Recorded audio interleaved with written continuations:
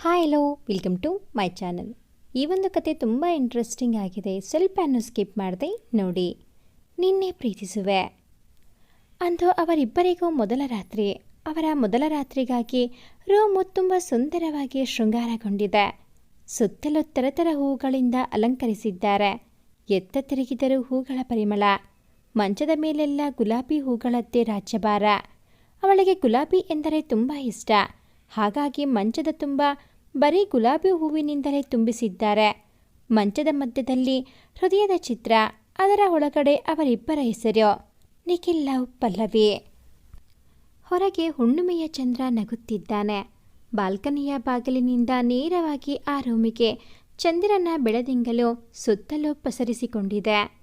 ಒಟ್ಟಾರೆ ಅವರಿಬ್ಬರ ಮೊದಲ ರಾತ್ರಿಗೆ ನವವಧುವಿನಂತೆ ಸಿಂಗರಿಸಿಕೊಂಡು ನಿಂತಿದೆ ಆ ರೂಮು. ಆದರೆ ಆ ರೂಮಿನೊಳಗಡೆ ಕಾಲಿಟ್ಟ ಪಲ್ಲವಿಯ ಮುಖದಲ್ಲಿ ಸ್ವಲ್ಪವೂ ನಗುವಿಲ್ಲ. ಅವಳ ಮುಖ ಬಾಡಿ ಹೋಗಿದೆ. ಬಾಗಿಲಿಂದ ರೂಮಿನ ಒಳಗೆ ಬರುತ್ತಿರುವ ಸುಂದರ ಬೆಳದಿಂಗಳು ಅವಳಿಗೆ ಸುಡುವ ಬೆಳದಿಂಗಳಾಗಿದೆ. ಈ ರೀತಿಯ ಮೊದಲ ರಾತ್ರಿಯನ್ನು ಅವಳು ಕಲ್ಪಿಸಿಕೊಳ್ಳಲು ಸಾಧ್ಯವಾಗುತ್ತಿಲ್ಲ. ಇಂತಹ ಒಂದು ದಿನ ತನ್ನ ಜೀವನದಲ್ಲಿ ಬರುತ್ತದೆ ಎಂದು ಅವಳು ಕನಸು ಮನಸ್ಸಿನಲ್ಲೂ ಅಂದುಕೊಂಡಿರಲೇ ಇಲ್ಲ. ರೂಮಿನೊಳಗಡೆ ಹೋದವಳೆ ಆ ಶೃಂಗಾರವನ್ನೆಲ್ಲ ನೋಡಿ ಸಿಟ್ಟಿನಿಂದ ಹೂವನ್ನೆಲ್ಲ ಕಿತ್ತು ಕಿತ್ತು ಎಸೆಯುತ್ತಿದ್ದಾಳೆ. ಮಂಚದ ಮೇಲೆ ಹೃದಯದೊಳಗೆ ಬರೆದಿರುವ ಹೆಸರುಗಳನ್ನು ಚೆಲ್ಲಾಪಿಲ್ಲಿ ಮಾಡಿ ಎಲ್ಲವನ್ನೂ ತೆಗೆದು ಕೆಳಗೆ ಬಿಸಾಕುತ್ತಿದ್ದಾಳೆ. ಅವಳಿಗೆ ಅದೆಲ್ಲವನ್ನೂ ನೋಡಿ ಹುಚ್ಚು ಹಿಡಿದಂಥ ಭಾವ, ಕೋಪ, ಹತಾಶೆ ಎಲ್ಲ ಒಟ್ಟಿಗೆ ಸೇರಿ ಅವಳಿಗೆ ದುಃಖ ತರಿಸುತ್ತಿದೆ. ಅಳಬಾರದು ಎಂದು ಎಷ್ಟೇ ಅಂದುಕೊಂಡರೂ ಅವಳ ಕಣ್ಣಿಂದ ನೀರು ಸುರಿದು ಅವಳ ಕೆನ್ನೆಯನ್ನು ತೋಯಿಸುತ್ತಿದೆ. ಹೇಗೆಲ್ಲ ಕಲ್ಪಿಸಿಕೊಂಡ ತನ್ನ ಜೀವನ ಇಂದು ಹೀಗೆ ಇಲ್ಲಿಗೆ ಬಂದು ನಿಂತಿದೆ ಎಂದು ತನ್ನೊಳಗೆ ದುಃಖ ಪಡುತ್ತಿದ್ದಾಳೆ. ಅಷ್ಟರೊಳಗೆ ನಿಧಾನವಾಗಿ ಒಳಬಂದನು ನಿಖಿಲ್. ಬಂದವನೇ ಅಲ್ಲಿನ ಅವಸ್ಥೆಯನ್ನು ನೋಡಿ ಒಂದು ಕ್ಷಣ ಬೇಸರದಿಂದ ಸುಮ್ಮನೆ ನಿಂತವನು ಪಲ್ಲವಿ ಅಳುತ್ತಿರುವುದನ್ನು ನೋಡಿ ಅವಳ ಪಕ್ಕ ಹೋಗಿ ಕುಳಿತು ಅವಳ ಭುಜದ ಮೇಲೆ ಕೈ ಇಟ್ಟು ಪಲ್ಲವಿ ಎಂದನು ನಿಧಾನವಾಗಿ. ಅವಳಿಗೆ ಅದೆಲ್ಲಿತ್ತೋ ಕೋಪ. ತೆಗೆದು ಒಂದೇ ಸಾರಿ ಅವನ ಕೈಯನ್ನು ಬಿಸಾಡಿದವಳೆ, ನನ್ನನ್ನು ಮುಟ್ಟಬೇಡ, ನನ್ನನ್ನು ಮುಟ್ಟುವ ಅಧಿಕಾರ ನಿನಗಿಲ್ಲ, ಆ ಯೋಗ್ಯತೆಯೂ ನಿನಗಿಲ್ಲ. ಇದೆಲ್ಲ ಶೃಂಗಾರ ಮಾಡಿಸಿ ನನ್ನ ಜೊತೆ ಚೆನ್ನಾಗಿರಬಹುದು ಎಂದು ಕನಸು ಕಾಣುತ್ತಿದ್ದೀಯಾ? ಅದು ಈ ಜನ್ಮದಲ್ಲಿ ಸಾಧ್ಯವಿಲ್ಲ. ನಾನೆಂದಿಗೂ ನಿನ್ನವಳಾಗಲು ಸಾಧ್ಯವೇ ಇಲ್ಲ. ಅದೇಗೆ ನೀನು ನನ್ನ ಬಗ್ಗೆ ಕನಸು ಕಟ್ಟಿಕೊಂಡೆ? ನಿನ್ನ ಯೋಗ್ಯತೆ ಏನೋ, ನನ್ನ ಯೋಗ್ಯತೆ ಏನೋ? ಒಮ್ಮೆಯಾದರೂ ಕನ್ನಡಿಯಲ್ಲಿ ನಿನ್ನ ಮುಖ ನೋಡಿಕೊಂಡಿದ್ದೀಯಾ ನೀನು? ನಿನ್ನನ್ನು ನೋಡಲು ಸಹ ನನಗೆ ಅಸಹ್ಯವಾಗುತ್ತದೆ.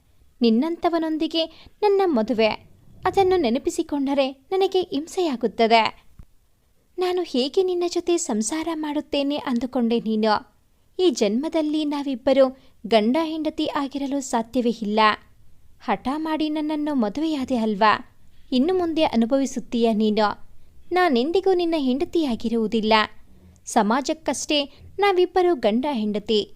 ಮನೆಯೊಳಗಡೆ ನೀನ್ಯಾರೋ ನಾನ್ಯಾರೋ. ಹಾಗೆ ನನ್ನನ್ನು ಇರಲು ಬಿಟ್ಟರೆ ಬದುಕಿರುತ್ತೇನೆ. ಇಲ್ಲ ಅಂದರೆ ಈಗಲೇ ಈ ದಿನವೇ ಇಲ್ಲೇ ಏನಾದರೂ ಮಾಡಿಕೊಂಡು ನಾನು ಸತ್ತು ಹೋಗುತ್ತೇನೆ ಅಷ್ಟೇ ಎಂದು ಬಿಕ್ಕಳಿಸಿ ಬಿಕ್ಕಳಿಸಿ ಅಳತೊಡಗಿದಳು ಪಲ್ಲವಿ. ಅವಳು ಅಳುವುದನ್ನು ನೋಡಿ ಅವನಿಗೂ ದುಃಖ ತಡೆಯಲಾಗಲಿಲ್ಲ. ಅವನು ಬೇಸರದಿಂದ ಅವಳಿಗೆ ಅಭಿಮುಖವಾಗಿ ನಿಂತು, ದಯವಿಟ್ಟು ಅಳಬೇಡ ಪಲ್ಲು. ನಿನ್ನ ಕಣ್ಣೀರನ್ನು ನೋಡಲು ನನಗೆ ನಿಜವಾಗಿಯೂ ಸಾಧ್ಯವಿಲ್ಲ. ನನಗೆ ಗೊತ್ತು ನಿನಗೆ ನನ್ನ ಜೊತೆ ಬದುಕಲು ಇಷ್ಟವಿಲ್ಲ ಎಂದು. ಆದರೂ ನನಗೆ ನೀನೇ ಬೇಕು ಎಂದು ಹಠ ಮಾಡಿ ಮದುವೆಯಾದೆ. ಅದಕ್ಕಾಗಿ ನಾನು ನಿನ್ನಲ್ಲಿ ಕ್ಷಮೆ ಕೇಳುತ್ತೇನೆ. ದಯವಿಟ್ಟು ನನ್ನನ್ನು ಕ್ಷಮಿಸಿಬಿಡು. ನಿನ್ನ ಇಷ್ಟದ ವಿರುದ್ಧವಾಗಿ ನಾನು ಮದುವೆಯಾದೆ. ಆದರೆ ನಿನ್ನ ಇಷ್ಟಕ್ಕೆ ವಿರುದ್ಧವಾಗಿ ಎಂದೂ ನಿನ್ನ ಜೊತೆ ನಾನು ಸಂಸಾರ ಮಾಡುವುದಿಲ್ಲ. ನಿನ್ನ ಜೀವನ ನಿನ್ನ ಇಷ್ಟದಂತೆ ನಡೆಸಬಹುದು. ನೀನು ಖುಷಿಯಾಗಿರಬೇಕು ಎಂದರೆ ಏನು ಮಾಡಬೇಕು ಹೇಳು? ನಿನಗೆ ಹೇಗೆ ಇಷ್ಟ ಬರುತ್ತೋ, ನಿನಗೆ ಹೇಗಿರಬೇಕು ಅಂತ ಅನಿಸುತ್ತೋ ಹಾಗೆ ಇರು. ನಾನು ಯಾವುದಕ್ಕೂ ಅಡ್ಡಪಡಿಸುವುದಿಲ್ಲ. ಇದು ನಿನ್ನ ಮನೆ. ನಿನ್ನಿಷ್ಟದಂತೆ ನೀನು ಬದುಕಬಹುದು. ಕೊನೆಯವರೆವಿಗೂ ಒಬ್ಬ ಹಿತೈಷಿಯಾಗಿ ನಿನ್ನ ಜೊತೆ ಇರಲು ಬಯಸುತ್ತೇನೆ ನಾನು, ಅಷ್ಟೇ. ನಿನ್ನ ಸಂತೋಷವೇ ನನ್ನ ಸಂತೋಷ. ಹೇಳು, ನಿನ್ನ ಸಂತೋಷಕ್ಕಾಗಿ ನಾನು ಏನು ಮಾಡಬೇಕು ಎಂದನು ಬೇಸರದಿಂದ ನಿಖಿಲ್. ಹೌದಾ? ನನ್ನ ಸಂತೋಷಕ್ಕೋಸ್ಕರ ನೀನು ಏನು ಬೇಕಾದರೂ ಮಾಡುತ್ತೀಯಾ? ಸರಿ, ಹಾಗಾದರೆ ನನಗೆ ಡಿವೋರ್ಸ್ ಕೊಡು. ನನಗೆ ನಿನ್ನ ಜೊತೆ ಬದುಕಲು ಇಷ್ಟವಿಲ್ಲ ಎಂದಳು ಕಡ್ಡಿ ಮುರಿದಂತೆ ಪಲ್ಲವಿ. ಅವಳ ಆ ಮಾತು ಕೇಳಿ ನಿಖಿಲ್ಗೆ ಆಘಾತವಾಗಿತ್ತು. ಅವಳು ಹೀಗೆ ಒಮ್ಮೆಲೆ ಡಿವೋರ್ಸ್ ಕೊಡು ಎಂದು ಕೇಳುತ್ತಾಳೆ, ನಮ್ಮ ಸಂಬಂಧವನ್ನು ಕಿತ್ತುಕೊಂಡು ಹೋಗುತ್ತಾಳೆ ಎಂದು ಅಂದುಕೊಂಡಿರಲಿಲ್ಲ ಅವನು. ಬೆಳಗ್ಗೆ ಅಷ್ಟೇ ತುಂಬ ಖುಷಿಯಿಂದ ಅವಳಿಗೆ ತಾಳಿ ಕಟ್ಟಿದ್ದನು. ಸಂಜೆಯಷ್ಟೊತ್ತಿಗೆ ಈ ಸಂಬಂಧವೇ ಬೇಡ, ವಿಚ್ಛೇದನ ಕೊಡು ಎಂದು ಕೇಳುತ್ತಿದ್ದಾಳೆ. ಏನು ಮಾಡಲಿ ಎಂದು ತನ್ನ ಮನಸ್ಸಿನಲ್ಲೇ ದುಃಖಿಸುತ್ತಾ ಏನೋ ನಿರ್ಧಾರಕ್ಕೆ ಬಂದವನಂತೆ, ಸಾರಿ, ಅದೊಂದು ಬಿಟ್ಟು ಬೇರೆ ಏನಾದರೂ ಕೇಳು. ಈ ಜನ್ಮದಲ್ಲಿ ನಾನು ನಿನ್ನನ್ನು ಬಿಟ್ಟುಕೊಡೋಕೆ ಸಾಧ್ಯನೇ ಇಲ್ಲ. ಬೇರೆ ಏನು ಬೇಕಾದರೂ ಕೇಳು, ನೀನು ಖುಷಿಯಾಗಿರಬೇಕು ಅಷ್ಟೇ ಎಂದನು ನಿಖಿಲ್. ಖುಷಿ ಎಂದು ಜೋರಾಗಿ ನಕ್ಕ ಪಲ್ಲವಿ ಅವನ ಕಡೆ ತಿರುಗಿ, ನನ್ನ ಖುಷಿ ಎಲ್ಲವನ್ನೂ ಬೆಳಗ್ಗೆಯೇ ಕಿತ್ತುಕೊಂಡು ಬಿಟ್ಟೆಯಲ್ಲ ನೀನು. ಮತ್ತೆಲೆಯ ಖುಷಿ? ನನಗೆ ಬೇಕಾಗಿರುವುದೇ ನಿನ್ನಿಂದ ಬಿಡುಗಡೆ. ಅದನ್ನೇ ಕೊಡುವುದಿಲ್ಲ ಅಂದ ಮೇಲೆ ಮತ್ತೆ ಏನು ಬೇಕು ಅಂತ ಬೇರೆ ಕೇಳುತ್ತೀಯಾ? ಸರಿ, ಮತ್ತೆ ಒಂದು ಕೇಳುತ್ತೀನಿ, ತಂದು ಕೊಡುತ್ತೀಯಾ ಎಂದಳು ಕೋಪದಲ್ಲಿ. ಸರಿ ಕೇಳು, ನೀನು ಡಿವೋರ್ಸ್ ಒಂದು ಬಿಟ್ಟು ಬೇರೆ ಏನು ಕೇಳಿದರೂ ನಾನು ಖಂಡಿತ ತಂದು ಕೊಡುತ್ತೇನೆ ಎಂದನು ನಿಖಿಲ್ ಅವಳ ಮುಖವನ್ನೇ ನೋಡುತ್ತಾ. ಸರಿ, ಒಂದು ಸ್ವಲ್ಪ ವಿಷ ತಂದುಕೊಡು, ಕುಡಿದು ನೆಮ್ಮದಿಯಾಗಿ ಸಾಯ್ತೀನಿ ಎಂದಳು ಅಳುತ್ತಾ ಪಲ್ಲವಿ. ಪಲ್ಲು ಪ್ಲೀಸ್, ಹಾಗೆಲ್ಲ ಮಾತನಾಡಬೇಡ, ನನಗೆ ತುಂಬ ನೋವಾಗುತ್ತೆ ಎಂದನು ನಿಖಿಲ್ ದುಃಖದಲ್ಲಿ. ನೀನು ನನ್ನ ಪಲ್ಲು ಅಂತ ಕರೆಯಬೇಡ, ನೀನು ಹಾಗೆ ಕರೆತರೆ ನನಗೆ ಮೈ ಉರಿಯುತ್ತೆ. ನಿನಗೆ ನನ್ನ ಹಾಗೆ ಕರೆಯೋ ಯೋಗ್ಯತೆ ಇಲ್ಲ ಎಂದಳು ಪಲ್ಲವಿ ಕೋಪದಲ್ಲಿ. ಸಾರಿ, ಇನ್ಮುಂದೆ ನಾನು ಹಾಗೆ ಕರೆಯಲ್ಲ, ನೀನು ಬೇಜಾರಾಗಬೇಡ ಎಂದನು ತಲೆ ತಗ್ಗಿಸುತ್ತಾ. ಬೇಜಾರಾಗಬೇಡ, ಎಷ್ಟು ಸುಲಭವಾಗಿ ಹೇಳಿಬಿಟ್ಟೆ ಅಲ್ವಾ? ಇದು ಈ ಜನ್ಮಕ್ಕೆ ಕಡಿಮೆಯಾಗುವ ಬೇಜಾರಲ್ಲ ಎಂದು ಮಂಚದ ಮೇಲೆ ಕುಳಿತು ಅಳತೊಡಗಿದಳು. ಅವಳ ಈ ಅವಸ್ಥೆಯನ್ನು ಕಂಡ ನಿಖಿಲ್ ಕರಳು ಚುರುಕೆಂದಿತ್ತು. ಅವನು ಏನೂ ಮಾತನಾಡದೆ ಒಂದು ಬೆಡ್ಶೀಟ್ ಮತ್ತು ದಿಂಬು ತೆಗೆದುಕೊಂಡು ಹೊರಟವನು ಮತ್ತೆ ತಿರುಗಿ, ದಯವಿಟ್ಟು ನನ್ನನ್ನು ಕ್ಷಮಿಸು ಪಲ್ಲವಿ, ಬೆಳಗ್ಗೆಯಿಂದ ಸುಸ್ತಾಗಿದ್ದೀಯಾ, ಮಲಗಿ ನಿದ್ರೆ ಮಾಡು ಎಂದಷ್ಟೇ ಹೇಳಿ ಅಲ್ಲಿಂದ ಹೊರಟನು. ಹೊರಗೆ ಚಾಪೆ ಹಾಸಿ ದಿಂಬಿನ ಮೇಲೆ ತಲೆ ಇಟ್ಟು ಮಲಗಿ ತಿರುಗುತ್ತಿದ್ದ ಫ್ಯಾನನ್ನು ದೃಷ್ಟಿಸುತ್ತಿದ್ದ ನಿಖಿಲ್ ಮುಂದೆ ಅವನ ಇಷ್ಟೂ ದಿನದ ನೆನಪುಗಳು ಚಿತ್ರಪಟದಂತೆ ಹಾದು ಹೋಗತೊಡಗಿದವು. ನಿಖಿಲ್ ಎಂದಿನಂತೆ ಅಸನ್ಮುಖಿಯಾಗಿ ತರಗತಿಯಲ್ಲಿ ತನ್ನ ಪಾಠ ಬೋಧನೆಯಲ್ಲಿ ತೊಡಗಿದ್ದನು. ಎಲ್ಲರೂ ತಲ್ಲೀನರಾಗಿ ಪಾಠ ಕೇಳುತ್ತಿದ್ದಾಗ ಎಕ್ಸ್ಕ್ಯೂಸ್ ಮೀ ಎಂಬ ಒಂದು ಹೆಣ್ಣಿನ ಸ್ವರ ಅವರೆಲ್ಲರ ತಲ್ಲೀನತೆಯನ್ನು ಹಾಳು ಮಾಡಿತ್ತು. ಅದನ್ನು ಕೇಳಿ ಕೋಪದಿಂದ ಬಾಗಿಲಿನತ್ತ ನೋಡಿದ ನಿಖಿಲ್ನ ಕೋಪವೆಲ್ಲ ಒಂದೇ ಸಾರಿ ಹಾರಿ ಹೋಗುವಂತೆ ನಗುತ್ತಾ ನಿಂತಿದ್ದಳು ಅವನ ಆರಾಧ್ಯ ದೇವತೆ ಪಲ್ಲವಿ ನಾಗರಾಜ್.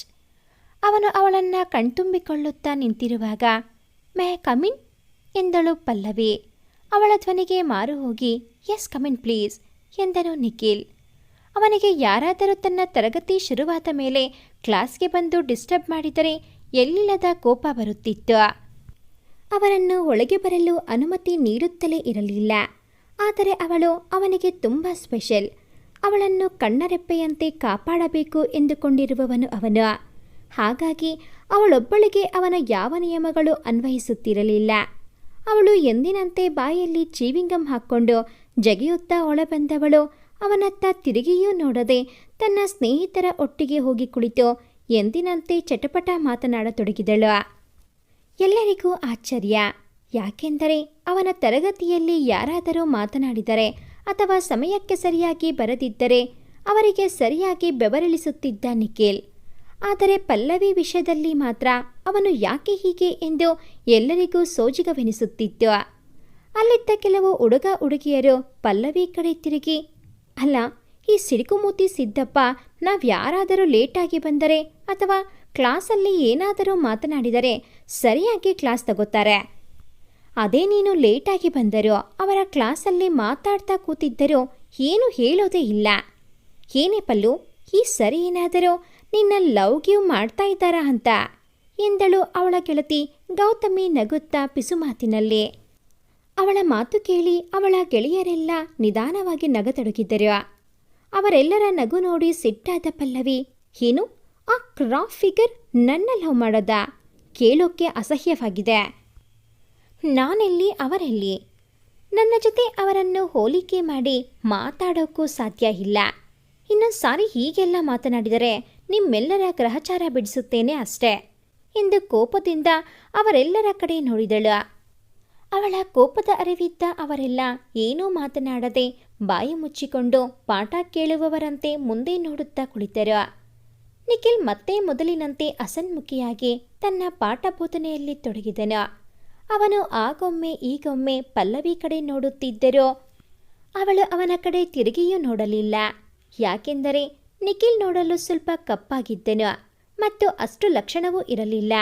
ಹಾಗಾಗಿ ಅವನ ಕಡೆ ತಿರುಗಿಯೂ ನೋಡಲು ಅವಳು ಇಷ್ಟಪಡುತ್ತಿರಲಿಲ್ಲ.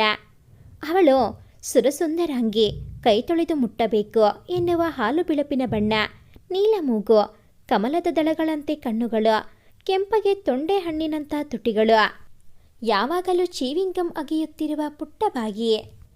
ನೋಡಿದರೆ ಮತ್ತೊಮ್ಮೆ ನೋಡಬೇಕೆನ್ನುವ ಸುಂದರಿ ಅವಳು.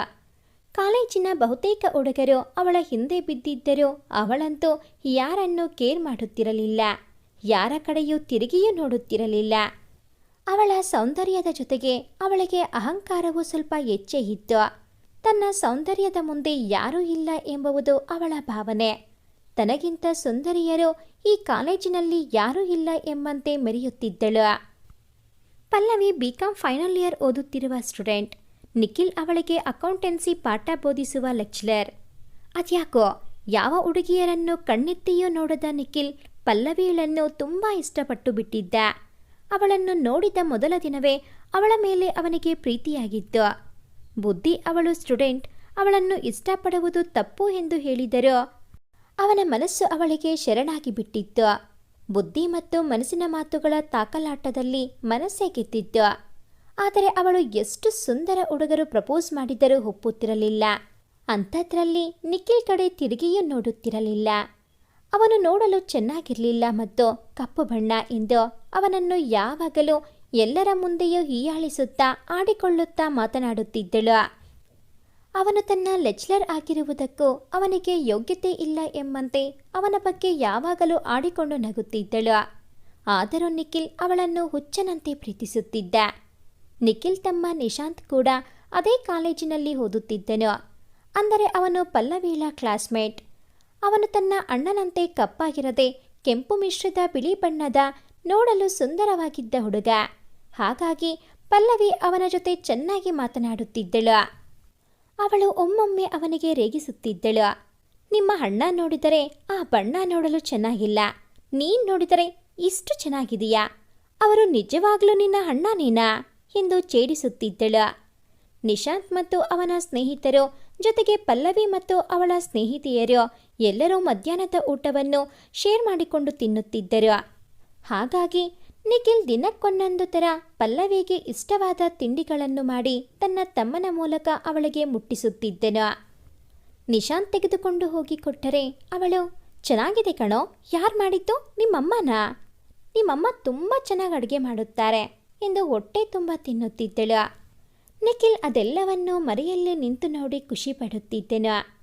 ನಿಖಿಲ್ ಪಲ್ಲವಿಗೆ ಏನು ಕೊಡಬೇಕು ಎಂದುಕೊಂಡರೋ ಅದನ್ನು ನಿಶಾಂತ್ ಮೂಲಕ ಕೊಟ್ಟು ಕಳಿಸುತ್ತಿದ್ದನು. ನಿಶಾಂತ್ಗೂ ಗೊತ್ತಿತ್ತು ತನ್ನ ಅಣ್ಣ ಪಲ್ಲವಿನ ತುಂಬ ಇಷ್ಟಪಡುತ್ತಿದ್ದಾನೆ ಎಂದು.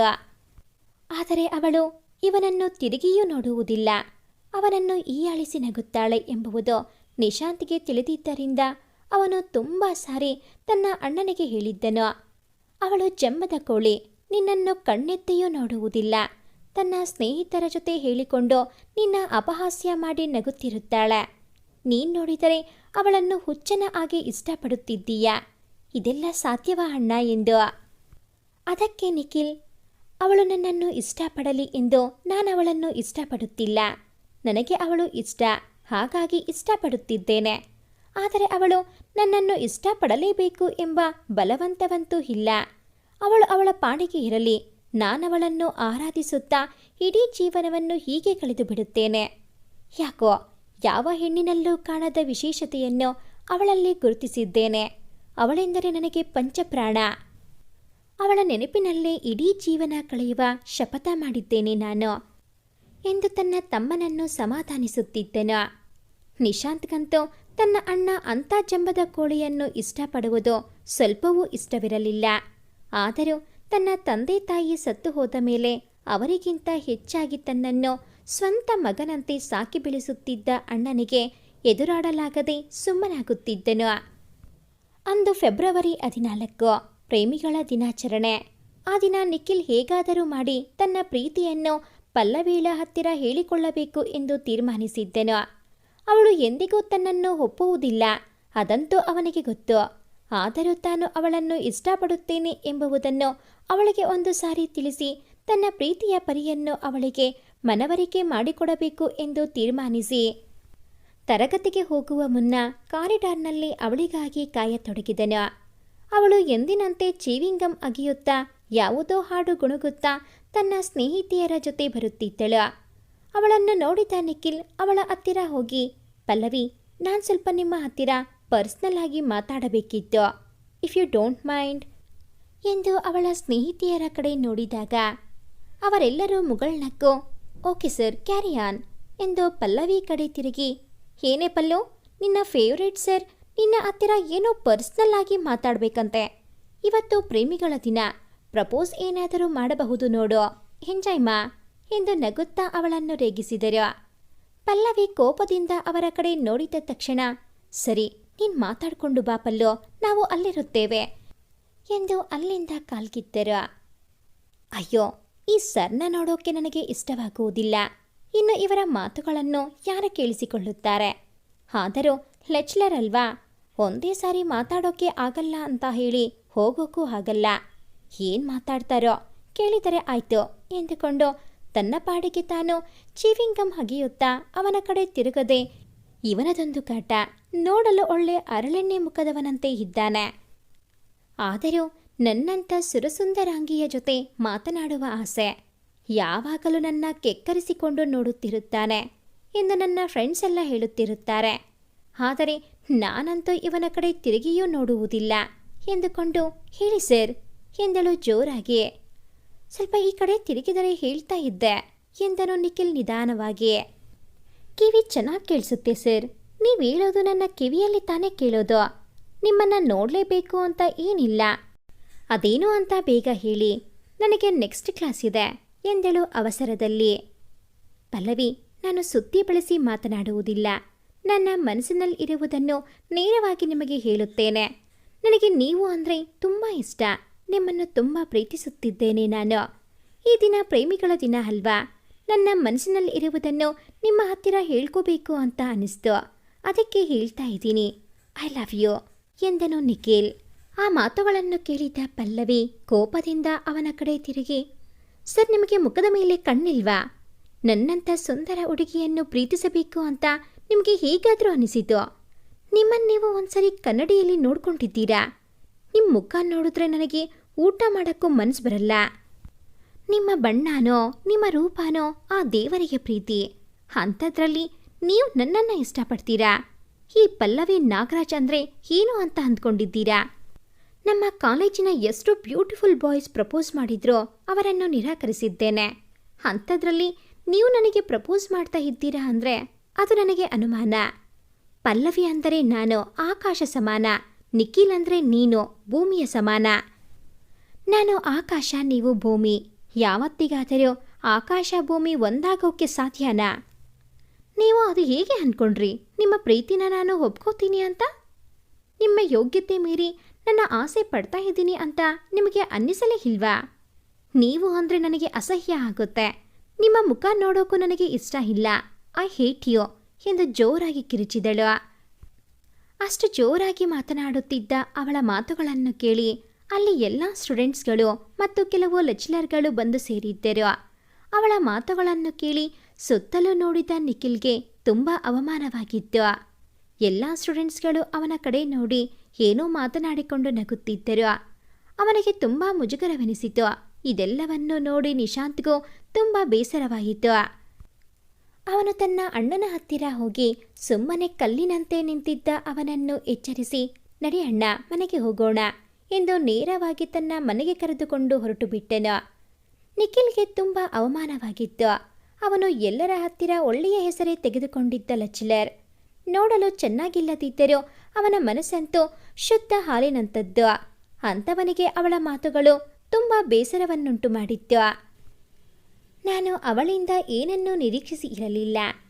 ನನ್ನ ಮನಸ್ಸಿನಲ್ಲಿದ್ದ ಪ್ರೀತಿಯನ್ನು ಅವಳಿಗೆ ಹೇಳಬೇಕು ಎಂದುಕೊಂಡಿದ್ದೆ ಅಷ್ಟೇ. ನನಗೂ ಗೊತ್ತಿತ್ತು ಅವಳು ನನ್ನನ್ನು ತಿರುಗಿಸಿ ಪ್ರೀತಿಸುವುದಿಲ್ಲ ಎಂದು. ಅದಕ್ಕೆ ಅದನ್ನು ನಾನು ನಿರೀಕ್ಷಿಸಿಯೂ ಇರಲಿಲ್ಲ. ಆದರೆ ಅವಳು ನನ್ನ ಮಾತುಗಳನ್ನು ಪೂರ್ಣವಾಗಿ ಕೇಳಿಸಿಕೊಳ್ಳದೆ ಎಂಥ ಅವಮಾನ ಮಾಡಿಬಿಟ್ಟಳು. ಇಡೀ ಕಾಲೇಜಿನ ಮುಂದೆ ನನ್ನ ಮರ್ಯಾದೆ ತೆಗೆದುಬಿಟ್ಟಳು. ನಿನ್ನನ್ನು ಎಷ್ಟು ಪ್ರೀತಿಸುತ್ತಿದ್ದೆ. ನೀನೇ ನನ್ನ ಪ್ರೇಮ ದೇವತೆ ಎಂದು ನನ್ನ ಮನಸ್ಸಿನಲ್ಲಿ ನಿನಗೊಂದು ಗುಡಿ ಕಟ್ಟಿ ಆರಾಧಿಸುತ್ತಿದ್ದೆ. ಆದರೆ ಈ ದಿನ ಅದನ್ನು ಹೊಡೆದು ಚೂರು ಚೂರು ಮಾಡಿಬಿಟ್ಟೆ ನೀನು. ಇಷ್ಟು ದಿನ ನಿನ್ನನ್ನು ಹುಚ್ಚನಂತೆ ಪ್ರೀತಿಸುತ್ತಿದ್ದೆ. ಆದರೆ ನಿನ್ನನ್ನು ಪಡೆದುಕೊಳ್ಳಬೇಕು ಎಂಬ ಯಾವ ಹಠವೂ ಇರಲಿಲ್ಲ. ಆದರೆ ಈ ದಿನ ಹೇಳುತ್ತಿದ್ದೇನೆ, ನಿನ್ನನ್ನು ನಾನು ಮದುವೆ ಆಗೇ ಆಗುತ್ತೇನೆ. ಸಾತ್ವಿಕರನ್ನು ಎದುರು ಹಾಕಿಕೊಳ್ಳಲು ಹೋಗಬಾರದು. ಅವರಿಗೆ ಒಂದು ಸಣ್ಣ ಅವಮಾನ ಎಂಥ ಕಿಡಿಯನ್ನು ಹಚ್ಚಿಬಿಡುತ್ತದೆ ಎಂಬುದು ನಿನಗೂ ಅರ್ಥವಾಗಬೇಕು. ನೋಡುತ್ತಿರೋ, ನೀನು ಪಲ್ಲವಿ ನಾಗರಾಜ್ ಇಂದ ಪಲ್ಲವಿ ನಿಖಿಲ್ ರಾಜ್ ಆಗುವುದು ತುಂಬ ಹತ್ತಿರದಲ್ಲೇ ಇದೆ ಎಂದು ತನ್ನ ಮುಷ್ಟಿ ಬಿಗಿ ಮಾಡಿದನು.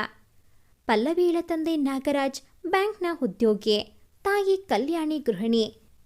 ಅವರು ಮನೆಯಲ್ಲಿ ತುಂಬ ಸ್ಥಿತಿವಂತರೇ ಆಗಿದ್ದರಿಂದ ಪಲ್ಲವಿಗೆ ಸೌಂದರ್ಯದ ಜೊತೆ ದುಡ್ಡಿನ ಮದವು ಸೇರಿ ತುಂಬ ಅಹಂಕಾರಿಯಾಗಿ ಬಿಟ್ಟಿದ್ದಳು. ಆದರೆ ಅವಳ ತಂದೆ ತಾಯಿಗೆ ಅವಳು ಹಾಗೆ ಬೆಳೆಯುವುದು ಸ್ವಲ್ಪವೂ ಇಷ್ಟವಿರಲಿಲ್ಲ. ಅವರು ತುಂಬ ಸಂಸ್ಕಾರವಂತರು. ಆದರೆ ತಮ್ಮ ಮಗಳು ಹೀಗೆ ದರ್ಪ ತೋರಿಸುವುದು ಅವರಿಗೂ ಇಷ್ಟವಾಗುತ್ತಿರಲಿಲ್ಲ. ಆದರೂ ಅವಳನ್ನು ತಿದ್ದಲು ಎಷ್ಟು ಪ್ರಯತ್ನಿಸಿದರೋ ಅವರಿಂದ ಸಾಧ್ಯವಾಗದೆ ಸುಮ್ಮನಾಗಿದ್ದರು. ಅವರಿಗೆ ಪಲ್ಲವಿ ಗೆಳತಿಯಿಂದ ನಿಖಿಲ್ ರಾಜ್ಗೆ ಅವಳು ಅವಮಾನ ಮಾಡಿದ್ದು ತಿಳಿದು ಅವಳಿಗೆ ತಂದೆ ತಾಯಿ ಇಬ್ಬರು ಚೆನ್ನಾಗಿ ಬೈದಿದ್ದರು. ಆದರೂ ಪಲ್ಲವಿ ಅದನ್ನು ತಲೆಗೆ ಹಾಕಿಕೊಳ್ಳದೆ ತನ್ನ ಪಾಡಿಗೆ ತಾನು ಇದ್ದು ಬಿಟ್ಟಳು. ಪಲ್ಲವಿ ಮಾಡಿದ್ದ ಅವಮಾನ ನಿಖಿಲ್ಗೆ ತುಂಬ ನೋವನ್ನುಂಟು ಮಾಡಿತ್ತು. ಅದನ್ನು ಎಷ್ಟು ಮರೆಯಬೇಕು ಅಂದರೂ ಮರೆಯಲಾಗದೆ ರಾತ್ರಿ ನಿದ್ರೆ ಸಹ ಸರಿಯಾಗಿ ಬರುತ್ತಿರಲಿಲ್ಲ. ಕಾಲೇಜಿನಲ್ಲಿ ಯಾರೂ ಸಹ ಇವನ ಹತ್ತಿರ ಆ ವಿಷಯ ಮಾತನಾಡದೆ ಹೋದರೂ ಇವನಿಗೆ ಅವರೆಲ್ಲರನ್ನೂ ಎದುರಿಸುವುದು ತುಂಬ ಮುಜುಗರ ಎನಿಸುತ್ತಿತ್ತು. ಆದರೆ ಪಲ್ಲವಿ ಅದ್ಯಾವುದರ ಬಗ್ಗೆಯೂ ತಲೆ ಕೆಡಿಸಿಕೊಳ್ಳದೆ ತನ್ನ ಪಾಡಿಗೆ ತಾನು ಆರಾಮಾಗೇ ಇದ್ದಳು. ನಿಖಿಲ್ ಇತ್ತೀಚೆಗೆ ಅವಳ ಕಡೆ ನೋಡುವುದನ್ನು ಕಡಿಮೆ ಮಾಡಿದ್ದನು. ಕ್ಲಾಸ್ ರೂಮಿಗೆ ಹೋದಾಗಲೂ ತನ್ನ ಪಾಡಿಗೆ ತಾನು ಪಾಠ ಮಾಡಿ ಬರುತ್ತಿದ್ದನು. ಹೀಗೆ ಪಲ್ಲವಿ ನಿಖಿಲ್ಗೆ ಅವಮಾನ ಮಾಡಿದ್ದೆ ಎಂಬ ಘಟನೆಯನ್ನು ಮರೆತು ತುಂಬ ಆರಾಮಾಗಿ ದಿನಗಳನ್ನು ಕಳೆದಿದ್ದಳು. ಆದರೆ ನಿಖಿಲ್ ಆಗಿದ್ದ ಅವಮಾನವನ್ನು ಮರೆಯಲಾಗದೆ ದಿನ ಅದೇ ನೆನಪಿನಲ್ಲಿ ದಿನ ದೂಡುತ್ತಿದ್ದನು. ಹೀಗೆ ಒಂದು ದಿನ ನಾಗರಾಜ್ ಕಾರಿನಲ್ಲಿ ಬ್ಯಾಂಕಿನತ್ತ ಹೋಗುತ್ತಿರುವಾಗ ಇದ್ದಕ್ಕಿದ್ದಂತೆ ಅವರಿಗೆ ಎದೆ ನೋವು ಕಾಣಿಸಿಕೊಂಡಿತ್ತು. ಅವರು ಗಾಡಿಯನ್ನು ಹಾಗೆ ಪಕ್ಕಕ್ಕೆ ನಿಲ್ಲಿಸಿ ಎದೆ ಹಿಡಿದು ಹಾಗೆ ಸ್ಟೇರಿಂಗ್ ಮೇಲೆ ತಲೆ ಇಟ್ಟು ಕುಳಿತು ಬಿಟ್ಟರು. ಅಲ್ಲೇ ಪಕ್ಕದಲ್ಲಿ ಬೈಕಲ್ಲಿ ಹೋಗುತ್ತಿದ್ದ ನಿಖಿಲ್ ಅದನ್ನು ಗಮನಿಸಿ ಅವರ ಹತ್ತಿರ ಹೋಗಿ, ಸರ್ ಏನಾಯ್ತು, ಏನಾಗುತ್ತಿದೆ ಎಂದನು ಗಾಬರಿಯಲ್ಲಿ. ಅವರು ಕೈ ಸನ್ನೆಯಲ್ಲಿ ನೀರು ಎಂದು ಸನ್ನೆ ಮಾಡಿದರು. ಅವನು ತಕ್ಷಣ ತನ್ನ ಗಾಡಿಯಲ್ಲಿದ್ದ ನೀರನ್ನು ತಂದು ಅವರಿಗೆ ಕುಡಿಸಿ ಅವರು ಎದೆ ಹಿಡಿದುಕೊಂಡಿದ್ದರಿಂದ ಅವರ ಎದೆಯನ್ನು ಸ್ವಲ್ಪ ಹೊತ್ತು ನೀವಿ ಅವರನ್ನು ಪಕ್ಕಕ್ಕೆ ಕೂರಿಸಿ ತಾನೇ ಡ್ರೈವರ್ ಸೀಟಿನಲ್ಲಿ ಕುಳಿತು ಅವರ ಕಾರನ್ನು ಓಡಿಸಿಕೊಂಡು ಆಸ್ಪತ್ರೆಯತ್ತ ಹೊರಟನು. ತಕ್ಷಣ ಅವರನ್ನು ಆಸ್ಪತ್ರೆಗೆ ಸೇರಿಸಿ ಚಿಕಿತ್ಸೆ ಕೊಡುವಂತೆ ಡಾಕ್ಟರನ್ನು ಕೇಳಿಕೊಂಡನು. ಅವರನ್ನು ಪರೀಕ್ಷಿಸಿದ ಡಾಕ್ಟರ್, ನೀವು ತುಂಬ ಒಳ್ಳೆಯ ಕೆಲಸ ಮಾಡಿದ್ದೀರಿ. ಇನ್ನು ಸ್ವಲ್ಪ ಹೊತ್ತಾಗಿದ್ದರೆ ಇವರ ಪ್ರಾಣವೇ ಹೋಗುತ್ತಿತ್ತು. ನೀವು ಸರಿಯಾದ ಸಮಯಕ್ಕೆ ಕರೆದುಕೊಂಡು ಬಂದಿದ್ದರಿಂದ ಇವರ ಪ್ರಾಣ ಉಳಿಯಿತು ಎಂದರು ನಾಗರಾಜ್ ಅವರಿಗೆ ಚಿಕಿತ್ಸೆ ಕೊಟ್ಟು ಹೊರಬರುತ್ತಾ. ಸದ್ಯ ಪ್ರಾಣಾಪಾಯದಿಂದ ಪಾರಾದರಲ್ಲ ಎಂದುಕೊಂಡನು ನಿಖಿಲ್. ಆದರೆ ಅವನಿಗೆ ಆಗ ಗೊತ್ತಿರಲಿಲ್ಲ ಅವರೇ ಪಲ್ಲವಿಯ ತಂದೆ ಎಂದು. ಎಚ್ಚರವಾದ ನಾಗರಾಜ್ ಅವರು ನಿಖಿಲ್ನನ್ನು ಕರೆದು ಮಾತನಾಡಿಸಿ, ನಿಮ್ಮಿಂದ ತುಂಬ ಉಪಕಾರವಾಯಿತು. ಡಾಕ್ಟರ್ ಹೇಳಿದರು, ನಿಮ್ಮಿಂದಲೇ ನನ್ನ ಪ್ರಾಣ ಉಳಿಯಿತು ಎಂದು. ತುಂಬ ಧನ್ಯವಾದಗಳು. ನಿಮಗೆ ಹೇಗೆ ಕೃತಜ್ಞತೆ ಹೇಳಬೇಕೋ ನನಗೆ ತಿಳಿಯುತ್ತಿಲ್ಲ ಎಂದು ಕೈ ಮುಗಿದರು. ಸರ್, ನೀವು ದೊಡ್ಡವರು, ನನ್ನ ಮುಂದೆ ಹೀಗೆಲ್ಲ ಕೈ ಮುಗಿಯಬಾರದು ಎಂದನು ನಿಖಿಲ್ ವಿನಯದಿಂದ. ಇಲ್ಲಪ್ಪ, ಈಗಿನ ಕಾಲದಲ್ಲಿ ಯಾರು ಯಾರಿಗೆ ಸಹಾಯ ಮಾಡುವುದಕ್ಕೂ ಹಿಂದು ಮುಂದು ನೋಡುತ್ತಾರೆ. ಗೊತ್ತಿರುವವರೇ ಸಹಾಯ ಮಾಡುವುದು ಕಷ್ಟ. ಅಂಥದ್ರಲ್ಲಿ ನಾನು ಯಾರು ಅಂತಾನೆ ನಿಮಗೆ ಗೊತ್ತಿಲ್ಲ. ಆದರೂ ಸಮಯಕ್ಕೆ ಸರಿಯಾಗಿ ಬಂದು ನನ್ನ ಪ್ರಾಣ ಕಾಪಾಡಿದ್ದೀರಾ. ನಿಮ್ಮ ಋಣನ ನಾನು ಹೇಗೆ ತೀರಿಸಲಿ ಹೇಳಿ ಎಂದರು ನಾಗರಾಜ್. ಇಟ್ಸ್ ಓಕೆ ಸರ್, ಋಣದ ಮಾತೆಲ್ಲ ಈಗ ಯಾಕೆ? ಸರಿ, ನಿಮ್ಮ ಮನೆಯವರದ್ದು ಯಾರದಾದರೂ ಫೋನ್ ನಂಬರ್ ಇದ್ದರೆ ಕೊಡಿ, ಅವರಿಗೆ ಫೋನ್ ಮಾಡಿ ಬರಲು ಹೇಳುತ್ತೇನೆ. ನಾನು ಕಾಲೇಜಿಗೆ ಹೋಗಬೇಕು, ತಡವಾಯಿತು ಎಂದನು ನಿಖಿಲ್. ನಿಖಿಲ್, ನೀವು ಲೆಕ್ಚರರಾ? ಯಾವ ಕಾಲೇಜಲ್ಲಿ ಎಂದು ಕೇಳಿದರು ನಾಗರಾಜ್. ನಾನು ವಿವೇಕಾನಂದ ಕಾಲೇಜಿನ ಅಕೌಂಟೆನ್ಸಿ ಲೆಕ್ಚರರ್ ನಿಖಿಲ್ ಎಂದು ತನ್ನ ಪರಿಚಯ ಮಾಡಿಕೊಂಡನು. ಅದನ್ನು ಕೇಳಿದ ನಾಗರಾಜ್ ಅವರು, ನೀವು ವಿವೇಕಾನಂದ ಕಾಲೇಜಿನಲ್ಲಿ ಲೆಕ್ಚರರಾ? ಹಾಗಾದರೆ ನನ್ನ ಮಗಳು ಅಲ್ಲೇ ಓದುತ್ತಿರುವುದು, ಫೈನಲ್ ಇಯರ್ BCom ಅವಳು ಎಂದರು. ಹೌದಾ, ಯಾರು? ಕುತೂಹಲದಿಂದ ಕೇಳಿದನು ನಿಖಿಲ್. ಅವಳ ಹೆಸರು ಪಲ್ಲವಿ ನಾಗರಾಜ್ ಎಂದು, ಫೈನಲ್ ಇಯರ್ BComನಲ್ಲಿ ಓದುತ್ತಿದ್ದಾಳೆ ಎಂದರು. ಅದನ್ನು ಕೇಳಿದ ನಿಖಿಲ್ ಆಶ್ಚರ್ಯವಾಗಿ ಅವರ ಮುಖ ನೋಡಿದವನು, ಇವರು ಪಲ್ಲವಿ ತಂದೇನಾ ಎಂದು ತನ್ನೊಳಗೆ ಹೇಳಿಕೊಂಡು, ಹಾಂ ಸರ್ ಗೊತ್ತು ಎಂದಷ್ಟೇ ಹೇಳಿ, ಸರಿ ಸರ್, ನಂಬರ್ ಕೊಟ್ಟರೆ ಫೋನ್ ಮಾಡಿ, ನಾನು ಹೊರಡುತ್ತೇನೆ ಎಂದೆನು. ಇದು ನನ್ನ ಮಿಸ್ಸೆಸ್ ನಂಬರ್, ಇದಕ್ಕೆ ಫೋನ್ ಮಾಡಿ ಎಂದು ಅವರ ಫೋನ್ ನಂಬರ್ ಕೊಟ್ಟರು ನಾಗರಾಜ್. ನಿಖಿಲ್ ಅವರಿಗೆ ಫೋನ್ ಮಾಡಿ ನಿಧಾನವಾಗಿ ವಿಷಯ ತಿಳಿಸಿ ಹಾಸ್ಪಿಟಲ್ಗೆ ಬರುವಂತೆ ಹೇಳಿದನು. ಅವರು ಬರುವವರೆಗೂ ತಾನು ಅಲ್ಲೇ ಇದ್ದು ನಾಗರಾಜ್ ಅವರನ್ನು ನೋಡಿಕೊಂಡು, ಕಲ್ಯಾಣಿ ಅವರು ಬಂದ ಮೇಲೆ ಗಾಬರಿಯಿಂದ ಅಳುತ್ತಿದ್ದ ಅವರನ್ನು ಸಮಾಧಾನ ಮಾಡಿ ಅವರಿಗೆ ಅವರ ಗಂಡನ ಜವಾಬ್ದಾರಿ ವಹಿಸಿ ಅಲ್ಲಿಂದ ಹೊರಡಲು ಅನುವಾದನು. ಅವನು ಹೋಗುವ ಮುನ್ನ ನಾಗರಾಜ್ ಅವರು ಅವನಿಗೆ ಮತ್ತೊಮ್ಮೆ ಧನ್ಯವಾದ ಹೇಳಿ ಅವನ ಫೋನ್ ನಂಬರನ್ನು ತೆಗೆದುಕೊಂಡು, ಒಮ್ಮೆ ನಮ್ಮ ಮನೆಗೆ ಬನ್ನಿ ಎಂದು ಹೇಳಿ ಕಳುಹಿಸಿದರು. ನಿಖಿಲ್, ಸರಿ ಸರ್, ಆಯಿತು, ನೀವು ಬೇಗ ಹುಷಾರಾಗಿ, ನಾನಿನ್ನು ಬರುತ್ತೇನೆ ಎಂದು ಅವರಿಬ್ಬರಿಗೂ ಹೇಳಿ ಅಲ್ಲಿಂದ ಹೊರಟನು. ಮನೆಗೆ ಬಂದ ಪಲ್ಲವಿಗೆ ತನ್ನ ತಂದೆಗೆ ಹುಷಾರಿಲ್ಲ ಎಂದು ತಿಳಿದು ಆತಂಕದಿಂದ ಅವರ ರೂಮಿಗೆ ಓಡಿದಳು. ಪಪ್ಪ, ಏನಾಯಿತು?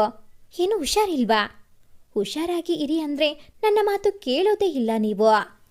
ನಿಮಗೆ ಹುಷಾರಿಲ್ಲ ಅಂತ ಕೇಳಿ ನನಗೆ ಎಷ್ಟು ಆತಂಕವಾಯಿತು ಗೊತ್ತಾ ಎಂದಳು. ಅವಳ ಕಣ್ಣಿನಲ್ಲಿ ನೀರಿತ್ತು. ನಾಗರಾಜ್ ಅವಳನ್ನು ಸಮಾಧಾನ ಮಾಡುತ್ತಾ, ನನಗೆ ಏನೂ ಆಗಿಲ್ಲ ಪುಟ್ಟ, ಸ್ವಲ್ಪ ಎದೆ ನೋವಾಯಿತು ಅಷ್ಟೇ ಎಂದರು. ಅಷ್ಟೇ ಎನ್ನುತ್ತೀರಾ ಪಪ್ಪ? ನಿಮಗೆ ಏನಾದರೂ ಆಗಿದ್ದರೆ ನಾನಂತೂ ತಡೆದುಕೊಳ್ಳುತ್ತಿರಲಿಲ್ಲ ಪಪ್ಪ. ದಯವಿಟ್ಟು ಇನ್ನು ಮುಂದೆಯಾದರೂ ಸ್ವಲ್ಪ ಹುಷಾರಾಗಿರಿ ಎಂದು ಆತಂಕದಿಂದ ನುಡಿದಳು. ಸರಿ ಪುಟ್ಟ, ಆಯಿತು ಎಂದು ಅವಳ ಕಣ್ಣೀರು ಒರೆಸಿದ ನಾಗರಾಜ್. ಅಂದಹಾಗೆ ಪುಟ್ಟ, ನನ್ನನ್ನು ಆಸ್ಪತ್ರೆಗೆ ಸೇರಿಸಿ ಟ್ರೀಟ್ಮೆಂಟ್ ಕೊಡಿಸಿದ್ದು ನಿಮ್ಮ ಕಾಲೇಜಿನ ಲೆಕ್ಚರರ್ ನಿಖಿಲ್ ರಾಜ್ ಅಂತ. ನೀನವರಿಗೆ ಗೊತ್ತು ಎಂದು ಹೇಳಿದರು. ಅವರು ನಿನಗೆ ಕ್ಲಾಸ್ ತಗೋತಾರಾ ಎಂದು ಕೇಳಿದರು. ನಿಖಿಲ್ ರಾಜ್ ಹೆಸರು ಕೇಳಿದ ತಕ್ಷಣ ಮುಖ ಚಿಕ್ಕದು ಮಾಡಿಕೊಂಡ ಪಲ್ಲವಿ ಏನೂ ಪ್ರತಿಕ್ರಿಯಿಸದೆ, ಹೋದರೆ ಹೋಗಲೇ ಬಿಡಿ, ಯಾರಿಂದಲೂ ನಿಮ್ಮ ಪ್ರಾಣ ಉಳಿಯಿತಲ್ಲ, ನನಗೆ ಅಷ್ಟೇ ಸಾಕು. ಸರಿ, ಡಾಕ್ಟರ್ ಏನು ಹೇಳಿದರು? ಇವಾಗ ಆರಾಮ ಅನಿಸ್ತಾ ಇದೆಯಾ ಪಪ್ಪ ಎಂದಳು. ನೀನು ಅಷ್ಟೊಂದು ಗಾಬರಿಯಾಗುವ ಅವಶ್ಯಕತೆ ಇಲ್ಲ ಮಗಳೇ. ಡಾಕ್ಟರ್ ಎಲ್ಲ ಚೆಕ್ ಮಾಡಿ ಏನೂ ತೊಂದರೆ ಇಲ್ಲ ಎಂದು ಹೇಳಿದ್ದಾರೆ ಎಂದಾಗಲೇ ಅವಳು ಸ್ವಲ್ಪ ನಿರಾಳವಾಗಿದ್ದು. ಸರಿ ಪಪ್ಪ, ರೆಸ್ಟ್ ಮಾಡಿ, ತುಂಬ ಆಯಾಸ ಮಾಡಿಕೊಳ್ಳಬೇಡಿ. ನಿಮ್ಮನ್ನು ಹೀಗೆ ನೋಡಲು ನನ್ನಿಂದ ಆಗುತ್ತಿಲ್ಲ, ಬೇಗ ಹುಷಾರಾಗಿ ಎಂದು ಕಣ್ತುಂಬಿಕೊಂಡಳು. ಮಗಳು ತಮ್ಮ ಮೇಲಿಟ್ಟಿರುವ ಪ್ರೀತಿಗೆ ನಾಗರಾಜ್ ಅವರಿಗೂ ಕಣ್ಣು ತುಂಬಿ ಬಂತು. ಅವರು ತಮ್ಮ ಮಗಳ ಬೆನ್ನು ಸವರುತ್ತಾ, ಏನೂ ಆಗಿಲ್ಲ ಪುಟ್ಟ, ಗಾಬರಿಯಾಗಬೇಡ ಎಂದು ಅವಳಿಗೆ ಸಮಾಧಾನ ಹೇಳಿದರು. ಸರಿಯಪ್ಪ, ನೀವು ಮಲಗಿ ಚೆನ್ನಾಗಿ ರೆಸ್ಟ್ ಮಾಡಿ, ನಾನು ಇಲ್ಲೇ ಕುಳಿತು ನಿಮ್ಮನ್ನು ನೋಡಿಕೊಳ್ಳುತ್ತೇನೆ ಎಂದಳು. ಅದಕ್ಕೆ ಕಲ್ಯಾಣಿ, ಬೇಡ ಮಗಳೇ, ನಿನಗೆ ಎಕ್ಸಾಮ್ ಇದೆ ಅಲ್ವಾ, ಓದಿಕೋ ಹೋಗು, ನಿಮ್ಮಪ್ಪನನ್ನು ನಾನು ನೋಡಿಕೊಳ್ಳುತ್ತೇನೆ ಎಂದರು. ನಾಗರಾಜ್ ಸಹ, ನಾನು ಆರಾಮಾಗಿದ್ದೇನೆ ಮಗಳೇ, ನೀನು ಇದೆಲ್ಲವನ್ನು ಬದಿಗಿಟ್ಟು ಚೆನ್ನಾಗಿ ಓದಿ ಎಕ್ಸಾಮ್ ಚೆನ್ನಾಗಿ ಬರೆಯಬೇಕು, ಆಯ್ತಾ? ಹೋಗು ಕಂದ, ಓದಿಕೋ ಎಂದರು. ಮತ್ತೊಮ್ಮೆ ತನ್ನ ತಂದೆಗೆ ಮಲಗಿ ಚೆನ್ನಾಗಿ ರೆಸ್ಟ್ ಮಾಡಿ ಎಂದು ಹೇಳಿ ತನ್ನ ರೂಮಿನತ್ತ ಹೊರಟಳು ಪಲ್ಲವಿ. ನಾಗರಾಜ್ ಮಾತನಾಡುತ್ತಾ, ಕಲ್ಯಾಣಿ, ಈ ಸಾರಿ ಹೇಗಾದರೂ ಮಾಡಿ ಪಲ್ಲವಿಗೆ ಮದುವೆ ಮಾಡಿಬಿಡಬೇಕು. ಅವಳಂತೂ ಯಾರನ್ನೂ ಒಪ್ಪುವುದಿಲ್ಲ. ಯಾವುದಾದರೂ ಒಳ್ಳೆಯ ಹುಡುಗನನ್ನು ಅವಳಿಗೆ ಮದುವೆ ಮಾಡಿಬಿಟ್ಟರೆ ನಮ್ಮ ಜವಾಬ್ದಾರಿ ಕಳೆಯುತ್ತದೆ. ನನಗೆ ನೋಡು, ಈ ದಿನ ಹೇಗಾಯಿತು? ನನ್ನದು ಯಾವ ಗ್ಯಾರಂಟಿ ಹೇಳು? ಅವಳಿಗೂ ಅಣ್ಣ ತಮ್ಮ ಎಂದು ಯಾರೂ ಇಲ್ಲ.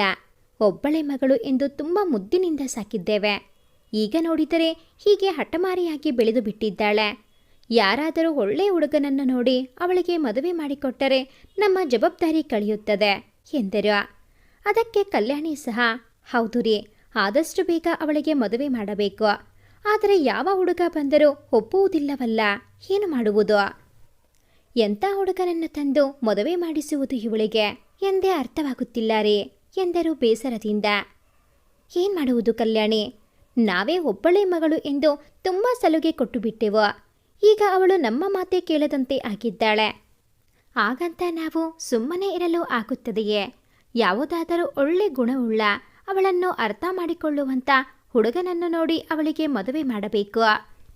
ಅಷ್ಟಾದರೆ ನಮ್ಮ ಒಂದು ದೊಡ್ಡ ಜವಾಬ್ದಾರಿ ಕಳೆದಂತೆ ಎಂದು ನಿಟ್ಟುಸಿರು ಬಿಟ್ಟರು. ಹೋಗಲಿ ಬಿಡಿ, ನೀವು ಅದರ ಬಗ್ಗೆ ಜಾಸ್ತಿ ಯೋಚನೆ ಮಾಡಬೇಡಿ, ಎಲ್ಲ ಸರಿಯಾಗುತ್ತೆ. ನೀವು ಅದರ ಬಗ್ಗೆ ಯೋಚನೆ ಮಾಡಿ ನಿಮ್ಮ ಆರೋಗ್ಯ ಕೆಟ್ಟರೆ ಏನು ಮಾಡುವುದು ಎಂದರು ಕಲ್ಯಾಣಿ ಆತಂಕದಿಂದ. ಅದು ಸರಿ ಅನ್ನು ಕಲ್ಯಾಣಿ, ಯಾವ ಯಾವ ಸಮಯಕ್ಕೆ ಏನೇನು ಆಗಬೇಕೋ ಅದೇ ಆಗುತ್ತೆ. ನಾವು ಎಷ್ಟು ಯೋಚನೆ ಮಾಡಿದರೂ ಅಷ್ಟೇ ಎಂದರು ಬೇಸರದಲ್ಲಿ.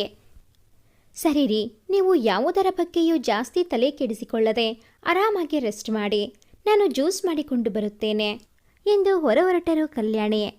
ಸ್ವಲ್ಪ ಹೊತ್ತು ಮಲಗಿ ರೆಸ್ಟ್ ಮಾಡಿದ ನಾಗರಾಜ್ಗೆ ತಕ್ಷಣಕ್ಕೆ ನಿಖಿಲ್ ಮಾಡಿದ ಸಹಾಯ ಕಣ್ಣ ಮುಂದೆ ಬಂದು ಅವನ ನೆನಪಾಯಿತು. ಹುಡುಗ ಎಷ್ಟು ಒಳ್ಳೆಯವನು ಅಲ್ವಾ, ಎಷ್ಟು ಒಳ್ಳೆ ಮನಸ್ಸಿದೆ. ರಸ್ತೆಯಲ್ಲಿ ಎದೆ ನೋವಿನಿಂದ ನರಳುತ್ತಿದ್ದ ನನ್ನ ಗುರುತು ಪರಿಚಯ ಇಲ್ಲದೆ ಹೋದರೂ ಆಸ್ಪತ್ರೆಗೆ ಕರೆದುಕೊಂಡು ಹೋಗಿ ಟ್ರೀಟ್ಮೆಂಟ್ ಕೊಡಿಸಿದ.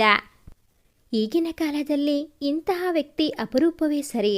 ತುಂಬ ಒಳ್ಳೆಯ ಹುಡುಗ ಎಂದು ಯೋಚಿಸುತ್ತಿದ್ದವರಿಗೆ ತಕ್ಷಣ ಡಾಕ್ಟರ್ ಹೇಳಿದ್ದ ಮಾತು ನೆನಪಾಯಿತು. ಮೆಡಿಸಿನ್ ಬಿಲ್ ಎಷ್ಟಾಯಿತು ಸರ್ ಎಂದು ಕೇಳಿದಾಗ, ಅದು ನಿಮ್ಮನ್ನು ಆಸ್ಪತ್ರೆಗೆ ಸೇರಿಸಿದ್ರಲ್ಲ, ಅವರೇ ಮೆಡಿಸಿನ್ ಬಿಲ್ ಪೇ ಮಾಡಿದರು.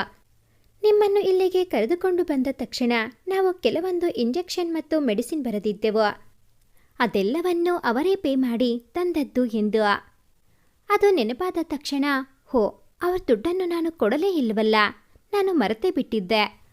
ಅವರಿಗೆ ಫೋನ್ ಮಾಡಿ ಮಾತನಾಡಿಸಿ ಅವರ ದುಡ್ಡನ್ನು ವಾಪಸ್ ಕೊಡಬೇಕು ಎಂದುಕೊಂಡವರು ನಿಖಿಲ್ ನಂಬರ್ ಹುಡುಕಿ ಅವನಿಗೆ ಫೋನ್ ಮಾಡಿದರು. ಹಲೋ, ಯಾರು ಮಾತನಾಡುತ್ತಿರುವುದು? ನಾನಪ್ಪ ನಾಗರಾಜ್. ಮೊನ್ನೆ ನೀವು ಆಸ್ಪತ್ರೆಗೆ ಸೇರಿಸಿ ನನ್ನ ಪ್ರಾಣ ಉಳಿಸಿದ್ರಲ್ಲ, ಆ ನಾಗರಾಜ್. ಓ ಅಂಕಲ್, ನೀವಾ? ತುಂಬ ದೊಡ್ಡ ಮಾತು. ಪ್ರಾಣ ಉಳಿಸೋಕೆ ನಾನು ಯಾರು ಸರ್? ಎಲ್ಲ ಆ ಮೇಲಿನವನ ದಯೆ. ಅದೆಲ್ಲ ಇರಲಿ, ಇವಾಗ ನೀವು ಹೇಗಿದ್ದೀರಾ? ನಿಮ್ಮ ಆರೋಗ್ಯ ಚೆನ್ನಾಗಿದೆಯಾ? ನಾನೇ ಫೋನ್ ಮಾಡಬೇಕು ಅಂದುಕೊಂಡೆ, ಆದರೆ ಅವತ್ತು ನನ್ನ ನಂಬರ್ ನಿಮ್ಮ ಫೋನ್ಗೆ ಸೇವ್ ಮಾಡಿದೆ. ಆದರೆ ನಿಮ್ಮ ನಂಬರ್ ತಗೊಳ್ಳೋದು ಮರ್ತೇ ಬಿಟ್ಟೆ. ಈಗ ಆರಾಮಲ್ವಾ? ಅದಕ್ಕೆ ನಾನೇ ಮಾಡಿದೆ ಕಣಪ್ಪ. ಇವಾಗ ಪರವಾಗಿಲ್ಲಪ್ಪ, ಸ್ವಲ್ಪ ಆರಾಮನಿಸುತ್ತಿದೆ. ಹಾಗೆ ಅವತ್ತು ನನ್ನ ಮೆಡಿಸಿನ್ ಹಣವನ್ನು ನೀವೇ ಕಟ್ಟಿದ್ರಿ ಅಂತ ಡಾಕ್ಟರ್ ಹೇಳಿದರು. ಅದು ಎಷ್ಟು ಅಂತ ಹೇಳಿ ನಿಮ್ಮ ಅಕೌಂಟ್ ನಂಬರ್ ಕೊಟ್ಟರೆ ಹಣ ಹಾಕುತ್ತೇನೆ. ಅಂಕಲ್, ನಾನವತ್ತು ಮಾನವೀಯತೆಯಿಂದ ಅದೆಲ್ಲ ಮಾಡಿದೆ. ನೀವದನ್ನು ವಾಪಸ್ ಕೊಡುವ ಮಾತನಾಡಿ ನನ್ನ ಮನಸ್ಸಿಗೆ ಬೇಸರ ಮಾಡಬೇಡಿ ಪ್ಲೀಸ್. ಬೇಜಾರು ಮಾಡ್ಕೊಳ್ಬೇಡಪ್ಪ, ವಿಶ್ವಾಸ ಬೇರೆ ಹಣ ಬೇರೆ ಅಲ್ವಾ, ಅದಕ್ಕೆ ಕೇಳಿದೆ ಅಷ್ಟೇ. ಇಲ್ಲ ಅಂಕಲ್, ನೀವಿನ್ ಯಾವತ್ತೂ ಹಣದ ಬಗ್ಗೆ ಮಾತನಾಡಬೇಡಿ ಪ್ಲೀಸ್. ಓಕೆ, ಮಾತಾಡಲ್ಲ. ಆದರೆ ನೀವು ನನಗೆ ಆ ದಿನ ಎಷ್ಟೊಂದು ಉಪಕಾರ ಮಾಡಿದ್ರಿ, ಅದಕ್ಕೆ ಪ್ರತಿಯಾಗಿ ನಿಮಗೆ ಏನನ್ನೂ ಕೊಡಲಿಲ್ಲ. ದಯವಿಟ್ಟು ನನ್ನಿಂದ ಏನಾದರೂ ನಿಮಗೆ ಸಹಾಯವಾಗುವಂತಿದ್ದರೆ ಹೇಳಿ, ನನ್ನ ಕೈಲಾದ ಸಹಾಯವನ್ನು ಮಾಡುತ್ತೇನೆ. ನಿಮಗೆ ಏನಾದರೂ ಉಡುಗೊರೆ ಕೊಡಬೇಕು ಎಂದು ನನಗೆ ಅನಿಸುತ್ತಿದೆ. ದಯವಿಟ್ಟು ಒಮ್ಮೆ ಮನೆಗೆ ಬನ್ನಿ ಎಂದು ಆಹ್ವಾನಿಸಿದರು. ನಿಖಿಲ್ ಮನಸ್ಸಿನಲ್ಲೇ ಲೆಕ್ಕಾಚಾರ ಹಾಕಿ, ಸರ್, ನಿಮ್ಮ ಕಡೆ ಒಂದು ಅಮೂಲ್ಯವಾದ ಉಡುಗೊರೆಯೊಂದಿದೆ, ಅದನ್ನು ಕೇಳುತ್ತೇನೆ, ನೀವು ನನಗೆ ಕೊಡುತ್ತೀರಾ? ಅವನ ಮಾತನ್ನು ಕೇಳಿ, ನೀವು ನನಗೆ ಪ್ರಾಣಭಿಕ್ಷೆ ನೀಡಿದ್ದೀರಾ. ನೀವು ಏನೇ ಕೇಳಿದರೂ ಅದು ಎಷ್ಟೇ ಅತ್ಯಮೂಲ್ಯವಾಗಿದ್ದೇ ಆದರೂ ಅದನ್ನು ಎರಡು ಮಾತಾಡದೆ ನಿಮಗೆ ಕೊಟ್ಟು ಬಿಡುತ್ತೇನೆ. ಅದೇನೆಂದು ಕೇಳಿ ಎಂದು ಮಾತು ಕೊಟ್ಟರು ನಾಗರಾಜ್. ಅದನ್ನು ಕೇಳಿದ ನಿಖಿಲ್, ಅದು ತುಂಬ ಅಮೂಲ್ಯವಾದದ್ದು, ನಾನದನ್ನು ಕೇಳುತ್ತೇನೆ. ದಯವಿಟ್ಟು ನೀವು ನನಗೆ ಅದನ್ನು ಕೊಡಬೇಕು. ನಿಮ್ಮ ಉಡುಗೊರೆಯನ್ನು ನಾನು ನನ್ನ ಪ್ರಾಣಕ್ಕಿಂತ ಹೆಚ್ಚಾಗಿ ನೋಡಿಕೊಳ್ಳುತ್ತೇನೆ. ನಾಗರಾಜ್ ಅವರಿಗೆ ಅಂಥ ಅಮೂಲ್ಯವಾದ ವಸ್ತು ನನ್ನ ಹತ್ತಿರ ಏನಿದೆ ಎಂದು ಒಂದು ಕ್ಷಣ ಅನುಮಾನ ಕಾಡಿದರು. ಸರಿ ಆಯಿತು, ನೀವು ಅದೇನೇ ಕೇಳಿದರೂ ನಾನು ಕೊಡುತ್ತೇನೆ ಎಂದು ಮಾತು ನೀಡಿದರು. ನಿಮ್ಮ ಮಗಳು ಪಲ್ಲವಿ ಎಂದರೆ ನನಗೆ ತುಂಬ ಇಷ್ಟ. ಅವಳನ್ನು ನಾನು ತುಂಬ ಇಷ್ಟಪಡುತ್ತಿದ್ದೇನೆ. ಅವಳನ್ನು ನನಗೆ ಕೊಟ್ಟು ಮದುವೆ ಮಾಡಿಕೊಡುತ್ತೀರಾ ಎಂದು ಕೇಳಿದನು ನಿಧಾನವಾಗಿ. ಅದನ್ನು ಕೇಳಿದ ನಾಗರಾಜ್ ಅವರು ಒಂದು ಕ್ಷಣ ಸುಮ್ಮನೆ ಕುಳಿತು ಬಿಟ್ಟರು. ಅವನು ಅಷ್ಟು ನೇರವಾಗಿ ಕೇಳಿದಾಗ ಇವರಿಗೆ ತಕ್ಷಣ ಏನು ಉತ್ತರ ಹೇಳಬೇಕು ತಿಳಿಯಲಿಲ್ಲ. ಏಕೆಂದರೆ ಎಷ್ಟೊಂದು ಚಂದದ ಹುಡುಗರು ಬಂದರೂ ಒಪ್ಪದ ತಮ್ಮ ಮಗಳು ಸಾಧಾರಣ ರೂಪಿನ ನಿಖಿಲ್ನ ಒಪ್ಪುತ್ತಾಳ ಎಂಬ ಪ್ರಶ್ನೆ ಅವರನ್ನು ಕಾಡತೊಡಗಿತು. ಹಾಗಾಗಿ ಅವನಿಗೆ ಅದರ ಬಗ್ಗೆ ಏನು ಹೇಳದೆ ಒಮ್ಮೆ ಮನೆಗೆ ಬನ್ನಿ ಮಾತನಾಡೋಣ ಎಂದಷ್ಟೇ ಹೇಳಿ ಫೋನ್ ಕಟ್ ಮಾಡಿದರು. ನಾಗರಾಜ್ ಹೆಂಡತಿ ಕಲ್ಯಾಣಿ ಹತ್ತಿರ ಮಾತನಾಡುತ್ತಾ ನಿಖಿಲ್ ಹೇಳಿದ ಮಾತುಗಳನ್ನು ಹೇಳಿದರು. ಅವನನ್ನು ನೋಡಿದ್ದ ಇಬ್ಬರಿಗೂ ತಮ್ಮ ಮಗಳು ಅವನನ್ನು ಒಪ್ಪಲು ಸಾಧ್ಯವೇ ಇಲ್ಲ ಎಂದು ಗೊತ್ತಿತ್ತು. ಎಂತೆಂತಹ ಹುಡುಗರನ್ನು ತೋರಿಸಿದ್ದೇವೆ, ಆದರೆ ಯಾರನ್ನೂ ಒಪ್ಪದ ನಮ್ಮ ಮಗಳು ಅವರನ್ನು ಒಪ್ಪಲು ಹೇಗೆ ಸಾಧ್ಯ ಎಂದರು ಕಲ್ಯಾಣಿ. ನನಗೂ ಹಾಗೆ ಅನಿಸುತ್ತಿದೆ. ಆದರೆ ಹುಡುಗ ತುಂಬ ಒಳ್ಳೆಯವನು, ತುಂಬ ಸಂಸ್ಕಾರವಂತ, ನೋಡಿದರೆ ಗೊತ್ತಾಗುತ್ತದೆ. ಅಂಥವನಿಗೆ ನಮ್ಮ ಮಗಳನ್ನು ಕೊಟ್ಟರೆ ಜೀವನ ಪೂರ್ತಿ ಸುಖವಾಗಿರುತ್ತಾಳೆ. ಹೇಗಾದರೂ ಮಾಡಿ ಈ ಮದುವೆಗೆ ಅವಳನ್ನು ಒಪ್ಪಿಸಲೇಬೇಕು ಕಲ್ಯಾಣಿ. ಚೆನ್ನಾಗಿರುವ ಹುಡುಗ ಎಂದು ಯಾರಿಗೋ ಕೊಟ್ಟು ಅವಳು ಹೀಗೆ ಅಹಂಕಾರ ತೋರಿಸಿ ತನ್ನ ಜೀವನವನ್ನು ಹಾಳು ಮಾಡಿಕೊಂಡರೆ, ಅದಕ್ಕಿಂತ ಇಂತಹ ಹುಡುಗನಿಗೆ ಕೊಟ್ಟರೆ ಅವಳನ್ನು ಅವನೇ ಬದಲಾಯಿಸಿ ಅವಳನ್ನು ಸರಿದಾರಿಗೆ ತರುತ್ತಾನೆ. ಈ ಹುಡುಗನೇ ನನ್ನ ಮಗಳಿಗೆ ಸರಿಯಾದ ಜೋಡಿ, ಹೇಗಾದರೂ ಒಪ್ಪಿಸಲೇಬೇಕು ಎಂದರು ನಾಗರಾಜ್. ಸಂಜೆ ಮನೆಗೆ ಬಂದ ಪಲ್ಲವಿ ಮುಂದೆ ಮದುವೆ ಪ್ರಸ್ತಾಪ ಮಾಡಿದರು ಅವರ ಅಪ್ಪ. ಈಗಲೇ ಮದುವೆಗೆ ಏನು ಅವಸರ ಪಪ್ಪ, ನೀವು ಆರಾಮಾಗಿ ಹುಷಾರಾದ ಮೇಲೆ ಮದುವೆಯಾದರೆ ಆಯ್ತಲ್ವಾ ಎಂದಳು. ಇಲ್ಲ ಮಗಳೇ, ನನಗ್ಯಾಕೋ ತುಂಬ ಭಯವಾಗುತ್ತದೆ. ಇದು ನನ್ನ ಕೊನೆಯ ಆಸೆ ಎಂದುಕೋ. ಆದಷ್ಟು ಬೇಗ ನಿನ್ನ ಮದುವೆ ಮಾಡಬೇಕು ಎಂಬುವುದು ನನ್ನ ಆಸೆ. ಇದಕ್ಕೆ ದಯವಿಟ್ಟು ಇಲ್ಲ ಅನ್ನಬೇಡ ಎಂದರು ನಾಗರಾಜ್. ಪಪ್ಪ ಪ್ಲೀಸ್, ನೀವು ಹೀಗೆಲ್ಲ ಮಾತನಾಡಿದರೆ ನನಗೆ ತುಂಬ ಭಯವಾಗುತ್ತದೆ. ಹೀಗೇನು ನಾನು ಮದುವೆಯಾದರೆ ನಿಮಗೆ ಖುಷಿಯಾಗುತ್ತದೆ ತಾನೇ? ಸರಿ, ಹಾಗೇ ಆಗಲಿ. ನೀವು ತೋರಿಸಿದ ಹುಡುಗನನ್ನು ನಾನು ಮದುವೆಯಾಗುತ್ತೇನೆ, ಖುಷಿಯಾ ಎಂದಳು. ಅವಳ ಆ ಮಾತು ಕೇಳಿ ಖುಷಿಯಾದ ಕಲ್ಯಾಣಿ ಮತ್ತು ನಾಗರಾಜ್ ಅವರು, ನಾವು ನಿನಗೆಂದು ಒಂದು ಹುಡುಗನನ್ನು ನೋಡಿದ್ದೇವೆ. ತುಂಬ ಸಂಸ್ಕಾರವಂತ ಮತ್ತು ತುಂಬ ಒಳ್ಳೆಯ ಹುಡುಗ. ಅವನನ್ನು ನೀನು ಒಪ್ಪಿಕೊಂಡರೆ ಆದಷ್ಟು ಬೇಗ ಮದುವೆ ಮಾಡೋಣ ಎಂದುಕೊಂಡಿದ್ದೇವೆ ಎಂದರು. ಎಷ್ಟು ಬೇಗ ಅದೆಲ್ಲವನ್ನು ಮಾಡಿಬಿಟ್ಟಿದ್ದೀರಾ? ಹುಡುಗನನ್ನು ನಾನು ನೋಡಿ ನನಗೆ ಒಪ್ಪಿಗೆಯಾಗಬೇಕು ಅಲ್ವಾ? ನನ್ನ ಒಪ್ಪಿಗೆ ಇಲ್ಲದೆ ಮದುವೆ ಮಾಡ್ತೀರಾ ಹೇಗೆ ಎಂದಳು ನಗುತ್ತಾ. ಇಲ್ಲ ಮಗಳೇ, ನೀನು ಒಪ್ಪಿದ ಮೇಲೆಯೇ ಮದುವೆ ಮಾಡುವುದು. ಆದರೆ ಈ ಹುಡುಗನನ್ನು ನೀನು ರಿಜೆಕ್ಟ್ ಮಾಡಲು ಯಾವ ಕಾರಣವೂ ಇಲ್ಲ. ದಯವಿಟ್ಟು ಅಂದ ಚಂದದ ಬಗ್ಗೆ ತಲೆ ಕೆಡಿಸಿಕೊಳ್ಳದೆ ಅವನ ಗುಣ ಸಂಸ್ಕಾರಕ್ಕೆ ಬೆಲೆ ಕೊಟ್ಟು ಅವನನ್ನು ಮದುವೆ ಮಾಡಿಕೊಳ್ಳುತ್ತೀಯಾ ನೀನು ಅಂದುಕೊಂಡಿದ್ದೇವೆ. ಹುಡುಗನ ಬಗ್ಗೆ ಎಲ್ಲ ವಿಚಾರಿಸಿದ್ದೇನೆ. ಹುಡುಗ ತುಂಬ ಒಳ್ಳೆಯವನು ಎಂದರು ನಿಧಾನವಾಗಿ. ಆ ಮಾತು ಕೇಳಿ ಸ್ವಲ್ಪ ಅನುಮಾನದಿಂದ, ಅಂದರೆ ಹುಡುಗ ನೋಡಲು ಚೆನ್ನಾಗಿಲ್ವಾ ಎಂದಳು ಗಂಭೀರ ಮುಖದಿಂದ. ನಾಗರಾಜ್ ನಿಧಾನವಾಗಿ ಒಂದು ಪುಸ್ತಕದಿಂದ ನಿಖಿಲ್ ಫೋಟೋ ತೆಗೆದು, ಇದೇ ಹುಡುಗನ ಫೋಟೋ ನೋಡು ಎಂದು ಅವಳ ಕಡೆ ಹಿಡಿದರು. ಆ ಫೋಟೋ ನೋಡಿದ ತಕ್ಷಣ ಪಲ್ಲವಿ ಶಾಕ್ನಿಂದ ನಿಂತಳು. ಪಲ್ಲವಿ ಆ ಫೋಟೋವನ್ನು ಬಿಸಾಕಿ, ಏನು ಇವರ ಜೊತೆ ನನ್ನ ಮದುವೆಯಾ? ಇವರ ಮದುವೆ ಗಂಡು? ಯಾಕೆ ಪಪ್ಪ, ನಿಮಗೆ ಕಣ್ಣು ಕಾಣಿಸಲ್ವಾ? ಅವರು ಯಾವ ಆಂಗಲ್ನಿಂದ ನಾನು ಮದುವೆ ಆಗೋ ಹುಡುಗನ ರೀತಿ ಕಾಣಿಸಿದರು ನಿಮಗೆ? ನಾನು ಈ ಹುಡುಗನನ್ನ ಅಲ್ಲ, ಸಾರಿ, ಈ ಅಂಕಲನ್ನ ಒಪ್ಪುತ್ತೀನಿ ಅಂತ ಹೇಗೆ ಅಂದುಕೊಂಡ್ರಿ? ಅವರು ನೋಡೋಕೆ ಸ್ವಲ್ಪನೂ ಚೆನ್ನಾಗಿಲ್ಲ. ಇಂಥವರನ್ನು ನಾನು ಮದುವೆ ಆಗಬೇಕಾ? ಸಾಧ್ಯನೇ ಇಲ್ಲ ಪಪ್ಪ, ಸಾಧ್ಯವೇ ಇಲ್ಲ ಎಂದು ಕಿರುಚಿದಳು. ಅವಳು ಹಾಗೆ ಪ್ರತಿಕ್ರಿಯೆ ತೋರಿದ್ದು ಅವರಿಬ್ಬರಿಗೂ ಶಾಕ್ ಆದಂತೆ ಆಗಲಿಲ್ಲ. ಅವರಿಗೆ ಮೊದಲೇ ಗೊತ್ತಿತ್ತು ಅವಳು ಹಾಗೆ ಪ್ರತಿಕ್ರಿಯಿಸುತ್ತಾಳೆ ಎಂದು. ಆದರೂ ತೋರಿಸಿಕೊಳ್ಳದೆ, ಇಲ್ಲ ಮಗಳೇ, ನಾನವರಿಗೆ ಮಾತು ಕೊಟ್ಟಿದ್ದೇನೆ. ನನ್ನ ಪ್ರಾಣವನ್ನು ಉಳಿಸಿದ ದೇವರು ಅವರು. ಅವರಿಗೆ ನೀವು ಕೇಳಿದ್ದನ್ನು ಕೊಡುತ್ತೇನೆ ಎಂದು ಮಾತು ಕೊಟ್ಟಿದ್ದೆ. ಅವರು ನಿನ್ನನ್ನು ಮದುವೆ ಆಗಲು ಇಷ್ಟಪಡುತ್ತಿದ್ದಾರೆ. ನಿಮ್ಮಪ್ಪನ ಕೊನೆಯ ಆಸೆ ಇದು. ಇದೊಂದನ್ನು ಈಡೇರಿಸಿಕೊಟ್ಟು ಬಿಡು ಮಗಳೇ, ದಯವಿಟ್ಟು ಇಲ್ಲ ಅನ್ನಬೇಡ ಎಂದರು ನಾಗರಾಜ್. ಅವರ ಮಾತನ್ನು ಕೇಳಿ ಕೋಪಗೊಂಡ ಪಲ್ಲವಿ, ಸಾಧ್ಯವೇ ಇಲ್ಲ ಪಪ್ಪ, ನಾನೆಂದಿಗೂ ಇವರನ್ನು ಮದುವೆಯಾಗಲು ಸಾಧ್ಯವೇ ಇಲ್ಲ. ಅವರೆಲ್ಲಿ, ನಾನೆಲ್ಲಿ? ನನ್ನ ಅಂದಕ್ಕೆ ಅವರು ಸರಿಸಾಟಿಯಾಗಲು ಸಾಧ್ಯವೇ? ನೋಡಲು ಎಷ್ಟು ಕೆಟ್ಟದಾಗಿದ್ದಾರೆ. ಅಂಥವರನ್ನು ನಿಮ್ಮ ಅಳಿಯ ಎಂದು ಅದು ಹೇಗೆ ಪರಿಚಯ ಮಾಡಿಕೊಡುತ್ತೀರಾ ಯಾರಿಗಾದರೂ? ನನಗಂತೂ ಅವನನ್ನು ಗಂಡ ಎಂದು ಒಪ್ಪಿಕೊಳ್ಳಲು ಸಾಧ್ಯವೇ ಇಲ್ಲ. ದಯವಿಟ್ಟು ನನ್ನನ್ನು ಕ್ಷಮಿಸಿಬಿಡಿ ಎಂದು ದಡದಡನೆ ತನ್ನ ರೂಮಿಗೆ ಹೊರಟೇ ಬಿಟ್ಟಳು. ಆದರೆ ನಾಗರಾಜ್ ಮತ್ತು ಕಲ್ಯಾಣಿ ನಿರ್ಧರಿಸಿಯಾಗಿತ್ತು ತಮ್ಮ ಮಗಳಿಗೆ ನಿಖಿಲ್ ಸರಿಯಾದ ಜೋಡಿ ಎಂದು. ಯಾಕೆಂದರೆ ಅಂದ ಚಂದಕ್ಕಿಂತ ಗುಣ ಸಂಸ್ಕಾರ ಮುಖ್ಯ ಎಂಬುವುದು ಅವರ ನಿಲುವು. ಹಾಗಾಗಿ ಅಂಥ ಸಂಸ್ಕಾರವಂತ ಹುಡುಗ ನಮ್ಮ ಅಳಿಯನಾದರೆ ತುಂಬ ಚೆನ್ನಾಗಿರುತ್ತದೆ ಎಂದು ಅವರು ಆಗಲೇ ನಿರ್ಧರಿಸಿಯಾಗಿತ್ತು. ಹಾಗಾಗಿ ತಮ್ಮ ಮಗಳನ್ನು ಹೇಗಾದರೂ ಮಾಡಿ ಒಪ್ಪಿಸಲೇಬೇಕು ಎಂದು ತೀರ್ಮಾನಿಸಿ ದೃಢ ನಿರ್ಧಾರವನ್ನು ಮಾಡಿಕೊಂಡರು. ನಾಗರಾಜ್ ತಮ್ಮ ಆರೋಗ್ಯದ ವಿಷಯವನ್ನು ಮುಂದಿಟ್ಟುಕೊಂಡು ತಮ್ಮ ಮಗಳನ್ನು ಹೇಗಾದರೂ ಒಪ್ಪಿಸಲೇಬೇಕು ಎಂದು ನಿರ್ಧರಿಸಿದ್ದರು. ಹಾಗಾಗಿ ನೀನು ಮದುವೆಯಾಗುವುದಿಲ್ಲ ಎಂದರೆ ನಿನ್ನ ತಂದೆ ಬದುಕುವುದಿಲ್ಲ. ಅವರ ಹೃದಯ ತುಂಬ ಸೂಕ್ಷ್ಮವಾಗಿದೆ. ಅವರಿಗೆ ಮತ್ತೇನಾದರೂ ಆಘಾತವಾದರೆ ಅದನ್ನು ತಡೆದುಕೊಳ್ಳುವ ಶಕ್ತಿ ನನಗಿಲ್ಲ ಎಂದು ಕಲ್ಯಾಣಿ ಮಗಳ ಮುಂದೆ ಅತ್ತು ಕರೆದು ಅವಳನ್ನು ಮದುವೆಗೆ ಒಪ್ಪಿಸುವಲ್ಲಿ ಯಶಸ್ವಿಯಾಗಿದ್ದರು. ಪಲ್ಲವಿ ಸಹ ತನ್ನ ತಂದೆಯನ್ನು ತುಂಬ ಪ್ರೀತಿಸುತ್ತಿದ್ದಳು. ಹಾಗಾಗಿ ಅವರಿಗೆ ತನ್ನಿಂದ ಯಾವುದೇ ತೊಂದರೆಯಾಗಬಾರದು ಅನ್ನೋ ಒಂದೇ ಒಂದು ಕಾರಣಕ್ಕೆ ಅವಳು ಮದುವೆಗೆ ಒಪ್ಪಿಗೆ ಕೊಟ್ಟಿದ್ದಳು. ಹಾಗಾಗಿ ಅವರಿಬ್ಬರ ಮದುವೆ ನಿಶ್ಚಯವಾಯಿತು. ಆದರೆ ಪಲ್ಲವಿ ಎಲ್ಲರನ್ನೂ ಕರೆದು ಆಡಂಬರದಿಂದ ಮದುವೆಯಾಗುವುದು ತನಗೆ ಇಷ್ಟವಿಲ್ಲ. ಯಾವುದಾದರೂ ದೇವಸ್ಥಾನದಲ್ಲಿ ನಮ್ಮ ಮನೆಯವರು ಅವರ ಮನೆಯವರಷ್ಟೇ ಇರಬೇಕು ಮದುವೆಗೆ ಎಂದು ಷರತ್ತು ಹಾಕಿದ್ದಳು.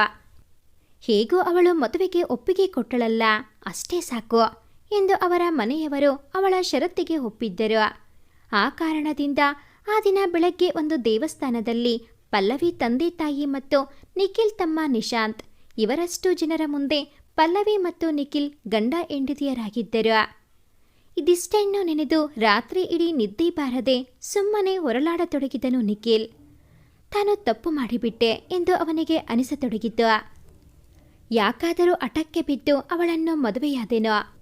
ಅವಳ ಜೀವನ ಅವಳು ನೋಡಿಕೊಳ್ಳಲು ಬಿಡಬೇಕಿತ್ತು. ನನಗೆ ಗೊತ್ತಿತ್ತು ತಾನೆ ಅವಳೆಂದೂ ನನಗೆ ಒಲಿಯುವುದಿಲ್ಲ ಎಂದು. ಗೊತ್ತಿದ್ದು ಪ್ರೀತಿಸಿದ್ದು ನನ್ನ ತಪ್ಪಲ್ವಾ? ಅವಳನ್ನು ಬಲವಂತದಿಂದ ಮದುವೆಯಾಗಿದ್ದು ನನ್ನದೇ ತಪ್ಪು. ಹಾಗಾಗಿ ನಾನೇ ಇದೆಲ್ಲವನ್ನು ಸರಿ ಮಾಡಬೇಕು. ಆದರೆ ಹೇಗೆ? ಅವಳು ಕೇಳಿದಂತೆ ಅವಳಿಗೆ ಡಿವೋರ್ಸ್ ಸಹ ಕೊಡಲು ನನ್ನಿಂದ ಸಾಧ್ಯವಿಲ್ಲ. ಏಕೆಂದರೆ ಮದುವೆಯ ದಿನ ಪಲ್ಲವಿ ತಂದೆಗೆ ಯಾವುದೇ ಕಾರಣಕ್ಕೂ ಅವಳ ಕೈ ಬಿಡುವುದಿಲ್ಲ. ಅವಳು ಎಷ್ಟೇ ಹಠ ಮಾಡಿದರೋ ಅವಳಿಂದ ತಾನು ದೂರವಾಗುವುದಿಲ್ಲ ಎಂದು ಮಾತು ನೀಡಿದ್ದೆನು. ಅದನ್ನು ನೆನೆದು ಈಗ ತಾನು ಏನು ಮಾಡಲಿ? ಅವಳು ಕೇಳಿದಂತೆ ಅವಳಿಗೆ ಬಿಡುಗಡೆ ನೀಡಲು ಸಾಧ್ಯವಿಲ್ಲ. ಹೇಗಾದರೂ ನಾನೇ ಎಲ್ಲವನ್ನೂ ಅನುಸರಿಸಿಕೊಂಡು ಹೋಗಬೇಕು ಎಂದುಕೊಂಡನು. ಬೆಳಗ್ಗೆ ನಿಶಾಂತ್ ಪಲ್ಲವಿ ಮತ್ತು ನಿಖಿಲ್ಗಾಗಿ ಕಾಫಿ ಮಾಡಿಕೊಂಡು ಬಂದವನು ನಿಖಿಲ್ ಹೊರಗೆ ಮಲಗಿರುವುದನ್ನು ನೋಡಿ ಏನಾಗಿರಬಹುದು ಎಂಬುದನ್ನು ಊಹಿಸಿದನು. ಅವನು ಏನೂ ಕೇಳಲು ಹೋಗದೆ ಅವನನ್ನು ಎಬ್ಬಿಸಿ ಕಾಫಿ ನೀಡಿದನು. ನಿಖಿಲ್ ಸಹ ಏನೂ ಮಾತನಾಡದೆ ಸುಮ್ಮನೆ ಕಾಫಿ ತೆಗೆದುಕೊಂಡು ಕುಡಿಯಲು ಆರಂಭಿಸಿದನು. ನಂತರ ಪಲ್ಲವಿಗೆ ಕಾಫಿ ಕೊಡಲು ಒಳಹೋದ ನಿಶಾಂತ್. ಅವಳು ಅಲ್ಲಿರಲಿಲ್ಲ.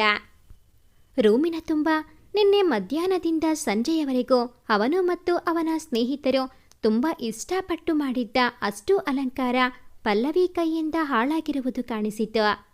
ತನ್ನ ತಂದೆ ತಾಯಿಯ ಮೇಲೆ ಕೋಪ ಮಾಡಿಕೊಂಡು ಅವರ ಮನೆಗೂ ಹೋಗದೆ ಅವಳು ಸೀದಾ ಇಲ್ಲಿಗೆ ಬಂದಿದ್ದರಿಂದ ಇಲ್ಲಿ ಯಾವುದೇ ಕೊರತೆಯಾಗಬಾರದು ಎಂದು ನಿಶಾಂತ್ ತನ್ನ ಗೆಳೆಯರನ್ನು ಸೇರಿಸಿಕೊಂಡು ತುಂಬ ಸುಂದರವಾಗಿ ರೂಮಿನ ಅಲಂಕಾರ ಮಾಡಿದ್ದನು. ಆದರೆ ಅದೆಲ್ಲ ಪಲ್ಲವಿಳ ಕೈಗೆ ಸಿಕ್ಕಿ ಹಾಳಾಗಿ ಹೋಗಿರುವುದನ್ನು ನೋಡಿ ಬೇಸರವಾದರು. ಅವರಿಗೆ ಇದನ್ನೆಲ್ಲ ಒಪ್ಪಿಕೊಳ್ಳಲು ಇನ್ನೂ ಸಮಯ ಬೇಕು ಎಂದು ತನಗೆ ತಾನೇ ಸಮಾಧಾನ ಮಾಡಿಕೊಂಡನು. ಪಲ್ಲವಿ ಅಲ್ಲೆಲ್ಲೂ ಕಾಣಿಸದಿರುವುದನ್ನು ನೋಡಿ ಎಷ್ಟು ಬೇಗ ಎಲ್ಲೂ ಹೋಗಿರಬಹುದು ಎಂದುಕೊಂಡು ಅತ್ತಿಗೆ ಅತ್ತಿಗೆ ಎಂದು ಕರೆಯತೊಡಗಿದನು. ವಾಶ್ರೂಮಿನಲ್ಲಿದ್ದ ಪಲ್ಲವಿ ಅತ್ತಿಗೆ ಎನ್ನುವ ಪದ ಕೇಳಿ ಕೋಪದಿಂದ ಹೊರಬಂದು, ಇನ್ನೊಂದ್ಸಾರಿ ಆ ಹೆಸರಿನಿಂದ ನನ್ನನ್ನು ಕರೆಯಬೇಡ. ನಾನು ನಿನ್ನ ಸ್ನೇಹಿತೆ. ಮೊದಲು ಹೇಗೆ ನನ್ನನ್ನು ಪಲ್ಲು ಎಂದು ಕರೆಯುತ್ತಿದ್ದೋ ಈಗಲೂ ಹಾಗೆ ಕರೆದರೆ ಸಾಕು. ಈ ಅತ್ತಿಗೆ ಸುತ್ತಿಗೆ ಎಂಬುವುದೆಲ್ಲ ನನಗೆ ಇಷ್ಟವಾಗುವುದಿಲ್ಲ ಎಂದಳು. ಸಾಧ್ಯವೇ ಇಲ್ಲ ಅತ್ತಿಗೆ. ಈಗ ನೀವು ನಮ್ಮ ಅಣ್ಣನ ಹೆಂಡತಿ. ನಿಮ್ಮನ್ನು ಹಾಗೆ ಹೆಸರಿಡಿದು ಕರೆಯಲು ನನ್ನ ಮನಸ್ಸು ಒಪ್ಪುವುದಿಲ್ಲ. ಕಾಫಿ ತೆಗೆದುಕೊಳ್ಳಿ ಎಂದನು. ಕಾಫಿ ಬದಲಿಗೆ ಸ್ವಲ್ಪ ವಿಷ ಇದ್ದರೆ ತಂದ್ಕೊಡ್ಬಿಡು. ಕುಡಿದು ಒಂದೇ ಸಾರಿ ಸಾಯುತ್ತೇನೆ ಎಂದಳು ಪಲ್ಲವಿ ಕೋಪದಲ್ಲಿ. ಪ್ಲೀಸ್ ಅತ್ತಿಗೆ, ಹಾಗೆಲ್ಲ ಮಾತನಾಡಬೇಡಿ. ನಿನ್ನೆಯಷ್ಟೇ ಮದುವೆಯಾಗಿದೆ, ಎಂತ ಮಾತಾಡುತ್ತೀರಾ? ನೀವು ಯಾವಾಗಲೂ ಅಣ್ಣನ ಜೊತೆ ಖುಷಿ ಖುಷಿಯಾಗಿ ಚೆನ್ನಾಗಿರಬೇಕು, ಅದೇ ನನ್ನ ಆಸೆ ಎಂದನು ನಿಶಾಂತ್. ವಿಷಾದದಿಂದ ನಕ್ಕ ಪಲ್ಲವಿ, ನಾನು ನಿಮ್ಮ ಅಣ್ಣನ ಜೊತೆ ಚೆನ್ನಾಗಿರೋದು ಅದು ಕನಸಿನ ಮಾತು ನಿಶಾಂತ್. ನನ್ನ ಖುಷಿ ಸಂತೋಷನ ಅದೆಲ್ಲಿ ಇನ್ನು? ನಿಮ್ಮ ಅಣ್ಣ ನನ್ನ ಕುತ್ತಿಗೆಗೆ ತಾಳಿ ಕಟ್ಟಿದಾಗಲೇ ನಾನು ಸತ್ತು ಹೋದೆ.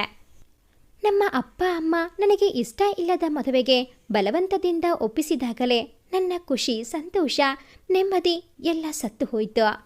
ಅದಕ್ಕೆ ಅಲ್ವಾ ನಿಶಾಂತ್, ಹೆತ್ತ ಅಪ್ಪ ಅಮ್ಮನೂ ಬೇಡ ಅಂತ ಅವರ ಮುಖನೂ ನೋಡದೆ ಅಲ್ಲಿಂದ ಹೊರಟು ಬಂದಿದ್ದು.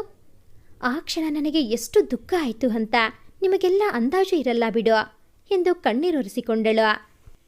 ನಿಶಾಂತ್ಗೆ ಅವಳನ್ನು ಹೇಗೆ ಸಮಾಧಾನ ಮಾಡಬೇಕೋ ತಿಳಿಯಲಿಲ್ಲ. ಪ್ಲೀಸ್ ಅತ್ತಿಗೆ, ಬೇಜಾರು ಮಾಡಿಕೊಳ್ಳಬೇಡಿ, ಎಲ್ಲ ಸರಿಯಾಗುತ್ತದೆ ಎಂದಷ್ಟೇ ಹೇಳಿ ಕಾಫಿ ಟೇಬಲ್ ಮೇಲೆ ಇಟ್ಟು ಅಲ್ಲಿಂದ ಹೊರಟನು. ಪಲ್ಲವಿ ಮತ್ತು ನಿಶಾಂತ್ ಇಬ್ಬರಿಗೂ BCom ಫೈನಲ್ ಇಯರ್ ಎಕ್ಸಾಮ್ ಮುಗಿದಿದ್ದರಿಂದ ಕಾಲೇಜಿಗೆ ರಜವಿತ್ತು. ಆದರೆ ನಿಖಿಲ್ ಇವ್ಯಾಲ್ಯುವೇಷನ್ಗಾಗಿ ಕಾಲೇಜಿಗೆ ಹೋಗಿ ಬಂದು ಮಾಡುತ್ತಿದ್ದನು. ಪಲ್ಲವಿ ನಿಖಿಲ್ನನ್ನು ಮಾತನಾಡಿಸುವ ಗೋಜಿಗೂ ಹೋಗಿರಲಿಲ್ಲ. ತನಗೆ ಏನಾದರೂ ಬೇಕಾದರೆ ನಿಶಾಂತ್ಗೆ ಹೇಳುತ್ತಿದ್ದಳು. ನಿಶಾಂತ್ ಅವಳು ಏನೇ ಹೇಳಿದರೋ ಇಲ್ಲವೆನ್ನದೇ ಮಾಡುತ್ತಿದ್ದನು. ನಿಖಿಲ್ ಅವಳಿಗೆ ಬೇಕಾದ ವಸ್ತುಗಳನ್ನು ತಂದು ಅದನ್ನು ನಿಶಾಂತ್ ಮೂಲಕ ಅವಳಿಗೆ ತಲುಪಿಸುತ್ತಿದ್ದನು. ನಿಶಾಂತ್ ತಾನೇ ತಂದಂತೆ ಅವಳಿಗೆ ಅದನ್ನು ಕೊಡುತ್ತಿದ್ದನು. ನಿಖಿಲ್ಗೂ ಕಾಲೇಜಿನ ಎಲ್ಲ ಕೆಲಸ ಮುಗಿದು ಅವನು ಮನೆಯಲ್ಲೇ ಇರತೊಡಗಿದನು. ಆದರೂ ಪಲ್ಲವಿ ಅವನ ಮುಂದೆ ಎಂದಿಗೂ ಹೋಗುತ್ತಿರಲಿಲ್ಲ. ತಾನಾಯಿತು ತನ್ನ ರೂಮ್ ಆಯಿತು ಎಂದು ಇದ್ದು ಬಿಡುತ್ತಿದ್ದಳು.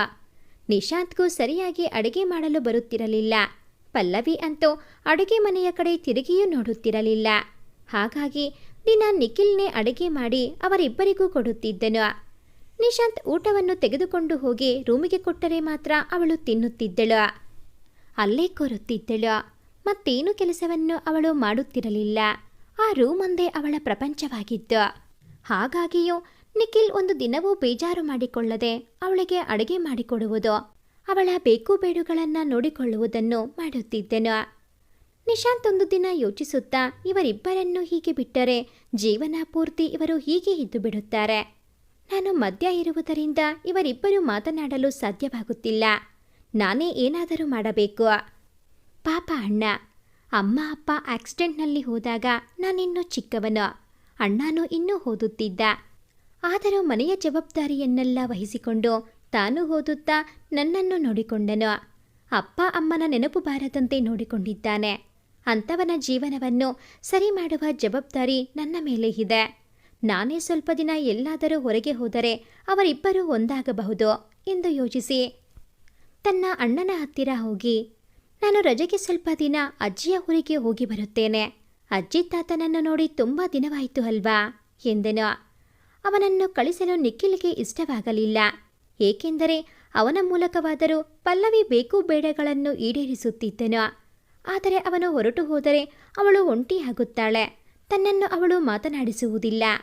ಆದರೆ ನಿಶಾಂತ್ ಪಾಪ ಆಸೆಪಟ್ಟು ಅಜ್ಜಿಯ ಊರಿಗೆ ಹೋಗಬೇಕು ಅಂತ ಕೇಳುತ್ತಿದ್ದಾನೆ. ಅವನು ಇಂಥದ್ದೆಲ್ಲ ಕೇಳುವುದೇ ಅಪರೂಪ. ಪ್ರತಿ ವರ್ಷ ನಾನೇ ಹೋಗು ಅಂದರೂ ನೀನು ಒಬ್ಬನೇ ಆಗುತ್ತೀಯಾ, ನಾನು ಹೋಗುವುದಿಲ್ಲ ಎಂದು ಬಿಡುತ್ತಿದ್ದ.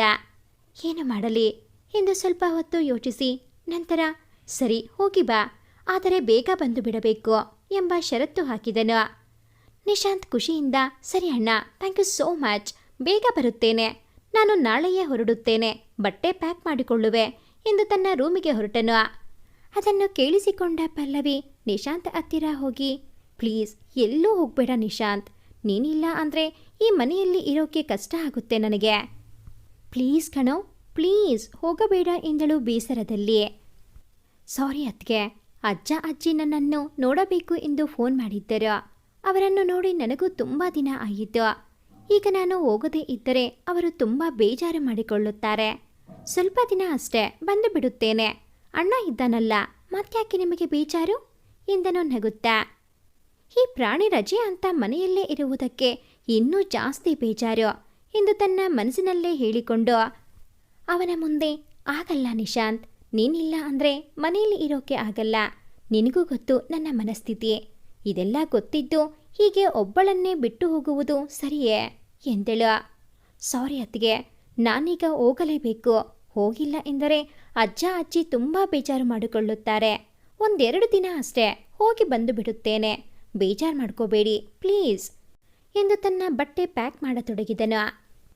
ಅವನು ಅಷ್ಟು ಹೇಳಿದ ಮೇಲೆ ಮತ್ತೆ ಅವನನ್ನು ಬಲವಂತಪಡಿಸಲು ಪಲ್ಲವಿಗೆ ಇಷ್ಟವಾಗಲಿಲ್ಲ. ಅವಳು ಸುಮ್ಮನೆ ತನ್ನ ರೂಮಿಗೆ ಹೊರಟು ಬಿಟ್ಟಳು. ನಿಶಾಂತ್ಗೂ ಅವಳ ಮಾತು ಕೇಳಿ ಬೇಸರವಾಯಿತು. ಅವಳತ್ತ ಹೋದ ಮೇಲೆ, ಸಾರಿ ಅತ್ತಿಗೆ, ಬೇಜಾರು ಮಾಡ್ಕೋಬೇಡಿ. ನನಗೆ ಗೊತ್ತು, ನಾನಿದ್ರೆ ನೀವು ನನ್ನ ಜೊತೆನೇ ಮಾತಾಡಿಕೊಂಡು ಇದ್ದು ಬಿಡುತ್ತೀರಾ. ಅಣ್ಣನ ಜೊತೆ ಮಾತನಾಡುವ ಪ್ರಯತ್ನವನ್ನು ಸಹ ಮಾಡುವುದಿಲ್ಲ. ಅದಕ್ಕೋಸ್ಕರ ತಾನೇ ನಾನು ಇಲ್ಲಿಂದ ಹೋಗುವ ನಿರ್ಧಾರ ಮಾಡಿರುವುದು. ಅಟ್ಲೀಸ್ಟ್ ನಾನು ಬರುವುದರೊಳಗಾಗಿ ನೀವು ಅಣ್ಣನ ಜೊತೆ ಮಾತನ್ನಾದರೂ ಆಡುವಂತಾಗಲಿ ಎಂದು ಆಶಿಸುತ್ತೇನೆ ಎಂದು ತನ್ನ ಮನಸ್ಸಿನಲ್ಲೇ ಹೇಳಿಕೊಂಡವನು ತನ್ನ ಲಗೇಜ್ ಪ್ಯಾಕ್ ಮಾಡಿಕೊಂಡನು. ನಿಶಾಂತ್ ಊರಿಗೆ ಹೋದ ಮೇಲೆ ಪಲ್ಲವಿಗೆ ಆ ಮನೆಯಲ್ಲಿ ಕೈಕಾಲೇ ಹಾಡುತ್ತಿರಲಿಲ್ಲ. ಎಲ್ಲದಕ್ಕೂ ನಿಶಾಂತ್ ನಿಶಾಂತ್ ಎಂದು ಕರೆಯುತ್ತಿದ್ದಳು. ಆದರೆ ಈಗ ಅವನಿಲ್ಲದೆ ತಾನೇ ಎಲ್ಲ ಕೆಲಸ ಮಾಡಿಕೊಳ್ಳಬೇಕಾಗಿತ್ತು. ಅವಳಿಗೆ ತಿಂಡಿ ಅಡುಗೆ ಮಾಡಲು ಸಹ ಬರುತ್ತಿರಲಿಲ್ಲ. ನಿಖಿಲ್ ಮಾಡಿದ್ದನ್ನು ಸಮಯಕ್ಕೆ ಸರಿಯಾಗಿ ನಿಶಾಂತ್ ತಂದು ಅವಳ ರೂಮಿಗೆ ಕೊಡುತ್ತಿದ್ದನು. ಆದರೆ ಈಗ ಎಲ್ಲದಕ್ಕೂ ನಿಖಿಲ್ನನ್ನು ಅವಲಂಬಿಸಬೇಕಾದ ಅನಿವಾರ್ಯತೆ. ಅವಳಿಗೆ ಅದು ಇಷ್ಟವಾಗಲಿಲ್ಲ.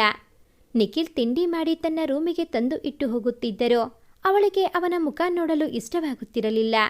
ಆದರೂ ಹೊಟ್ಟೆ ಕೇಳಬೇಕಲ್ಲ, ಅವನು ತಂದಿಟ್ಟಿದ್ದನ್ನು ಚೆನ್ನಾಗಿ ತಿಂದು ಸುಮ್ಮನಾಗುತ್ತಿದ್ದಳು.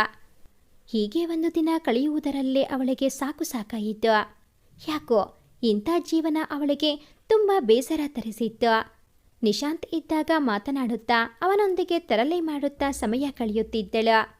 ಈಗ ಯಾಕೋ ಮನೆಯಲ್ಲಿರಲು ಮನಸ್ಸಾಗದೆ ತನ್ನ ಸ್ಕೂಟಿ ಕೀ ತೆಗೆದುಕೊಂಡು ಹೊರಗೆ ಹೊರಟಳು. ಹಾಲ್ನಲ್ಲಿ ಟಿವಿ ನೋಡುತ್ತಾ ಕುಳಿತಿದ್ದ ನಿಖಿಲ್ ಅವಳು ಹೊರಗೆ ಹೋಗುವುದನ್ನು ನೋಡಿ ಪಲ್ಲು ಎಂದನು. ಅವಳು ಸಿಟ್ಟಿನಿಂದ ಅವನ ಕಡೆ ನೋಡಿದ್ದು ನೋಡಿ, ನನ್ನನ್ನು ಹಾಗೆ ಕರೆಯಬೇಡ ಎಂದಿದ್ದು ನೆನಪಾಗಿ, ಸಾರಿ ಪಲ್ಲವಿ, ಎಲ್ಲಿಗೆ ಹೋಗ್ತಾ ಇದೀಯಾ ಅಂತ ಕೇಳಬಹುದಾ ಎಂದನು. ಅದು ನಿಮಗೆ ಸಂಬಂಧ ಪಡದೇ ಇರೋ ವಿಷಯ. ನಾನು ಎಲ್ಲಿಗೆ ಬೇಕಾದರೂ ಹೋಗುತ್ತೇನೆ, ಅದನ್ನು ಕೇಳೋಕ್ಕೆ ನೀವ್ಯಾರೋ ಎಂದು ಅವನ ಪ್ರತಿಕ್ರಿಯೆಗೂ ಕಾಯದೆ ಅಲ್ಲಿಂದ ಹೊರಟು ಬಿಟ್ಟಳು. ನಿಖಿಲ್ ಒಂದು ನಿಟ್ಟುಸಿರು ಬಿಟ್ಟು ಸುಮ್ಮನೆ ಅವಳು ಹೋಗುವುದನ್ನೇ ನೋಡುತ್ತಾ ಕುಳಿತನು. ಪಲ್ಲವಿಗೆ ತುಂಬ ಬೇಸರವಾಗಿತ್ತು. ಅವಳು ತನ್ನ ಜೀವನವನ್ನು ಹೇಗೆಲ್ಲ ನಡೆಸಬೇಕೆಂದು ಕನಸು ಕಂಡಿದ್ದವಳು ಈಗ 4 ಗೋಡೆಗಳ ಮಧ್ಯೆ ತನ್ನನ್ನು ತಾನು ಬಂಧಿಸಿ ಇಟ್ಟುಕೊಳ್ಳುವಂತಹ ಪರಿಸ್ಥಿತಿ ಬಂದಿದೆ. ಇದಕ್ಕೆಲ್ಲ ಕಾರಣ ಅವನೇ. ಅವನನ್ನು ಸುಮ್ಮನೆ ಬಿಡಬಾರದು ಎಂದು ತನ್ನ ಮನಸ್ಸಿನಲ್ಲೇ ನಿಖಿಲ್ಗೆ ಸಹಸ್ರನಾಮಾರ್ಚನೆ ಮಾಡುತ್ತಾ ಈಗ ಎಲ್ಲಿಗೆ ಹೋಗುವುದು ಎಂದು ಯೋಚಿಸಿದಳು. ಅಪ್ಪನ ಮನೆಗೆ ಹೋಗೋಣವೆಂದರೆ ಅಲ್ಲಿ ಅಪ್ಪ ಅಮ್ಮನ ಮೇಲೆ ಸಿಟ್ಟು ಮಾಡಿಕೊಂಡು ಬಂದಿದ್ದೇನೆ. ಅವರನ್ನು ನೋಡುವ ಮನಸ್ಸಿಲ್ಲ ನನಗೆ. ಮತ್ತೆ ಯಾರಾದರೂ ಗೆಳತಿಯರ ಮನೆಗೆ ಹೋಗೋಣ ಎಂದರೆ ಎಲ್ಲರೂ ನಿಖಿಲ್ನನ್ನು ಮದುವೆಯಾಗಿರುವುದರ ಬಗ್ಗೆ ಆಡಿಕೊಂಡು ನಗುತ್ತಾರೆ. ಎಲ್ಲಿಗೂ ನಾನು ಹೋಗದಂತೆ ಮಾಡಿಬಿಟ್ಟಿದ್ದಾನೆ ನಿಖಿಲ್ ಎಂದು ಅವಳು ಕೋಪ ಮಾಡಿಕೊಂಡು ಯಾವುದೋ ಜ್ಞಾನದಲ್ಲಿ ಗಾಡಿ ಓಡಿಸುತ್ತಿದ್ದಳು. ತನ್ನದೇ ಯೋಚನೆಯಲ್ಲಿ ಗಾಡಿ ಓಡಿಸುತ್ತಿದ್ದ ಪಲ್ಲವಿ ಮುಂದೆ ರಭಸವಾಗಿ ಬರುತ್ತಿದ್ದ ಕಾರನ್ನು ಗಮನಿಸಲಿಲ್ಲ. ಕಾರಿನ ಹಾರ್ನ್ ಕೇಳಿ ಎಚ್ಚೆತ್ತು ಗಾಬರಿಯಲ್ಲಿ ಇನ್ನೇನು ಗಾಡಿಯನ್ನು ಪಕ್ಕಕ್ಕೆ ತೆಗೆದುಕೊಳ್ಳಬೇಕು ಅನ್ನುವಷ್ಟರಲ್ಲಿ ಅವಘಡ ನಡೆದು ಹೋಗಿತ್ತು. ಪಲ್ಲವಿ ಹೋಗಿ ಆ ಕಾರಿಗೆ ಡಿಕ್ಕಿ ಹೊಡೆದಿದ್ದಳು. ಡಿಕ್ಕಿ ಹೊಡೆದ ರಭಸಕ್ಕೆ ಪಲ್ಲವಿ ಅಷ್ಟು ದೂರ ಹೋಗಿ ಆರಿ ಬಿದ್ದಿದ್ದಳು. ಅವಳ ಸ್ಕೂಟಿ ಒಂದು ಕಡೆ ಅವಳೊಂದು ಕಡೆ ಬಿದ್ದರೂ ಬಿದ್ದ ಫೋರ್ಸಿಗೆ ಅವಳ ಜ್ಞಾನ ತಪ್ಪಿ ಹೋಗಿತ್ತು. ತಕ್ಷಣ ಆ ಕಾರಿನಲ್ಲಿದ್ದ ವ್ಯಕ್ತಿ ಕೆಳಗಿಳಿದು ಅಲ್ಲಿದ್ದ ಕೆಲವರ ಸಹಾಯದಿಂದ ತನ್ನ ಕಾರಿನಲ್ಲೇ ಅವಳನ್ನು ಆಸ್ಪತ್ರೆಗೆ ಕರೆದುಕೊಂಡು ಹೋಗಿ ಸೇರಿಸಿದರು. ಡಾಕ್ಟರ್ ಅವಳಿಗೆ ಟ್ರೀಟ್ಮೆಂಟ್ ಕೊಡಲು ಪ್ರಾರಂಭಿಸಿದರು. ಅವಳ ಕೈ ಮತ್ತು ಕಾಲು ಎರಡಕ್ಕೂ ತುಂಬ ಫ್ರ್ಯಾಕ್ಚರ್ ಆಗಿತ್ತು. ತಲೆಗೂ ಸ್ವಲ್ಪ ಪೆಟ್ಟು ಬಿದ್ದಿತ್ತು. ಹೆಲ್ಮೆಟ್ ಹಾಕಿದ್ದ ಕಾರಣ ತಲೆಗೆ ಹೆಚ್ಚು ಪೆಟ್ಟು ಬಿದ್ದಿರಲಿಲ್ಲ. ಎಲ್ಲ ಕಡೆ ಬ್ಯಾಂಡೇಜ್ ಹಾಕಿದ್ದರು. ಸ್ವಲ್ಪ ಸಮಯದ ನಂತರ ಅವಳಿಗೆ ಸ್ವಲ್ಪ ಜ್ಞಾನ ಬಂದಿತು. ತಾನೆಲ್ಲಿದ್ದೇನೆ ಎಂದು ಸುತ್ತಲೂ ನೋಡಿದಳು. ಅದು ಆಸ್ಪತ್ರೆ ಎಂದು ತಿಳಿದು, ಅಯ್ಯೋ ನಾನ್ಯಾಕೆ ಆಸ್ಪತ್ರೆಯಲ್ಲಿ ಇದ್ದೇನೆ ಎಂದುಕೊಳ್ಳುತ್ತಿರುವಾಗ ನೆನಪಾಯಿತು ಅವಳಿಗೆ. ಯಾವುದೋ ಜ್ಞಾನದಲ್ಲಿ ಗಾಡಿ ಓಡಿಸುತ್ತಿದ್ದ ತಾನು ಆಯಾ ತಪ್ಪಿ ಹೋಗಿ ಕಾರಿಗೆ ಗುದ್ದಿದ್ದು. ಅಷ್ಟರಲ್ಲಿ ಡಾಕ್ಟರ್ ಅವಳ ಹತ್ತಿರ ಬಂದು, ಮೇಡಮ್ ಎಚ್ಚರವಾಯಿತಾ? ನಿಮಗೆ ಆಕ್ಸಿಡೆಂಟ್ ಆಗಿತ್ತು. ನೀವೊಂದು ಕಾರಿಗೆ ಹೋಗಿ ಗುದ್ದಿದ್ದೀರಾ. ಪಾಪ ಆ ಕಾರಿನವರು ತುಂಬ ಒಳ್ಳೆಯವರು ಅನಿಸುತ್ತೆ. ಅವರೇ ನಿಮ್ಮನ್ನು ಆಸ್ಪತ್ರೆಗೆ ಕರೆದುಕೊಂಡು ಬಂದು ಸೇರಿಸಿದರು. ನಿಮ್ಮ ಮನೆಯವರಿಗೆ ವಿಷಯ ತಿಳಿಸಲು ನಿಮ್ಮ ಫೋನ್ ನೋಡಲು ಟ್ರೈ ಮಾಡಿದೆವು, ಆದರೆ ನೀವು ಬಿದ್ದ ರಭಸಕ್ಕೆ ಆ ಫೋನ್ ಸಹ ಹಾಳಾಗಿದೆ ಅನಿಸುತ್ತದೆ. ಅದು ಸಹ ಓಪನ್ ಆಗುತ್ತಿರಲಿಲ್ಲ. ಹಾಗಾಗಿ ನಿಮ್ಮ ಜ್ಞಾನ ಬರುವವರೆಗೂ ಕಾಯುವುದೇ ದಾರಿ ಎಂದುಕೊಂಡು ಸುಮ್ಮನಾದೆವು ಎಂದರು ಡಾಕ್ಟರ್. ಪಲ್ಲವಿ ಎಲ್ಲವನ್ನೂ ನೆನಪಿಸಿಕೊಂಡು, ಎಂಥ ಕೆಲಸ ಮಾಡಿಕೊಂಡು ಬಿಟ್ಟೆ ನಾನು, ತಲೆ ತುಂಬ ನೋವುತ್ತಿದೆ ಎಂದುಕೊಂಡು ಅವಳು ತನ್ನ ತಲೆ ಹಿಡಿದುಕೊಳ್ಳಲು ಹೋದಳು. ಕೈಯನ್ನು ಎತ್ತಲೂ ಸಹ ಆಗಲಿಲ್ಲ, ಕಾಲನ್ನು ಆಡಿಸಲೂ ಆಗಲಿಲ್ಲ. ಅವಳು ಗಾಬರಿಯಿಂದ, ಸರ್ ನನಗೇನಾಗಿದೆ, ಕೈಕಾಲನ್ನು ಎತ್ತಿ ಆಡಿಸಲು ಆಗುತ್ತಿಲ್ಲ, ತಲೆ ತುಂಬ ನೋವುತ್ತಿದೆ ಎಂದಳು ಗಾಬರಿಯಿಂದ. ಗಾಬರಿಯಾಗಬೇಡಿ ಮೇಡಮ್, ನಿಮಗೆ ಆಕ್ಸಿಡೆಂಟ್ ಸ್ವಲ್ಪ ಜೋರಾಗಿಯೇ ಆಗಿದೆ. ನೀವು ತುಂಬ ಫೋರ್ಸ್ ಆಗಿ ಬಿದ್ದಿರುವ ಕಾರಣ ನಿಮ್ಮ ಕೈಕಾಲಿಗೆ ತುಂಬ ಫ್ರ್ಯಾಕ್ಚರ್ ಆಗಿದೆ. ನಿಮ್ಮ ಮನೆಯವರ ಫೋನ್ ನಂಬರ್ ಇದ್ದರೆ ಕೊಡಿ, ವಿಷಯ ತಿಳಿಸುತ್ತೇವೆ ಎಂದರು ಡಾಕ್ಟರ್. ಅವಳಿಗೆ ತಕ್ಷಣಕ್ಕೆ ತನ್ನ ತಂದೆ ತಾಯಿ ನೆನಪಾದರೂ, ಬೇಡ, ಅವರನ್ನು ನಾನೇ ಬೇಡ ಎಂದು ಬಂದಿದ್ದೇನೆ, ಮತ್ತೆ ಅವರಿಗೆ ಹೇಳುವುದು ಚೆನ್ನಾಗಿರುವುದಿಲ್ಲ ಎಂದುಕೊಂಡು, ಮತ್ತು ನಿಖಿಲ್ ನಂಬರ್ ಸಹ ಕೊಡಲು ಮನಸ್ಸಾಗಲಿಲ್ಲ. ತಕ್ಷಣಕ್ಕೆ ಅವಳಿಗೆ ನೆನಪಾಗಿದ್ದು ನಿಶಾಂತ್. ಅವನ ನಂಬರನ್ನು ಕೊಟ್ಟು, ನನಗೆ ಹೀಗಾಗಿದೆ ಎಂದು ಹೇಳಿ ಸರ್ ಎಂದಳು. ಡಾಕ್ಟರ್ ನಿಶಾಂತ್ಗೆ ಫೋನ್ ಮಾಡಿ ವಿಷಯ ತಿಳಿಸಿದರು. ಅವನು ಅಜ್ಜಿಯ ಮನೆಯಲ್ಲಿದ್ದ ಕಾರಣ ಗಾಬರಿಯಾಗಿ ತನ್ನ ಅಣ್ಣನಿಗೆ ಫೋನ್ ಮಾಡಿ ವಿಷಯ ತಿಳಿಸಿ, ಹೀಗೆ ಆಗಿದೆ, SV ಹಾಸ್ಪಿಟಲಲ್ಲಿ ಅಡ್ಮಿಟ್ ಮಾಡಿದ್ದಾರಂತೆ, ನಾನು ಈಗಲೇ ಹೊರಟು ಬರುತ್ತೇನೆ ಅಣ್ಣ ಎಂದನು. ಪರವಾಗಿಲ್ಲ, ನಾನು ನೋಡಿಕೊಳ್ಳುತ್ತೇನೆ, ನೀನು ನಿನ್ನೆ ತಾನೇ ಹೋಗಿದ್ದೀಯಾ, ಆರಾಮಾಗಿ ಇದ್ದು ಬಾ ಎಂದು ಅವನಿಗೆ ಧೈರ್ಯ ಹೇಳಿ ತಕ್ಷಣ ಅಲ್ಲಿಂದ ಹೊರಟನು ನಿಖಿಲ್. ಗಾಬರಿಯಿಂದ ಆಸ್ಪತ್ರೆಗೆ ಹೋದ ನಿಖಿಲ್ ರಿಸೆಪ್ಷನಿಸ್ಟ್ ಹತ್ರ ಹೋಗಿ ವಿಚಾರಿಸಿದರು. ಅವರು ಪಲ್ಲವಿ ಇರುವ ವಾರ್ಡ್ ನಂಬರನ್ನು ತಿಳಿಸಿದರು. ಅಲ್ಲಿಗೆ ಹೋದ ನಿಖಿಲ್ನನ್ನು ನೋಡಿ ಪಲ್ಲವಿ ಮುಖ ತಿರುಗಿಸಿದಳು. ಆದರೂ ಅವನು ಅದರ ಬಗ್ಗೆ ಯೋಚಿಸದೆ ಡಾಕ್ಟರ್ ಹತ್ತಿರ ಹೋಗಿ, ಸರ್ ಏನಾಯಿತು ಇವರಿಗೆ ಎಂದು ಕೇಳಿದನು. ನೀವ್ಯಾರೆಂದು ತಿಳಿದುಕೊಳ್ಳಬಹುದಾ ಎಂದರು ಡಾಕ್ಟರ್. ಅದಕ್ಕೆ ನಿಖಿಲ್ ಪಲ್ಲವಿ ಮುಖ ನೋಡಿದನು. ಅವಳು ಸುಮ್ಮನೆ ಬೇರೆ ಕಡೆ ತಿರುಗಿಕೊಂಡಳು. ಸರ್, ಇವಳು ಪಲ್ಲವಿ ಅಂತ, ನನ್ನ ಹೆಂಡತಿ, ನಾನು ನಿಖಿಲ್ ಎಂದು ತನ್ನ ಪರಿಚಯ ಹೇಳಿಕೊಂಡನು. ಹೆಂಡತಿ ಎಂಬ ಪದ ಕೇಳಿ ಪಲ್ಲವಿಗೆ ಕೋಪ ಬಂದಿತು. ಆದರೂ ಅದನ್ನು ತೋರಿಸಿಕೊಳ್ಳಲಾಗಲಿಲ್ಲ. ಅವಳಿಗೆ ತಲೆ ತುಂಬ ನೋವುತ್ತಿದ್ದರಿಂದ ಕಣ್ಮುಚ್ಚಿ ಸುಮ್ಮನೆ ಮಲಗಿದಳು. ಹೋ, ಇವರು ನಿಮ್ಮ ಹೆಂಡತಿನಾ? ಇವರು ಗಾಡಿ ಓಡಿಸುತ್ತಾ ಆಯಾ ತಪ್ಪಿ ಒಂದು ಕಾರಿಗೆ ಗುದ್ದಿ ಆಕ್ಸಿಡೆಂಟ್ ಮಾಡಿಕೊಂಡಿದ್ದಾರೆ. ನಾವು ಟ್ರೀಟ್ಮೆಂಟ್ ಕೊಟ್ಟಿದ್ದೇವೆ. ತಲೆಗೆ ಸ್ವಲ್ಪ ಪೆಟ್ಟಾಗಿದೆ, ಕೈಕಾಲಿಗೆ ತುಂಬ ದೊಡ್ಡ ಪೆಟ್ಟಾಗಿದೆ. ಅವರಿಗೆ ಇನ್ನೂ ಸ್ವಲ್ಪ ದಿನ ನಡೆಯೋಕೆ ಆಗುವುದಿಲ್ಲ. 1-2 ದಿನ ಆಸ್ಪತ್ರೆಯಲ್ಲೇ ಇರಲಿ, ಆಮೇಲೆ ಡಿಸ್ಚಾರ್ಜ್ ಮಾಡ್ತೀವಿ ಎಂದರು ಡಾಕ್ಟರ್. ಮತ್ತೇನೂ ಅಪಾಯ ಇಲ್ಲ ಅಲ್ವಾ ಸರ್ ಎಂದರು ತುಂಬ ಗಾಬರಿಯಿಂದ ನಿಖಿಲ್. ಇಲ್ಲ, ಹಾಗೇನಿಲ್ಲ, ತಲೆಗೆ ಸ್ವಲ್ಪ ಪೆಟ್ಟು ಬಿದ್ದಿದೆ, ಆದರೆ ಹೆಲ್ಮೆಟ್ ಹಾಕಿದ್ದ ಕಾರಣ ಅಷ್ಟೊಂದು ಪೆಟ್ಟಾಗಿಲ್ಲ. ಕೈಕಾಲಿಗೆ ತುಂಬ ಫ್ರ್ಯಾಕ್ಚರ್ ಆಗಿದೆ. 1-2 ದಿನ ಬಿಟ್ಟು ನೀವವರನ್ನು ಮನೆಗೆ ಕರೆದುಕೊಂಡು ಹೋಗಬಹುದು ಎಂದರು ಡಾಕ್ಟರ್. ಸ್ವಲ್ಪ ದಿನ ನಡೆಯಲು ಆಗುವುದಿಲ್ಲ ಎಂಬುದನ್ನು ಕೇಳಿ ಮಲಗಿದ್ದಲ್ಲೇ ಗಾಬರಿಯಾದಳು ಪಲ್ಲವಿ. ಪಲ್ಲವಿಗೆ ನಿಖಿಲ್ನನ್ನು ಕಂಡರೆ ಆಗಲ್ಲ, ಅವನ ಮುಖ ನೋಡೋದು ಅವಮಾನ ಅನ್ನುವಂತೆ ಮಾಡುತ್ತಾಳೆ. ಆದರೆ ಈಗ ಆಕ್ಸಿಡೆಂಟ್ ಆಗಿ ಹಾಸಿಗೆ ಹಿಡಿದಿದ್ದಾಳೆ. ಅವಳನ್ನು ನೋಡಿಕೊಳ್ಳಲು ನಿಶಾಂತ್ ಸಹ ಇಲ್ಲ. ಜಂಬದ ಹುಡುಗಿ ತನ್ನ ತಂದೆ ತಾಯಿಯಿಂದನೂ ದೂರ ಆಗಿದ್ದಾಳೆ. ಹಾಗಾದರೆ ಮುಂದೆ ಅವಳನ್ನು ನೋಡಿಕೊಳ್ಳುವವರು? ಆಸ್ಪತ್ರೆಯಲ್ಲೇ 3-4 ದಿನ ಇರಬೇಕಾಗಿತ್ತು ಪಲ್ಲವಿ. ಅವಳ ಯಾವ ಕೆಲಸವನ್ನು ನಿಖಿಲ್ ಹತ್ತಿರ ಮಾಡಿಸಿಕೊಳ್ಳದೆ ಅಲ್ಲಿದ್ದ ನರ್ಸ್ಗಳನ್ನು ಕರೆದು ತನ್ನ ಕೆಲಸಗಳನ್ನು ಮಾಡಿಸಿಕೊಳ್ಳುತ್ತಿದ್ದಳು. ವಿಷಯ ತಿಳಿದ ತಕ್ಷಣ ಪಲ್ಲವಿ ತಂದೆ ತಾಯಿ ಅವಳನ್ನು ನೋಡಲು ಬಂದರು. ಪಲ್ಲವಿ ಅವರನ್ನು ಸರಿಯಾಗಿ ಮಾತನಾಡಿಸಲಿಲ್ಲ. ಮಗಳೇ, ಹೇಗಿದ್ದೀಯಾ? ಏನು ಮಾಡಿಕೊಂಡು ಬಿಟ್ಟೆ ನೀನು? ಹುಷಾರಾಗಿ ಇರೋದಲ್ವಾ ಎಂದು ತುಂಬ ಆತಂಕದಲ್ಲಿ ಕೇಳಿದರು ಕಲ್ಯಾಣಿ. ಈಗ ಹೇಗಿದೆಯಮ್ಮ? ವಿಷಯ ಗೊತ್ತಾದ ತಕ್ಷಣ ಎಷ್ಟು ಗಾಬರಿಯಾಯಿತು ಗೊತ್ತಾ ಮಗಳೇ ಎಂದು ಅವಳ ತಲೆ ಸವರಿದರು ನಾಗರಾಜ್. ಆದರೆ ಪಲ್ಲವಿ ಅವರಿಬ್ಬರ ಮಾತಿಗೆ ಏನೂ ಪ್ರತಿಕ್ರಿಯೆ ತೋರಿಸದೆ ತನ್ನ ಪಾಡಿಗೆ ತಾನು ಮಲಗಿದ್ದಳು. ಅವರಿಬ್ಬರಿಗೂ ತುಂಬ ನೋವಾದರೂ ತೋರಿಸಿಕೊಳ್ಳದೆ, ನಮ್ಮ ಮನೆಗೆ ಬಂದು ಬಿಡು ಮಗಳೇ, ನಿನ್ನನ್ನು ನಾವು ನೋಡಿಕೊಳ್ಳುತ್ತೇವೆ. ನಿಖಿಲ್ ಪಾಪ, ಅವರೊಬ್ಬರಿಗೆ ನಿನ್ನನ್ನು ನೋಡಿಕೊಳ್ಳುವುದು ಕಷ್ಟವಾಗುತ್ತದೆ ಎಂದರು ಕಲ್ಯಾಣಿ. ನಾನು ಎಲ್ಲಿಗೂ ಬರುವುದಿಲ್ಲ, ಹಾಗೆ ನನ್ನಿಂದ ಯಾರಿಗೂ ಕಷ್ಟವಾಗೋದು ನನಗೆ ಇಷ್ಟವಿಲ್ಲ. ನಾನು ಹುಷಾರಾಗುವವರೆಗೂ ಬೇಕಾದರೆ ಇಲ್ಲೇ ಹಾಸ್ಪಿಟಲ್ನಲ್ಲೇ ಇರುತ್ತೇನೆ, ನಿಮ್ಮ ಮನೆಗಂತೂ ಬರಲ್ಲ ಎಂದಳು ತುಂಬ ಕೋಪದಿಂದ. ಅವಳನ್ನು ಕರೆದುಕೊಂಡು ಹೋಗುವುದಾಗಿ ಅವಳ ಅಪ್ಪ ಅಮ್ಮ ಎಷ್ಟು ಹೇಳಿದರೂ ತಾನು ಬರುವುದಿಲ್ಲ ಎಂದು ಹಠ ಹಿಡಿದ ಪಲ್ಲವಿ ಅವರಿಗೆ, ನಿಮ್ಮ ಮಗಳು ನಿಮ್ಮ ಪಾಲಿಗೆ ಆ ಮದುವೆ ದಿನವೇ ಸತ್ತು ಹೋದಳು. ಸತ್ತು ಹೋದ ಮಗಳನ್ನು ಮತ್ತೆ ಮನೆಗೆ ಕರೆದುಕೊಂಡು ಹೋಗಲು ಸಾಧ್ಯವಿಲ್ಲ. ನಾನೆಂದೂ ಇನ್ನು ನಿಮ್ಮ ಮನೆಗೆ ಬರುವುದಿಲ್ಲ. ಇಲ್ಲಿಂದ ಹೊರಟೋಗಿ ಎಂದು ಕೂಗಾಡಿದಳು. ಅದರಿಂದ ನೊಂದ ನಾಗರಾಜ್ ಮತ್ತು ಕಲ್ಯಾಣಿ ಕಣ್ಣೀರು ಹಾಕುತ್ತಾ ನಿಂತರು. ಅದನ್ನು ನೋಡಿದ ನಿಖಿಲ್ ಅವರಿಬ್ಬರನ್ನೂ ಸಮಾಧಾನ ಮಾಡಿ, ದಯವಿಟ್ಟು ಬೇಜಾರು ಮಾಡಿಕೊಳ್ಳಬೇಡಿ. ಅವಳ ಬಗ್ಗೆ ನಿಮಗೆ ಗೊತ್ತಲ್ವಾ? ಸ್ವಲ್ಪ ದಿನ ಎಲ್ಲವೂ ಸರಿಯಾಗುತ್ತದೆ. ನಾನವಳನ್ನು ಚೆನ್ನಾಗಿ ನೋಡಿಕೊಳ್ಳುತ್ತೇನೆ. ಅವಳ ಬಗ್ಗೆ ನೀವೇನೂ ಯೋಚನೆ ಮಾಡಬೇಡಿ ಎಂದು ಅವರಿಬ್ಬರನ್ನೂ ಸಮಾಧಾನ ಮಾಡಿ ಅಲ್ಲಿಂದ ಕಳುಹಿಸಿಕೊಟ್ಟೆನು.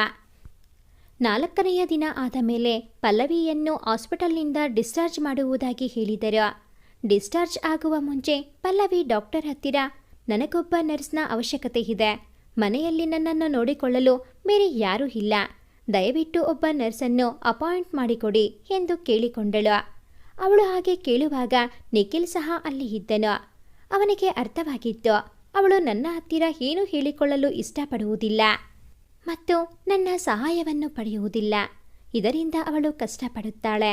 ಹಾಗಾಗಿ ಒಬ್ಬ ನರ್ಸನ್ನು ಅಪಾಯಿಂಟ್ ಮಾಡಿಕೊಳ್ಳುವುದೇ ಒಳ್ಳೆಯದು ಎಂದುಕೊಂಡು ಡಾಕ್ಟರ್ ಹತ್ತಿರ ರಿಕ್ವೆಸ್ಟ್ ಮಾಡಿ ಹೋಮ್ ನರ್ಸನ್ನು ಅಪಾಯಿಂಟ್ ಮಾಡಿಕೊಳ್ಳಲು ಕೇಳಿದನು. ಡಾಕ್ಟರ್ ಅವರಿಗೆ ಸಂಯುಕ್ತ ಅಂತ ಒಬ್ಬರು ನರ್ಸ್ ಇದ್ದರು. ಅವರಷ್ಟೇ ಹೋಮ್ ನರ್ಸ್ ಆಗಿ ಹೋಗಲು ಒಪ್ಪುವುದು, ಬೇರೆ ಯಾರೂ ಒಪ್ಪುವುದಿಲ್ಲ. ಆದರೆ ಅವರು ಮದುವೆಯಾದ ಮೇಲೆ ಯಾರ ಮನೆಗೂ ಹೋಗುತ್ತಿಲ್ಲ. ಅವರನ್ನೊಮ್ಮೆ ಕೇಳಿ ನೋಡುತ್ತೇನೆ. ಅವರು ಒಪ್ಪಿದರೆ ಕಳುಹಿಸಿಕೊಡುತ್ತೇನೆ ಎಂದರು.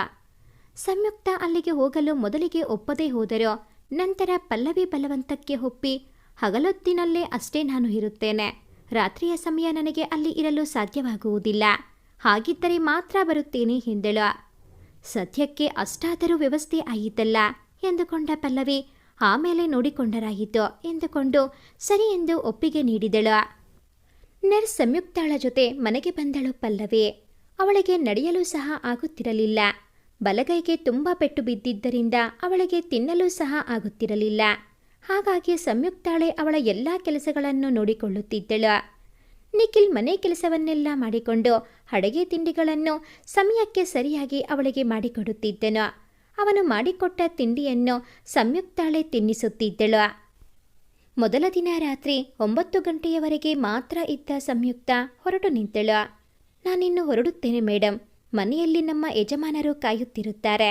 ಇನ್ನು ನಿಮ್ಮನ್ನು ನಿಮ್ಮ ಯಜಮಾನರು ನೋಡಿಕೊಳ್ತಾರೆ, ಸರಿನಾ ಎಂದು ಹೊರಟು ನಿಂತಳು.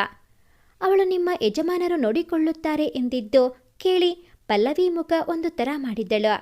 ಅದನ್ನು ಗಮನಿಸಿಯೂ ಗಮನಿಸದಂತೆ ಅಲ್ಲಿಂದ ಹೊರಟಳು ಸಂಯುಕ್ತ. ಅವಳು ಹೋದ ನಂತರ ಪಲ್ಲವಿಗೆ ಒಬ್ಬಂಟಿ ಎನಿಸತೊಡಗಿತ್ತು. ಆದರೂ ಸುಮ್ಮನೆ ಮೊಬೈಲ್ ನೋಡುತ್ತಾ ಅದು ಇದು ನೋಡುತ್ತಾ ಮಲಗಿದಳು. ಮರುದಿನ ಸಂಜೆ 6 ಗಂಟೆಗೆಲ್ಲ ಹೊರಟ ಸಂಯುಕ್ತ, ನಾನು ಈ ದಿನ ಬೇಗ ಹೋಗಬೇಕು. ನಮ್ಮ ಯಜಮಾನರಿಗೆ ಸ್ವಲ್ಪ ಹುಷಾರಿಲ್ಲ ಎಂದು ಬೇಗ ಮನೆಗೆ ಬಂದಿದ್ದಾರಂತೆ. ದಯವಿಟ್ಟು ಕ್ಷಮಿಸಿ ಎಂದು ಹೇಳಿ ಹೊರಟು ಬಿಟ್ಟಳು. ರಾತ್ರಿ ನಿಖಿಲ್ ಅಡುಗೆ ರೆಡಿ ಮಾಡಿ ಊಟವನ್ನು ಪಲ್ಲವಿ ರೂಮಿಗೆ ತೆಗೆದುಕೊಂಡು ಹೋದನು. ನಿಖಿಲ್ನನ್ನು ನೋಡಿದ ಪಲ್ಲವಿ, ಇನ್ನು ತನಗೆ ತಿನ್ನಲು ಆಗುವುದಿಲ್ಲ, ಅವನಿಂದ ತಿನ್ನಿಸಿಕೊಳ್ಳಬೇಕಾಗುತ್ತದೆ ಎಂದುಕೊಂಡು ನನಗೆ ಊಟ ಬೇಡ ಎಂದು ಕಣ್ಮುಚ್ಚಿ ಮಲಗಿಬಿಟ್ಟಳು. ಅವನು ಎಷ್ಟು ಬಲವಂತ ಮಾಡಿದರೂ ಅವಳು ಎದ್ದೇಳಲೇ ಇಲ್ಲ. ಕೊನೆಗೆ ನಿಖಿಲ್, ಪಲ್ಲವಿ ದಯವಿಟ್ಟು ಹಠ ಮಾಡಬೇಡ, ಮಾತ್ರೆ ನುಂಗಬೇಕು. ನೀನು ಬೇಗ ಹುಷಾರಾಗಬೇಕು ಅಂದರೆ ಎದ್ದು ಸ್ವಲ್ಪ ತಿಂದು ಮಲಗು ಎಂದು ಪರಿಪರಿಯಾಗಿ ಕೇಳಿಕೊಂಡರೂ ಅವಳು ಎದ್ದೇಳಲೇ ಇಲ್ಲ. ನಿಖಿಲ್ಗೆ ತುಂಬ ನೋವಾಯಿತು. ಆದರೂ ಏನೂ ಮಾಡುವ ಸ್ಥಿತಿಯಲ್ಲಿ ಇರಲಿಲ್ಲ. ಅವಳಿಗೆ ಇಲ್ಲಿ ರೂಮಿನ ಪಕ್ಕದಲ್ಲೇ ಮಲಗಿರುತ್ತೇನೆ, ಏನಾದರೂ ಬೇಕಾದರೆ ಕೂಗು ಎಂದು ತಾನು ಕೂಡ ಊಟ ಮಾಡದೆ ಹಾಗೆ ಮಲಗಿದನು. ಸ್ವಲ್ಪ ಸಮಯವಾದ ನಂತರ ಪಲ್ಲವಿಗೆ ವಾಶ್ರೂಮಿಗೆ ಹೋಗಬೇಕು ಅನಿಸಿತ್ತು. ಆದರೆ ಎದ್ದು ಹೋಗಲು ಅವಳಿಂದ ಸಾಧ್ಯವಾಗಲಿಲ್ಲ. ಏನು ಮಾಡೋದು? ಹಸಿವಿಲ್ಲ ಎಂದು ಊಟ ಮಾಡದೆ ಮಲಗಬಹುದು, ಆದರೆ ವಾಶ್ರೂಮಿಗೆ ಹೋಗದೆ ಮಲಗಲು ಸಾಧ್ಯವೇ ಇಲ್ಲ. ಏನು ಮಾಡಲಿ ಎಂದು ಪಲ್ಲವಿ ಒದ್ದಾಡತೊಡಗಿದಳು. ನಿಖಿಲ್ ಆಗಾಗ ಅವಳ ಕಡೆ ನೋಡುತ್ತಿದ್ದವನು ಅವಳ ಈ ಒದ್ದಾಟವನ್ನು ನೋಡಿ ಅವಳ ಬಳಿ ಬಂದು, ಏನಾದರೂ ಬೇಕಾಗಿತ್ತಾ ಎಂದನು. ಮೊದಲಿಗೆ ಅವನ ಹತ್ತಿರ ಏನೂ ಹೇಳದ ಅವಳು ಕೊನೆಗೆ, ನಾನು ವಾಶ್ರೂಮ್ಗೆ ಹೋಗಬೇಕು ಎಂದಳು ನಿಧಾನವಾಗಿ. ಆಗ ನಿಖಿಲ್ ಹೋಗಿ ಅವಳನ್ನು ಹಿಡಿದು ಎಬ್ಬಿಸಿದನು. ಅವನು ಮುಟ್ಟಿದ ತಕ್ಷಣ ಅವಳಿಗೆ ಮೈಮೇಲೆ ಕಂಬಳಿ ಹುಳ ಹರಿದಂತಾಯಿತು. ಕೋಪ, ಸಿಟ್ಟು ಎಲ್ಲ ಒಟ್ಟಿಗೆ ಬಂದಿತ್ತು ಅವಳಿಗೆ. ಆದರೂ ಅವೆಲ್ಲವನ್ನೂ ಸಹಿಸಿಕೊಂಡು ಸುಮ್ಮನಾದಳು. ನಿಧಾನವಾಗಿ ಅವಳನ್ನು ಎಬ್ಬಿಸಿ ತಾನೇ ಅವಳನ್ನು ನಡೆಸಿಕೊಂಡು ಟಾಯ್ಲೆಟ್ವರೆಗೂ ಬಿಟ್ಟು ಹೊರಬಂದು ನಿಂತನು ನಿಖಿಲ್. ನಂತರ ಅವಳಿಗೆ ನಡೆಯಲು ಆಗದೇ ಹೋದಾಗ ಅವಳನ್ನು ಎತ್ತಿಕೊಂಡು ಬಂದು ಮಂಚದ ಮೇಲೆ ಮಲಗಿಸಿದನು. ಅವನು ಹಾಗೆ ಎತ್ತಿಕೊಂಡು ಬಂದಿದ್ದನ್ನು ನೋಡಿ ಮೈಮೇಲೆಲ್ಲ ಚೇಳು ಹರಿದಂಥ ಭಾವ ಪಲ್ಲವಿಗೆ. ಅವಳ ಮೇಲೆ ಅವಳಿಗೆ ಕೋಪ, ಸಿಟ್ಟು ಎಲ್ಲ ಒಟ್ಟಿಗೆ ಬಂತು. ನಾನು ಮನೆ ಬಿಟ್ಟು ಹೊರಗೆ ಹೋಗಬಾರದಾಗಿತ್ತು. ಹೋದರೂ ಮೈಮೇಲೆ ಪ್ರಜ್ಞೆ ಇಟ್ಟುಕೊಂಡು ಗಾಡಿ ಓಡಿಸಬೇಕಾಗಿತ್ತು. ಆ ದಿನ ಆಕ್ಸಿಡೆಂಟ್ ಮಾಡಿಕೊಂಡ ಕಾರಣ ನನಗೆ ಇಷ್ಟ ಇಲ್ಲದವರ ಜೊತೆಯೆಲ್ಲ ಮಾತನಾಡಬೇಕು, ಅವರಿಂದ ಮುಟ್ಟಿಸಿಕೊಳ್ಳಬೇಕು ಎಂದು ಅವಳನ್ನೇ ಬೈದುಕೊಂಡಳು. ಮರುದಿನ ಬೆಳಗ್ಗೆ ಬಂದ ಸಂಯುಕ್ತ ಮಾಮೂಲಿನಂತೆ ಅವಳನ್ನು ನೋಡಿಕೊಳ್ಳತೊಡಗಿದಳು.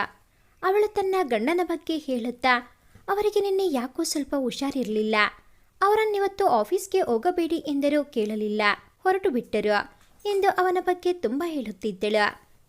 ಅದನ್ನು ಕೇಳಿಸಿಕೊಂಡ ಪಲ್ಲವಿ, ನೀವು ನಿಮ್ಮ ಗಂಡನನ್ನು ತುಂಬ ಇಷ್ಟಪಡುತ್ತೀರಾ ಅನಿಸುತ್ತದೆ ಅಲ್ಲವೇ ಎಂದಳು.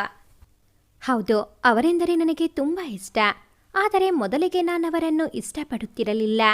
ಅವರೇ ನನ್ನ ಹಿಂದೆ ಬಂದು ಎಷ್ಟೊಂದು ಸಾರಿ ಪ್ರಪೋಸ್ ಮಾಡಿದ್ದರೋ ಅವರ ಪ್ರಪೋಸಲನ್ನು ಒಪ್ಪಿರಲಿಲ್ಲ. ನಂತರ ನಾನೇ ಬೇಕು ಎಂದು ಹಠ ಮಾಡಿ ನನ್ನನ್ನು ಅವರು ಮದುವೆಯಾಗಿದ್ದು. ಅವರನ್ನು ಮದುವೆಯಾದ ಮೇಲೆ ಗೊತ್ತಾಗಿದ್ದು ಅವರು ನನ್ನನ್ನು ಎಷ್ಟೊಂದು ಪ್ರೀತಿಸುತ್ತಾರೆ ಎಂದು. ನನಗಾಗಿ ಏನು ಬೇಕಾದರೂ ಮಾಡುತ್ತಾರೆ. ಅವರ ಪ್ರೀತಿಯ ಮುಂದೆ ನಾನು ಸೋತು ಹೋದೆ, ಅವರನ್ನು ಒಪ್ಪಿಕೊಂಡೆ. ಈಗ ನಮ್ಮ ಜೀವನ ತುಂಬ ಸುಂದರವಾಗಿದೆ ಎಂದು ಮೊಬೈಲ್ನಲ್ಲಿದ್ದ ತಮ್ಮಿಬ್ಬರ ಫೋಟೋವನ್ನು ತೋರಿಸಿ, ಇವರೇ ನನ್ನ ಗಂಡ ಅಜಯ್ ಎಂದು ಪರಿಚಯಿಸಿದಳು. ಅವನನ್ನು ನೋಡಿದ ತಕ್ಷಣ ಪಲ್ಲವಿ ಸಂಯುಕ್ತಾಳ ಮುಖ ನೋಡಿ, ಸಾರಿ ಸಿಸ್ಟರ್, ಬೇಜಾರು ಮಾಡ್ಕೋಬೇಡಿ.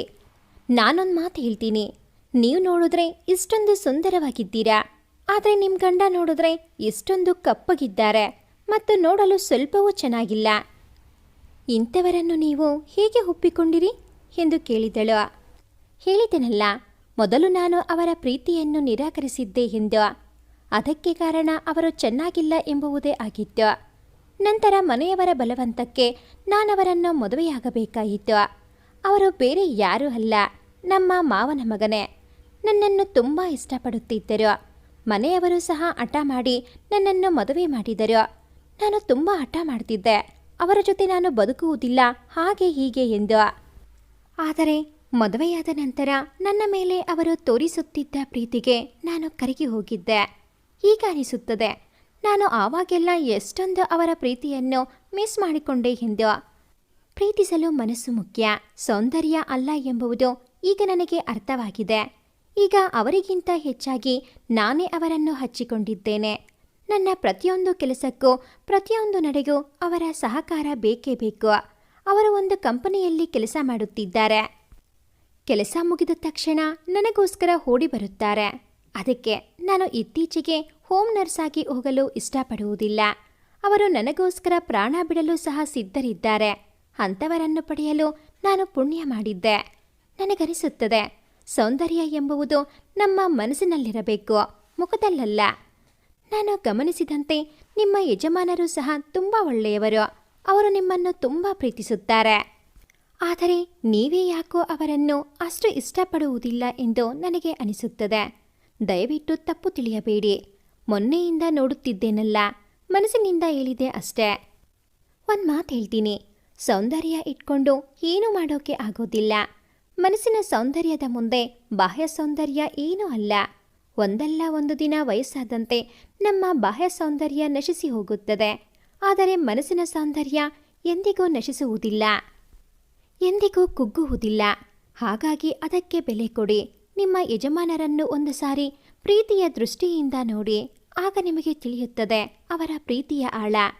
ಇದೆಲ್ಲ ಹೇಳಿದೆ ಎಂದು ಬೇಜಾರು ಮಾಡಿಕೊಳ್ಳಬೇಡಿ, ನನಗನಿಸಿದ್ದನ್ನು ಹೇಳಿದೆ ಎಂದಳು. ಅವಳ ಮಾತುಗಳನ್ನು ಕೇಳಿದ ಮೇಲೆ ಮೊದಲ ಬಾರಿಗೆ ನಿಖಿಲ್ನ ಬಗ್ಗೆ ಯೋಚಿಸಿದಳು ಪಲ್ಲವಿ. ರಾತ್ರಿ ಇಡೀ ಅವಳಿಗೆ ಸಂಯುಕ್ತ ಹೇಳಿದ ಮಾತುಗಳೇ ಕಿವಿಯಲ್ಲಿ ಕೊರೆಯತೊಡಗಿದವು. ನಿಖಿಲ್ನನ್ನು ಭೇಟಿಯಾದಾಗಿನಿಂದ ಇಲ್ಲಿಯವರೆಗಿನ ಎಲ್ಲ ಘಟನೆಗಳನ್ನು ವಿಮರ್ಶೆ ಮಾಡತೊಡಗಿದಳು. ಎಲ್ಲೂ ಅವನಿಂದ ಅನುಚಿತವಾದದ್ದನ್ನು ಅಥವಾ ತಪ್ಪಾದ ನಡವಳಿಕೆಯನ್ನು ಅವಳಿಂದ ಗುರುತಿಸಲು ಸಾಧ್ಯವೇ ಆಗಲಿಲ್ಲ. ನಾನೇ ತಪ್ಪು ಮಾಡುತ್ತಿದ್ದೇನಾ ಎಂದು ಅನಿಸಿದರೂ ಅವಳ ಮನಸ್ಸು ಅದನ್ನು ಒಪ್ಪಲು ಸಿದ್ಧವಿರಲಿಲ್ಲ. ಬುದ್ಧಿ ಅವನು ಒಳ್ಳೆಯವನು ಎಂದು ಹೇಳಿದರೆ ಮನಸ್ಸು ಇಲ್ಲ, ತನ್ನನ್ನು ಅವನು ಮೋಸ ಮಾಡಿ ಮದುವೆ ಮಾಡಿಕೊಂಡಿದ್ದಾನೆ ಎಂದು ವಾದಿಸತೊಡಗಿತು. ಮನಸ್ಸು ಮತ್ತು ಬುದ್ಧಿಯ ನಡುವಿನ ಜಗಳದಲ್ಲಿ ಮನಸ್ಸಿನ ಮಾತನ್ನು ಕೇಳಿದ ಪಲ್ಲವಿ ತಾನು ಮಾಡುತ್ತಿರುವುದು ಸರಿಯೇ ಎಂದು ತನ್ನ ಪಾಡಿಗೆ ತಾನು ಸುಮ್ಮನಾಗಿ ಬಿಟ್ಟಳು. ಮರುದಿನ ಬೆಳಗ್ಗೆ ಫೋನ್ ಮಾಡಿದ ಸಂಯುಕ್ತ ತನ್ನ ಯಜಮಾನರಿಗೆ ತುಂಬ ಹುಷಾರಿಲ್ಲ, ಆದ ಕಾರಣ ನಾನು ರಜೆಯಲ್ಲಿದ್ದೇನೆ, ನಿಮ್ಮ ಮನೆಗೆ ಬರಲು ಸಾಧ್ಯವಾಗುವುದಿಲ್ಲ, ದಯವಿಟ್ಟು ಕ್ಷಮಿಸಿಬಿಡಿ. ಬೇರೆ ಯಾರನ್ನಾದರೂ ಹೋಮ್ ನರ್ಸನ್ನು ಅಪಾಯಿಂಟ್ ಮಾಡಿಕೊಳ್ಳುವುದಿದ್ದರೆ ಮಾಡಿಕೊಳ್ಳಿ, ಇಲ್ಲದಿದ್ದರೆ ನಿಮ್ಮ ಯಜಮಾನರು ನಿಮ್ಮನ್ನು ತುಂಬ ಚೆನ್ನಾಗಿ ನೋಡಿಕೊಳ್ಳುತ್ತಾರೆ, ಬೇಗ ಹುಷಾರಾಗಿ ಮೇಡಮ್ ಎಂದು ಹೇಳಿ ಫೋನ್ ಕಟ್ ಮಾಡಿಬಿಟ್ಟಳು. ಪಲ್ಲವಿಗೆ ಕೈಕಾಲುಗಳೇ ಆಡದಂತೆ ಆಗಿತ್ತು. ಹೇಗೋ ನರ್ಸ್ ಬರುತ್ತಿದ್ದರೋ, ನನ್ನನ್ನು ನೋಡಿಕೊಳ್ಳುತ್ತಿದ್ದರೋ, ಈಗ ಅವರು ರಜೆ ಹಾಕಿದ್ದಾರೆ, ಈಗ ತನ್ನನ್ನು ನೋಡಿಕೊಳ್ಳುವವರು ಯಾರು?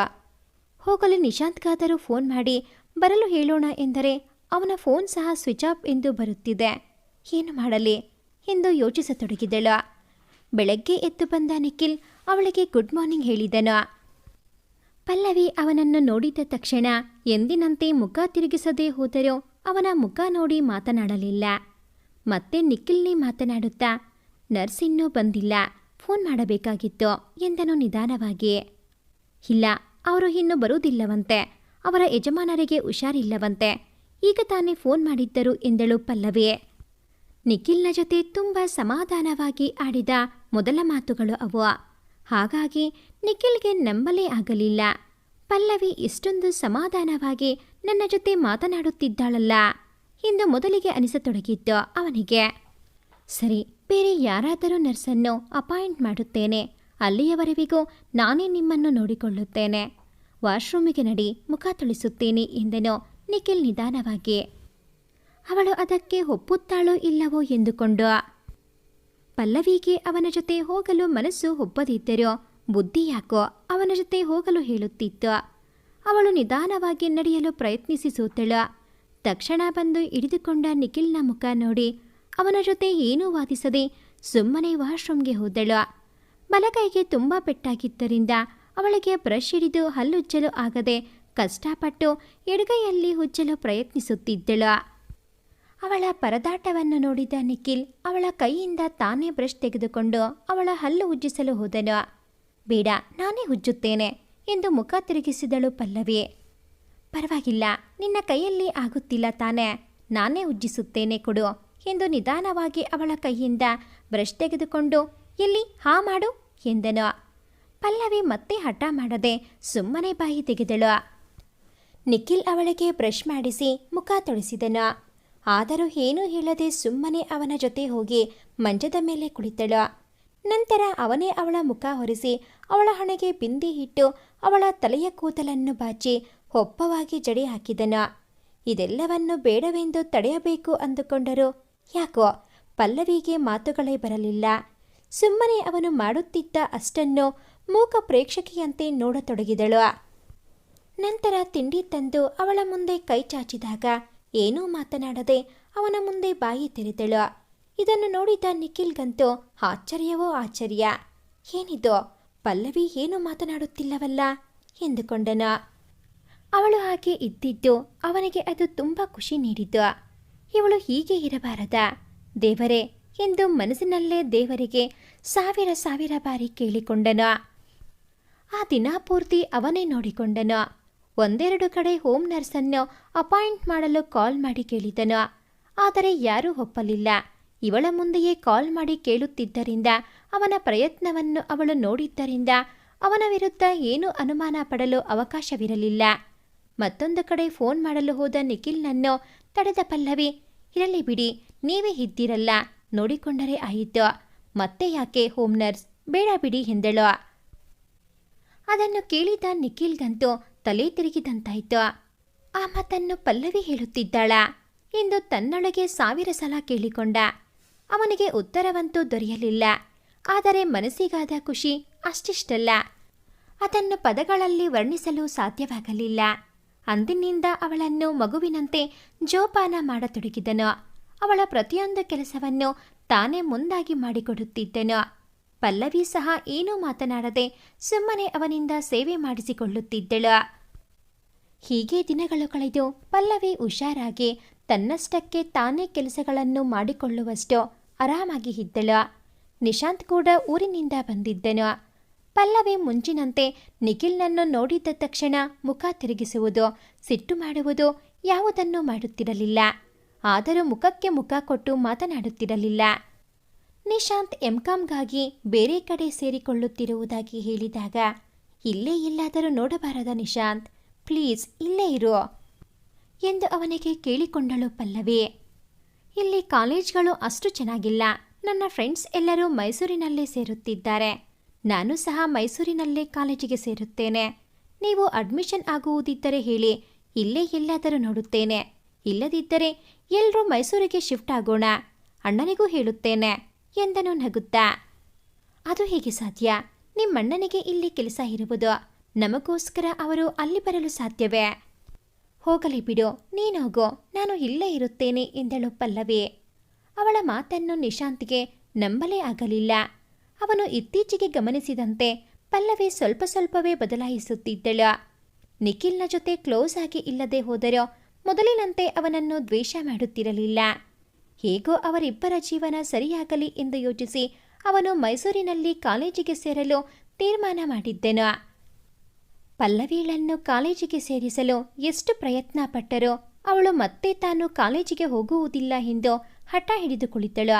ಹಾಗಾಗಿ ಅವಳನ್ನು ಅವಳ ಪಾಡಿಗೆ ಬಿಟ್ಟರು.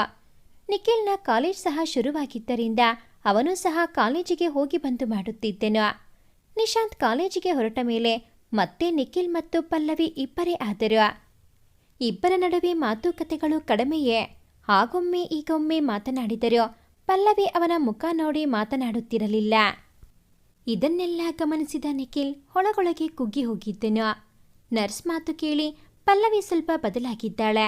ಆದರೆ ಅವನನ್ನು ಒಪ್ಪಿಕೊಳ್ಳಲು ಅವಳ ಬುದ್ಧಿ ಒಪ್ಪಿಕೊಂಡರೂ ಮನಸ್ಸು ಒಪ್ಪುತ್ತಿಲ್ಲ. ಬುದ್ಧಿ ಮತ್ತು ಮನಸ್ಸಿನ ಮಾತುಗಳ ನಡುವೆ ಪಲ್ಲವಿ ಯಾರ ಮಾತು ಕೇಳುತ್ತಾಳೆ? ಇನ್ನು ಮುಂದೆಯಾದರೂ ಅವಳು ನಿಖಿಲ್ನ ಕಡೆ ನೋಡುವ ಮನಸ್ಸು ಮಾಡುತ್ತಾಳಾ? ಒಂದು ದಿನ ಹೀಗೆ ನಿಖಿಲ್ ಅಡುಗೆ ಮಾಡುತ್ತಿರುವ ಸಮಯದಲ್ಲಿ ಪಲ್ಲವಿ ಅಡುಗೆ ಮನೆಯ ಒಳಗೆ ಹೋದಳು. ಯಾವತ್ತೂ ಅಡುಗೆ ಮನೆಯ ಕಡೆ ತಿರುಗಿಯೂ ನೋಡದ ಹುಡುಗಿ ಇಂದು ಅಡುಗೆ ಮನೆ ಒಳಗೆ ಬಂದಿರುವುದನ್ನು ನೋಡಿ ಆಶ್ಚರ್ಯವಾಗಿ ಅವಳ ಮುಖ ನೋಡಿದನು ನಿಖಿಲ್. ಅವಳು ಅವನ ಮುಂದೆ ನಿಂತು ಎತ್ತಲೋ ನೋಡುತ್ತಾ, ಇವತ್ತು ನಾನೇ ಅಡುಗೆ ಮಾಡುತ್ತೇನೆ, ನೀವು ಹೋಗಿ ರೆಸ್ಟ್ ಮಾಡಿ ಎಂದಳು. ಆ ಮಾತು ಕೇಳಿ ಆಶ್ಚರ್ಯವಾಯಿತು ನಿಖಿಲ್ಗೆ. ಅದು ನಿಜವೋ ಸುಳ್ಳು ಎಂಬಂತೆ ತನಗೆ ತಾನೇ ನಿಧಾನವಾಗಿ ಚಿವುಟುಕೊಂಡು ಹೌಚೆಂದನು. ಅವನ ಈ ಪರಿಗೆ ಪಲ್ಲವಿಗೆ ನಗು ಬಂದಿತ್ತು. ಅವಳು ಒಳಗೊಳಗೆ ನಗುತ್ತಾ, ಹೌದು, ನಾನು ಅದನ್ನೇ ಹೇಳಿದ್ದು, ನಾನೇ ಅಡುಗೆ ಮಾಡುತ್ತೇನೆ ಎಂದು. ನೀವು ಹೊರಡಿ, ನಾನು ಮಾಡುತ್ತೇನೆ ಎಂದಳು. ಪರವಾಗಿಲ್ಲ ಪಲ್ಲವಿ, ನಾನೇ ಮಾಡುತ್ತೇನೆ. ನಿನಗೆ ಅಡುಗೆ ಮಾಡಲು ಬರುವುದಿಲ್ಲ ಅಲ್ವಾ? ಮತ್ತೆ ಯಾಕೆ ತೊಂದರೆ ತೆಗೆದುಕೊಳ್ಳುತ್ತೀಯಾ? ನಾನೇ ಮಾಡುತ್ತೇನೆ ಬಿಡು ಎಂದನು ನಿಖಿಲ್. ಪರವಾಗಿಲ್ಲ, ನಾನು ಅಡುಗೆ ಮಾಡಲು ಕಲಿತುಕೊಳ್ಳುತ್ತೇನೆ. ನೀವು ಹೇಳಿದಂತೆ ನನಗೆ ಅಡುಗೆ ಮಾಡಲು ಬರುವುದಿಲ್ಲ ಎಂಬುವುದು ಸತ್ಯವೇ. ಆದರೆ ಅದೇನೂ ದೊಡ್ಡ ವಿದ್ಯೆಯಲ್ಲ, ಕಲಿತುಕೊಂಡರೆ ಆಯಿತು. ಇನ್ನೂ ಎಷ್ಟು ದಿನ ಹೀಗೆ ಇರುವುದು? ನಾನು ಅಡುಗೆ ಮಾಡುವುದನ್ನು ಕಲಿಯಬೇಕು. ಮನೆಯಲ್ಲಿ ಸುಮ್ಮನೆ ಕುಳಿತು ಬೋರ್ ಆಗುತ್ತಿದೆ ಎಂದಳು. ಅದಕ್ಕೆ ಅಲ್ವಾ ನಾನು ಹೇಳಿದ್ದು, ಕಾಲೇಜಿಗೆ ಸೇರಿಕೋ ಎಂದು. ನೀನೇ ಬೇಡ ಎಂದು ಹಠ ಮಾಡಿದ್ದು ಎಂದನು ನಿಖಿಲ್. ಬಿಡಿ, ಈಗ ಅದು ಮುಗಿದ ಮಾತು. ನನಗೆ ಮತ್ತೆ ಓದುವುದಕ್ಕೆ ಹೋಗಲು ಇಷ್ಟವಿಲ್ಲ. ಈಗ ನೀವು ಹೊರಡಿ, ನಾನು ಅಡುಗೆ ಮಾಡುತ್ತೇನೆ ಎಂದು ತಮ್ಮ ಮಾತಿಗೆ ವಿರಾಮ ಹಾಕಿದಳು ಪಲ್ಲವಿ. ಸದ್ಯ ನನ್ನ ಜೊತೆ ಇಷ್ಟಾದರೂ ಮಾತನಾಡುತ್ತಿದ್ದಾಳಲ್ಲ, ಅಷ್ಟೇ ಸಮಾಧಾನ. ಸರಿ, ಏನೋ ಒಂದು ಮಾಡಲಿ ಎಂದು ಅಡುಗೆ ಮನೆಯನ್ನು ಅವಳ ಸುಪರ್ದಿಗೆ ವಹಿಸಿ ಹೊರ ಹೋದನು ನಿಖಿಲ್. ಅವಳು ಅಷ್ಟು ಮಾತು ಆಡಿದ್ದರೂ ಒಂದು ಸಾರಿಯೂ ಅವನ ಕಡೆ ತಿರುಗಿ ನೋಡಿರಲಿಲ್ಲ. ಅದು ನಿಖಿಲ್ಗೆ ಸ್ವಲ್ಪ ಬೇಸರವೆನಿಸಿದರೂ ಇಷ್ಟಾದರೂ ಮಾತಾಡಿದಳಲ್ಲ ಎಂದು ಸಮಾಧಾನ ಮಾಡಿಕೊಂಡನು.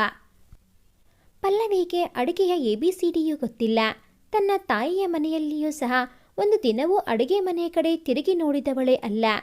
ಇಂದು ಯಾಕೋ ಸುಮ್ಮನೆ ಕುಳಿತು ಬೇಸರವಾಗಿ ಅಡುಗೆಯನ್ನಾದರೂ ಕಲಿತು ಮಾಡೋಣ ಎಂದುಕೊಂಡು ಬಂದಿದ್ದಳು.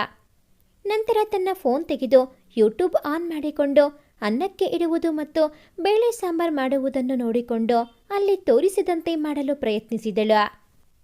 ಹೇಗೋ ಕಷ್ಟಪಟ್ಟು ಅವರು ಹೇಳಿದಂತೆ ಅಡುಗೆ ಮಾಡಿ ಮುಗಿಸಿ ಊಟವನ್ನು ಡೈನಿಂಗ್ ಟೇಬಲ್ಗೆ ತಂದು ಇಟ್ಟು ನಿಖಿಲ್ ಇದ್ದ ರೂಮಿಗೆ ಹೋಗಿ ಇಣುಕಿ ನೋಡಿದಳು. ಅವನು ಯಾವುದೋ ಪುಸ್ತಕ ಓದುತ್ತಾ ಕುಳಿತಿದ್ದನು. ಇವಳು ಒಂದೆರಡು ಸಲ ನಿಧಾನವಾಗಿ ಕೆಮ್ಮುವಂತೆ ನಾಟಕ ಮಾಡಿದಳು. ಆದರೆ ನಿಖಿಲ್ ತುಂಬ ಡೀಪ್ ಆಗಿ ಪುಸ್ತಕದೊಳಗೆ ಮುಳುಗಿ ಹೋಗಿದ್ದರಿಂದ ಅವಳು ಬಂದಿದ್ದು ಅವನಿಗೆ ತಿಳಿಯಲೇ ಇಲ್ಲ. ಅವನನ್ನು ಹೇಗಪ್ಪ ಕರೆಯುವುದು ಎಂದುಕೊಂಡು ಸ್ವಲ್ಪ ಹೊತ್ತು ಬಿಟ್ಟು ಅವರೇ ಬರುತ್ತಾರೇನೋ ನೋಡೋಣ ಎಂದುಕೊಂಡು ಮತ್ತೆ ವಾಪಸ್ ಹೋಗಿ ಡೈನಿಂಗ್ ಟೇಬಲ್ ಮೇಲೆ ಕುಳಿತಳು. ಎಷ್ಟು ಹೊತ್ತಾದರೂ ಅವನು ಬಾರದೇ ಹೋದಾಗ ಮತ್ತೆ ಅವನ ರೂಮಿನ ಬಾಗಿಲಿಗೆ ಹೋಗಿ ಡೋರ್ ನಾಕ್ ಮಾಡಿ ಊಟ ರೆಡಿ ಇದೆ ಎಂದಷ್ಟೇ ಹೇಳಿ ವಾಪಸ್ ಬಂದಳು. ನಿಖಿಲ್ ತಾನು ಓದುತ್ತಿದ್ದ ಪುಸ್ತಕವನ್ನು ಎತ್ತಿಟ್ಟು ನಗುತ್ತಾ ಡೈನಿಂಗ್ ಟೇಬಲ್ಗೆ ಬಂದನು. ಅವನು ಬಂದ ತಕ್ಷಣ ಅವನಿಗೆ ತಟ್ಟೆ ಇಟ್ಟು ಅನ್ನ ಬಡಿಸಿ ಸಾಂಬಾರ್ ಹಾಕಿದಳು. ಅವನಿಗೆ ಆಶ್ಚರ್ಯ. ಪರವಾಗಿಲ್ಲ, ನಿಜವಾಗಿಯೂ ಅನ್ನ ಸಾಂಬಾರ್ ಮಾಡಿಬಿಟ್ಟಿದ್ದಾಳೆ, ನೋಡೋಣ ಹೇಗಿದೆ ಎಂದು. ಒಂದು ತುತ್ತು ತಿಂದನು. ಅನ್ನ ಹೇಗೋ ಚೆನ್ನಾಗಿ ಆಗಿತ್ತು, ಆದರೆ ಸಾಂಬಾರ್ ಬಾಯಿಗಿಡಲು ಆಗುತ್ತಿರಲಿಲ್ಲ. ಉಪ್ಪು ಖಾರ ಎರಡನ್ನೂ ತುಂಬ ಜಾಸ್ತಿ ಹಾಕಿಬಿಟ್ಟಿದ್ದಳು. ಆದರೂ ಅವಳು ಮೊದಲ ಪ್ರಯತ್ನವನ್ನು ಮಾಡಿದ್ದಾಳೆ. ಚೆನ್ನಾಗಿಲ್ಲ ಎಂದು ಅವಳಿಗೆ ಬೇಜಾರು ಮಾಡಬಾರದು ಎಂದುಕೊಂಡು ಊಟ ತುಂಬ ಚೆನ್ನಾಗಿದೆ ಎಂದು ಹೇಳಿ ಊಟ ಮಾಡತೊಡಗಿದನು. ಮಧ್ಯೆ ಮಧ್ಯೆ ನೀರು ಕುಡಿಯುತ್ತಾ ಪೂರ್ತಿ ಊಟ ಖಾಲಿ ಮಾಡಿ ಅಲ್ಲಿಂದ ಎದ್ದನು. ಊಟಕ್ಕೆ ಕುಳಿತ ಪಲ್ಲವಿ, ಪರವಾಗಿಲ್ಲ, ಮೊದಲ ಸಲ ಅಡುಗೆ ಮಾಡಿದ್ದರೂ ಚೆನ್ನಾಗಿ ಮಾಡಿದ್ದೇನೆ ಅನಿಸುತ್ತದೆ, ಏನೂ ಹೇಳಲಿಲ್ಲ ಎಂದುಕೊಂಡು ಅನ್ನ ಬಡಿಸಿಕೊಂಡು ಸಾಂಬಾರ್ ಹಾಕಿಕೊಂಡು ಒಂದು ತುತ್ತು ಬಾಯಿಗೆ ಇಟ್ಟಳು. ಆ ಖಾರ ಮತ್ತು ಉಪ್ಪಿಗೆ ಅವಳಿಗೆ ನೆತ್ತಿಗೆ ಹತ್ತಿಬಿಟ್ಟಿತ್ತು. ಕೆಮ್ಮುತ್ತಿದ್ದ ಅವಳ ಮುಂದೆ ನೀರಿನ ಲೋಟ ಹಿಡಿದ ನಿಖಿಲ್, ನಿಧಾನ ಪಲ್ಲವಿ, ಆ ಸಾಂಬಾರ್ ಸ್ವಲ್ಪ ಖಾರ ಇದೆ, ನಿನಗೆ ಅದನ್ನು ತಿನ್ನಲು ಆಗದಿದ್ದರೆ ನಾನೇನಾದರೂ ಬೇರೆ ಮಾಡಿಕೊಡುತ್ತೇನೆ ಬಿಡು ಎಂದನು. ಅವಳಿಗಂತೂ ಬೇಸರವೆನಿಸಿತು. ಅಯ್ಯೋ, ಇಷ್ಟೊಂದು ಉಪ್ಪು ಖಾರ ಎಲ್ಲ ಆಗಿದೆ, ಇದನ್ನು ಹೇಗೆ ತಿಂದರೋ ಪಾಪ. ಹೇಳಿದರೆ ನಾನೇನಾದರೂ ಬೇಜಾರು ಮಾಡಿಕೊಳ್ಳುತ್ತೇನೆ ಎಂದುಕೊಂಡು ಸುಮ್ಮನೆ ತಿಂದರು ಅನಿಸುತ್ತದೆ. ನಾನು ಮೊದಲಿಗೆ ರುಚಿ ನೋಡಬೇಕಾಗಿತ್ತು, ನನ್ನ ಪೆದ್ದುತನಕ್ಕೆ ಇಷ್ಟು ಎಂದುಕೊಂಡವಳು ನಿಧಾನವಾಗಿ ಅವಳಿಗೆ ಸಾರಿ ಎಂದಳು. ಪರವಾಗಿಲ್ಲ, ಚೆನ್ನಾಗೇ ಇದೆ, ಸ್ವಲ್ಪ ಉಪ್ಪು ಮತ್ತು ಸ್ವಲ್ಪ ಖಾರ ಜಾಸ್ತಿ ಆಗಿದೆ ಅಷ್ಟೇ, ನಿನಗೆ ಅದನ್ನು ತಿನ್ನಲು ಆಗುವುದಿಲ್ಲ ಎಂದರೆ ನಾನೇ ಏನಾದರೂ ಮಾಡಿಕೊಡುತ್ತೇನೆ ಹಿರೋ ಎಂದೆನು. ಅದಕ್ಕೆ ಪಲ್ಲವಿ, ಪರವಾಗಿಲ್ಲ, ಮೊಸರಿದೆ, ನಾನು ಅನ್ನಕ್ಕೆ ಮೊಸರು ಹಾಕಿಕೊಂಡು ತಿನ್ನುತ್ತೇನೆ ಎಂದು ಆ ಸಾಂಬಾರ್ ತೆಗೆದಿಟ್ಟು ಮೊಸರು ಹಾಕಿಕೊಂಡು ಅನ್ನವನ್ನು ತಿಂದಳು. ನಂತರ ಪಾತ್ರೆಯನ್ನೆಲ್ಲ ತಾನೇ ತೆಗೆದಿಟ್ಟು ಪಾತ್ರೆ ತೊಳೆದು ತನ್ನ ರೂಮಿಗೆ ಮಲಗಲು ಹೋದಳು. ನಿಖಿಲ್ಗೆ ಅದನ್ನೆಲ್ಲ ನಂಬಬೇಕೋ ಬಿಡಬೇಕೋ ಒಂದೂ ಅರ್ಥವಾಗಲಿಲ್ಲ. ಎಷ್ಟೊಂದು ಬದಲಾಗಿದ್ದಾಳೆ. ಸದ್ಯ ದೇವರೇ, ಇಷ್ಟಾದರೂ ನನ್ನ ಮೇಲೆ ಕರುಣೆ ತೋರಿದೆಯಲ್ಲ. ಅವಳು ಯಾವಾಗಲೂ ಹೀಗೆ ಇದ್ದರೆ ಅಷ್ಟೇ ಸಾಕು, ಮತ್ತಿನ್ನೇನೂ ಕೇಳುವುದಿಲ್ಲ ನಾನು. ಸದ್ಯ ಮನೆ ತುಂಬ ಓಡಾಡಿಕೊಂಡು ತನಗೆ ಅನಿಸಿದ್ದನ್ನು ಮಾಡಿಕೊಂಡು ಇದ್ದು ಬಿಟ್ಟರೆ ಅಷ್ಟೇ ಸಾಕು. ಇಷ್ಟು ದಿನದಂತೆ ಸುಮ್ಮನೆ ರೂಮಿನಲ್ಲಿ ಒಬ್ಬಳೇ ಕುಳಿತು ಇಡೀ ಜೀವನ ಪೂರ್ತಿ ಕಳೆದು ಬಿಡುತ್ತಾಳೋ ಎಂದುಕೊಂಡಿದ್ದೆ. ಇಷ್ಟಾದರೂ ಅವಳಲ್ಲಿ ಬದಲಾವಣೆಯಾಗಿದೆಯಲ್ಲ, ಅದನ್ನು ನೋಡಿ ನನಗೆ ಖುಷಿಯಾಗುತ್ತಿದೆ. ಥ್ಯಾಂಕ್ ಯು ದೇವರೇ ಎಂದು ಮನಸ್ಸಿನಲ್ಲಿ ದೇವರಿಗೆ ಧನ್ಯವಾದ ಅರ್ಪಿಸಿದನು ನಿಖಿಲ್. ರೂಮಿಗೆ ಹೋದ ಪಲ್ಲವಿ, ಅಯ್ಯೋ, ಏನೂ ಮಾಡಲು ಹೋಗಿ ಏನೂ ಮಾಡಿದೆ, ಪಾಪ ಅವರು ಅದನ್ನೇ ಊಟ ಮಾಡಿದರಲ್ಲ, ನಾನು ಮೊದಲಿಗೆ ರುಚಿ ನೋಡಬೇಕಿತ್ತು, ಎಷ್ಟೊಂದು ಉಪ್ಪು ಖಾರ ಎಲ್ಲ ಆಗಿತ್ತು, ನನ್ನ ಮನಸ್ಸು ನೋಯಿಸಬಾರದು, ಮೊದಲ ಪ್ರಯತ್ನಕ್ಕೆ ಬೆಲೆ ಕೊಡಬೇಕು ಎಂದು ಸುಮ್ಮನೆ ತಿಂದರಲ್ಲ, ನಾನೇ ಅವರನ್ನು ಸರಿಯಾಗಿ ಅರ್ಥ ಮಾಡಿಕೊಳ್ಳುತ್ತಿಲ್ಲವಾ? ಸಂಯುಕ್ತ ಹೇಳಿದಂತೆ ಇವರು ತುಂಬ ಒಳ್ಳೆಯವರು, ನಾನೇ ಏನೇನೋ ಯೋಚಿಸಿಕೊಂಡು ನನ್ನ ಜೀವನ ಹಾಳು ಮಾಡಿಕೊಳ್ಳುತ್ತಿದ್ದೇನೆ. ಇನ್ನು ಮುಂದೆ ಆದರೂ ನನ್ನ ಜೀವನವನ್ನು ಸರಿ ಮಾಡಿಕೊಳ್ಳಬೇಕು, ಅವರನ್ನು ಅರ್ಥ ಮಾಡಿಕೊಳ್ಳಬೇಕು ಎಂದು ತನ್ನೊಳಗೆ ನಿಖಿಲ್ನ ಬಗ್ಗೆ ಯೋಚಿಸತೊಡಗಿದಳು. ನಂತರ ಹೀಗೆ ಯೂಟ್ಯೂಬ್ ನೋಡಿಕೊಂಡು ದಿನ ಅಡುಗೆ ಮಾಡುವುದನ್ನು ಸ್ವಲ್ಪ ಸ್ವಲ್ಪವೇ ಕಲಿಯತೊಡಗಿದಳು. ನಿಖಿಲ್ ಆಗಾಗ ಅದು ಹೀಗೆ ಇದು ಹಾಗೆ ಎಂದು ಹೇಳಿಕೊಡುತ್ತಿದ್ದನು. ಅವನು ಹೇಳಿದ್ದನ್ನು ಚಾಚು ತಪ್ಪದೆ ಕಲಿಯುತ್ತಿದ್ದಳು. ಇತ್ತೀಚೆಗೆ ಮನೆ ಕೆಲಸವನ್ನೆಲ್ಲ ತಾನೇ ಮಾಡಿಕೊಂಡು ಅಡುಗೆಯನ್ನು ಸಹ ಮಾಡುವುದನ್ನು ಕಲಿತಿದ್ದಳು. ನಿಖಿಲ್ ಕಾಲೇಜಿಗೆ ಹೋಗುವುದರೊಳಗೆ ಅವನಿಗೆ ತಿಂಡಿ ರೆಡಿ ಮಾಡಿಕೊಡುತ್ತಿದ್ದಳು. ಮಧ್ಯಾಹ್ನ ಊಟವನ್ನು ಬಾಕ್ಸಿಗೆ ಹಾಕಿಕೊಡುತ್ತಿದ್ದಳು. ನಿಖಿಲ್ ಮನೆಯಲ್ಲಿರುವ ಸಮಯದಲ್ಲಿ ಮಧ್ಯೆ ಮಧ್ಯೆ ಒಂದಷ್ಟು ಕೆಲಸಗಳನ್ನು ಅವಳು ಬೇಡವೆಂದರೂ ತಾನೇ ಮಾಡಿಕೊಡುತ್ತಿದ್ದನು. ಹೀಗೆ ಅವರಿಬ್ಬರ ಜೀವನ ಸಾಗುತ್ತಿತ್ತು.